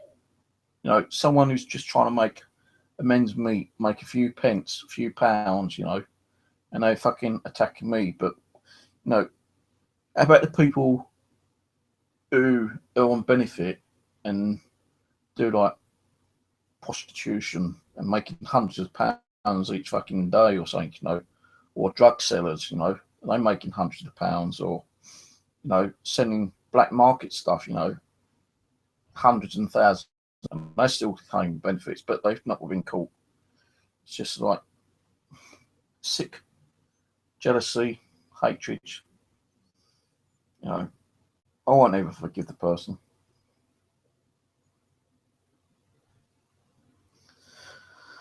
Anyway, it's 25 past 11. I'm going to go shortly. I've not had nothing to eat again today. Last night, all I had was some seafood. I'll probably eat the rest of that tonight, actually. A little bit of pink salmon, some tuna, and that's all I've got left of that.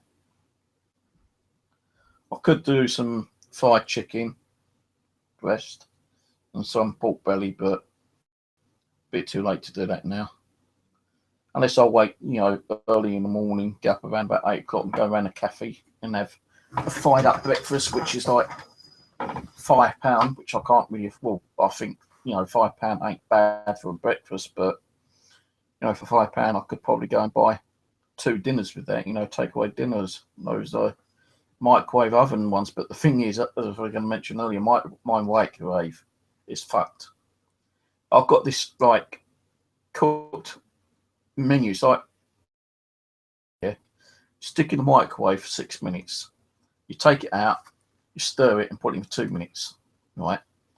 My microwave will cook it for 5 seconds. It'll stop. I take it out 30 seconds before, because that's when it stops. I'll stir it and I'll put it back in the microwave, and the microwave won't turn back on. So the other night when I had one, I had to have a microwave meal 3/4 cooked And after I was sitting there, you know, you can still taste some of the food a little bit cold. I'd eaten it, and I'm thinking, fucking microwave, and I turned the switch on and it started working again, didn't it? So if I'd left it and not eaten it and waited 5 minutes and put it back in, then I could have carried on cooking it. But that's what my microwave's doing at the moment. It'll cook for 5.5 minutes at 6. Then for some reason you gotta wait near enough 10 minutes for it to work again. So, you know, I'm looking through eBay and Amazon last night on how much a microwave's going to cost me, and that alone is going to cost me £50 for a cheap one. So that one I've had for 5 years out there, so it's not done me too bad, and there's no way, I don't think, of fixing it. And then if you was able to get it fixed, it might cost you more to fix it than it would to be buying a new, cheaper one. And the only other thing I could have ate last night was seafood, which I did eat. And I've got some pork and chicken, which I could fry on the cooker. I think that's near enough at it. Probably got about, if I had to take a bucket, it's probably about 6 months on the cooker. Maybe.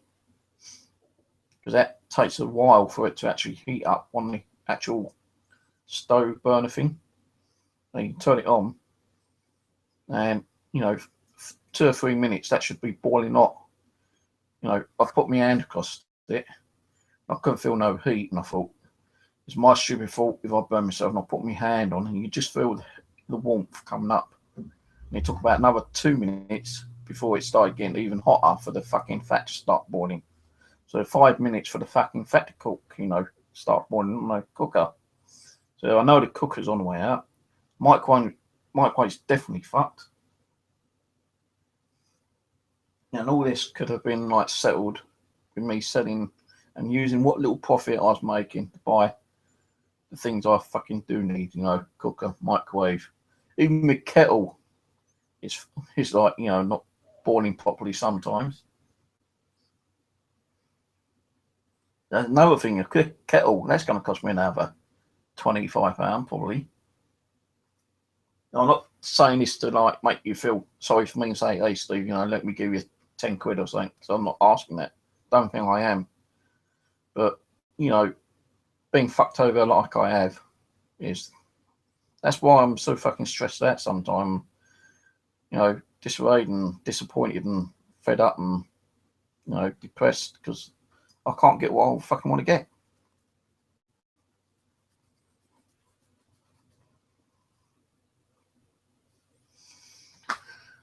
As I say, life's life. You get your uppers and you get your downers.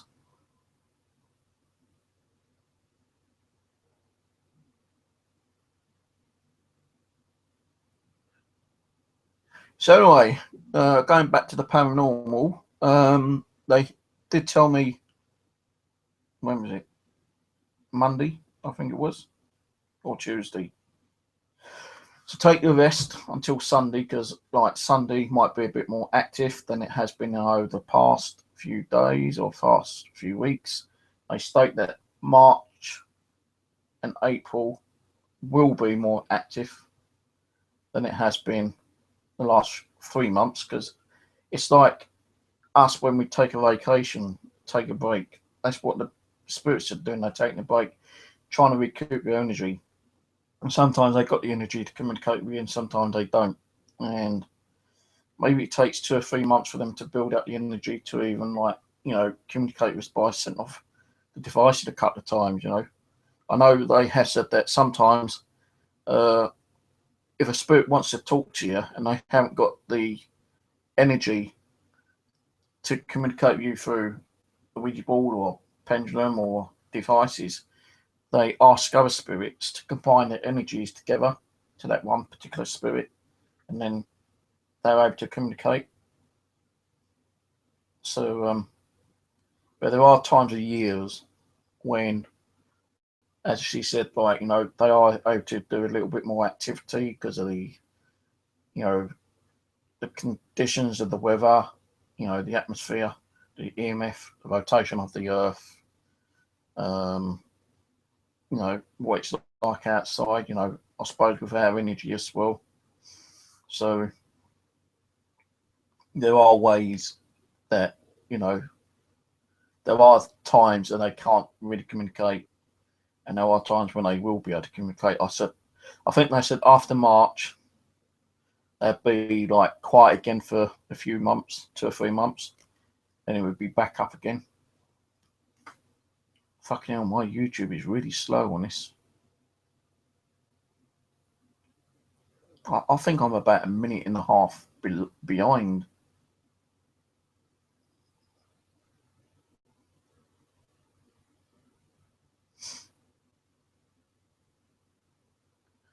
Yeah, I see what you mean there. Like, you know, how much does it cost to build an AK-47? And how much do they sell them for? You know, the government.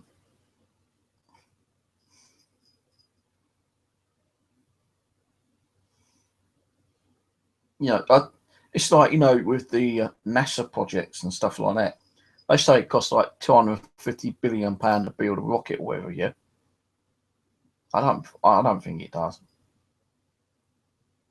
Probably costs like, if it costs like 250 billion, I reckon it really costs like 50 billion, and they're pocketing the other 250. You know, sticking in their own pockets or something.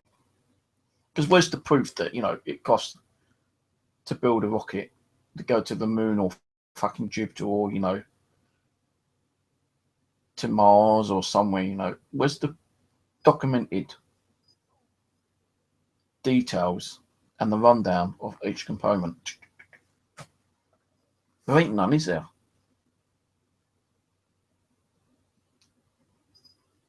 It's like a car. How much, you know, go and buy a brand new fucking car tomorrow, cost 500. Well, cost like £5,000, you know, for one of the new cars. It's been like manufactured. I reckon it probably costs about £1,000, not even that, because they've got to have to mess production, haven't they, to make the money. They're not going to say, well, build me 50 cars. I'm not going to sell it for £5,000. No, because it's going to cost them probably that to build. But if they actually say, right, I want 250,000 cars, they can. It's just like, you know, with anything, it's going to be reduced all the time, isn't it? You know, more you buy, less it costs. You know, you go out and buy a fucking a pack of polos, right? Seriously.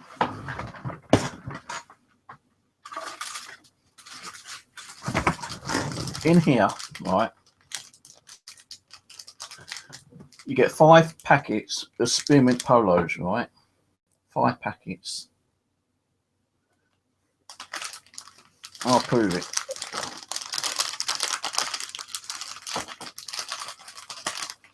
Right.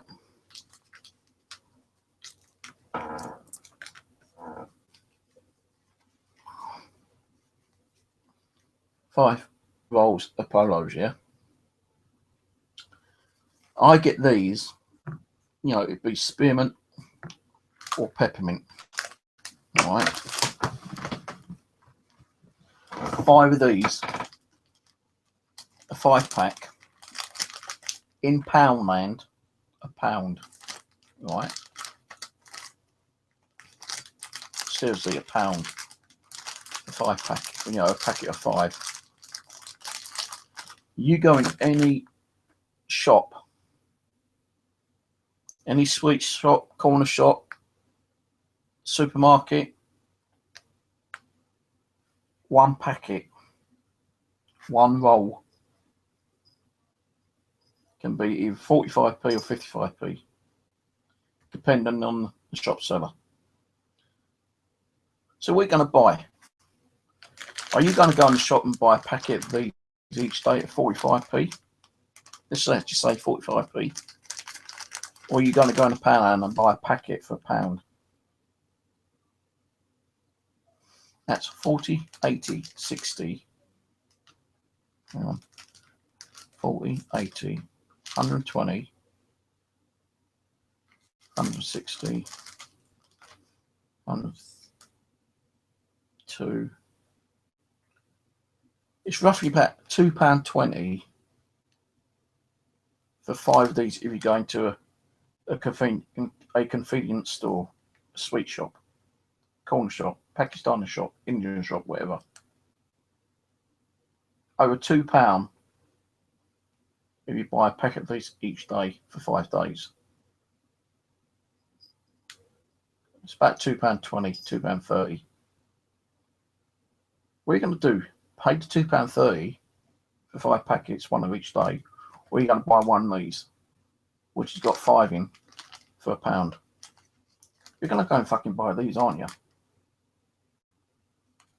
And how much does that cost the pound shop even to buy? You know, maybe £1. Well, if they sell them for £1, they may get them cheaper because, like, the sell-by date on these is November 2017.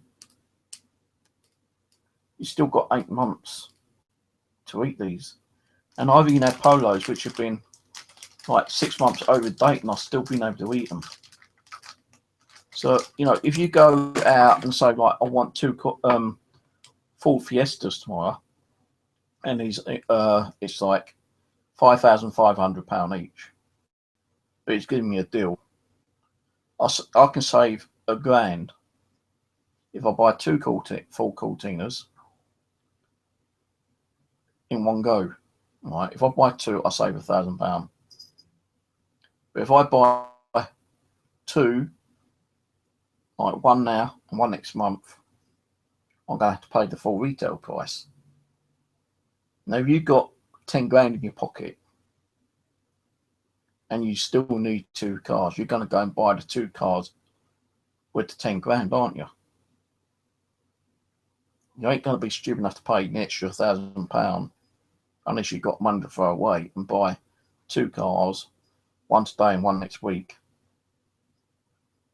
You know, I'd rather fucking save and make sure I've got the 10 grand to go and buy the 2 cars and save the £1,000 than waiting, you know, paying 2 different prices or 2 prices and wasting £1,000. It's just like, you know, using model. You know, when I even go out and buy some kind of electronic device, yeah, I will fucking research eBay. I will look on eBay. Let's say, like, this for instance, yeah. These were selling on eBay for £400. All right. It's similar to Catch. It's just this one has got a bit, you know, probably about 30-40 meters more zoom on it. Yeah, it actually like picks up 30 to 40 more meters, I think, maybe more than Catch does. All right. Now, Catch one, right, on eBay was like £400. On Amazon, you're talking about same price, £400. Now this one is the next one up, right, to Cats. And on eBay, it's like £450. One guy selling them for £475. But I've got this off Amazon, yeah. And this one is the next one up, which I saw the lower model one was like still £400. But I found this one on eBay, sorry, on Amazon for £300. So it was £100 less than the one previous to this one, which was so the one previous, which I mean is like the lower model. That is like the one that does not pick up 30 or 40 meters more distance than this one does. So the one that is the lower model was like £400. And this was £300. So what am I going to do? Am I going to get the better model for the lowest price? Of course I fucking am. You know, common sense.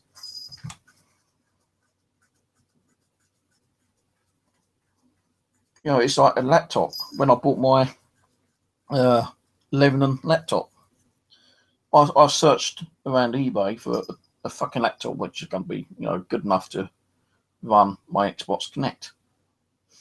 And, you know, there's God knows how many laptops out there. I just wanted one that would work and had, you know, operating system on, decent enough hard drive memory. And I think I can't remember if that's got 6 gig memory or 8 gig memory. And the hard drive, I can't remember, is it 500 or 1 terabyte. I think it's got a terabyte hard drive and about 6 gig, maybe 8 gig memory. Well, there's loads of different laptops out there. You know, you got Sony, you had like Advent, you had Acer, you got God knows how many different ones, different models. And I saw this one, right? And I went through a good 20 different laptops. And this one was the better spec. While some of them were more expensive and they were lower spec ones. Like 500 gig hard drive, 4 gig memory. And I'm thinking, well, this one's got more memory and more hard drive and the processors are even faster than some of the other ones were more expensive. So I thought, fuck it, I'll buy this one. And I got this one. And it has actually been good to actually allow me sometimes to put 2 Xboxes connected to it. You know?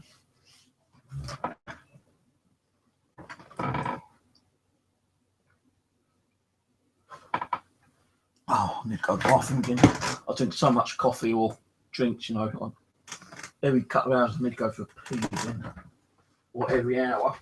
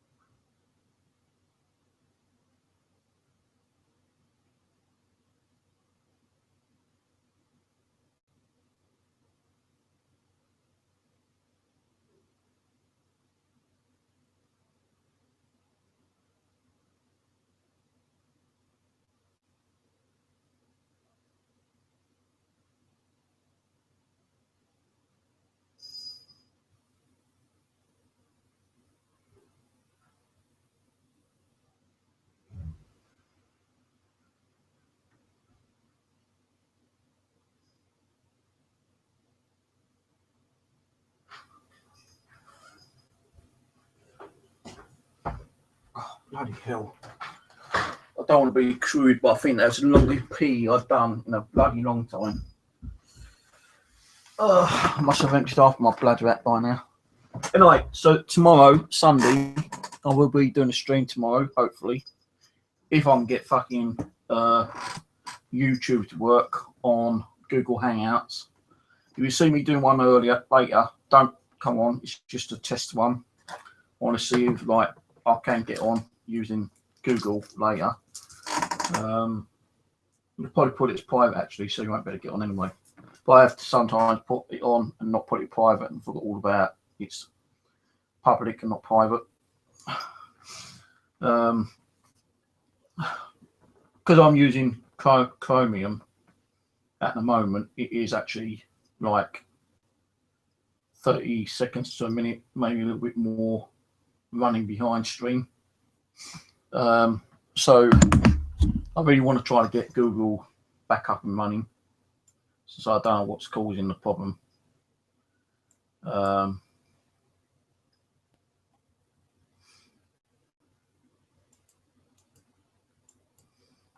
can't even bloody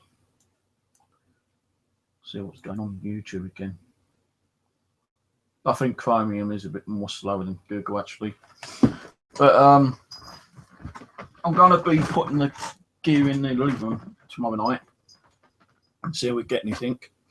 The Ouija board, as I mentioned, that will be in here most probably, the Ouija board session. So we did one in the living room just over a week ago. Then we did one in the kitchen, I think it was Monday or Tuesday. So I'm going to do the Ouija board in here, but I'll have some of the devices turned on in the living room. Yeah, Chromium's fucked up. It just asked me to kill or wait. I think I need to do a bit of a system cleanup on it again.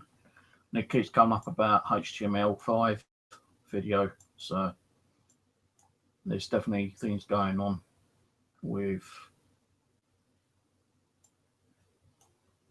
my streaming. You know, it gives me the error, then the error disappears about 10 seconds later, then working again. Now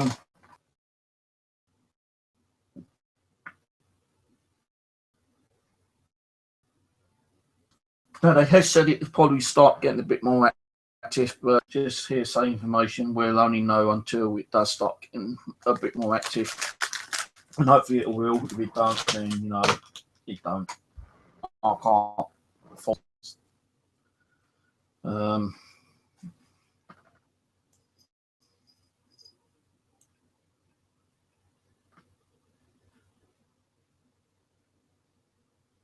Okay, so just realised. Yeah, that's why. I clicked the wrong bloody browser thing. I was on Google and come up with an error, and that was on the one I tried to do earlier.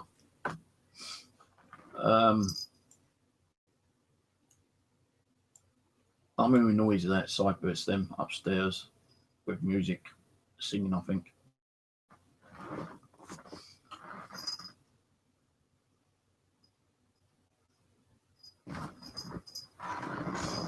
So yeah, they said that, you know, the spirit said that they are going to be a bit more active through March and April. We'll soon find out that's going to be correct or not. So spirits can be wrong. They're only human once, I suppose. Everyone gets things wrong. But we'll have the stuff turned on in the room, do the Ouija board in here. It might be a short session, it might be a long session, I don't know, depending on how I feel. If I slept good enough tonight on.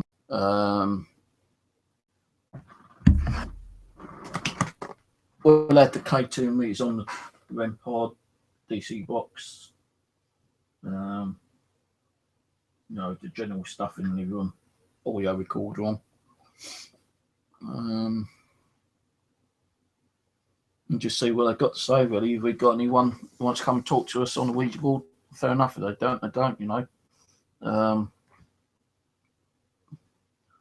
Not had any military come through for the last couple of months, so maybe they're taking a break. Maybe they might come through again this month or next month, I don't know. But we'll see how it goes. You've got any comments you want to leave the comments in the comment section afterwards. Got any ideas on what you want me to do, you to see? What, if I can do it, I'll do it. If I can't. I was going to try and do the camera in the living room today. You know, take one out from the hallway into the living room. Because last night, that camera I kept telling you about I was going to take down was flashing on and off, you know, continuously for God knows how long. And I thought it was like, you know, just the DVR system screwing up, but it weren't. So I went out there and I unplugged it for the cable, plugged it back in, and it's been okay since then. So it must have been a loose connection. And how that loose connection got there, I don't know, because I've not even touched that camera. But I was thinking about taking that one out, the one that faces down the hallway towards my bedroom door. The one where we caught Mary running down. I'm thinking about taking that one out and putting it into the living room. But if I do that, the thing is, if I put it on 4-channel, you're going to see the 2 bedrooms and you're only going to see 2 in the living room. The other living room will be on the camera 5. So it's going to be impossible to have the 2 bedroom and the 3 living room showing at the same time. Unless I have it all on like 8 camera. If I have it on all 8 camera, then you'll see all the rooms, including the one I might change over. But I really wanted to try to get the 3 living room cameras together on a 4 screen, but that means removing 1 now of cameras. So I might have to put 1 camera. The only other way I can do it is take 1 camera from here in this room, the one over the back, not the pink one, the other one that faces down towards the living door. Remove that one, put that one in the living room, and then the bedroom, and then 3 that way. You know, you'll still see 1 in the bedroom, but 3 in the living room, which I'm planning to do. Now, I can always change it back later anyway. Then, if I do it that way, you'll still have the 2 hallways, the one in the kitchen and 1 in the balcony. So I'm still trying to consider what way to do it. You know, 1 in the bedroom or 1 in the hallway. But I still want to get 3 in the living room somehow. You know, together, so we can see all 3 cameras in the living room at the same time, instead of going into 8 camera and small blocks, or keep switching in between. So we'll have to see. You know, I'll concentrate and work on that during the week, next week. But anyway, guys, thanks for watching. It's coming up to midnight. I'm going to fuck off. Probably go and have something to eat and just sit and relax and have a little go on Daisy or something, I suppose. And I will see you tomorrow night, Sunday night, around about 10 o'clock. So cheers for watching, and yeah, see you tomorrow. Good night. God bless. Sleep well. Don't let the spirits harm you while you're sleeping. If they do, tell them to fuck off. Say, I need to sleep, leave me alone. That's what I normally do. I just say, hey, spirits, you know, I need to sleep, leave me alone. You know, am I supposed to communicate with you? If I ain't got the energy to communicate with you, if you can't keep disturbing me, to stop to disturb me, let me get some sleep, then I can communicate with you later. And that's what they normally do. But anyway, catch you later. Take it easy. Bye, Ian. Bye, everyone.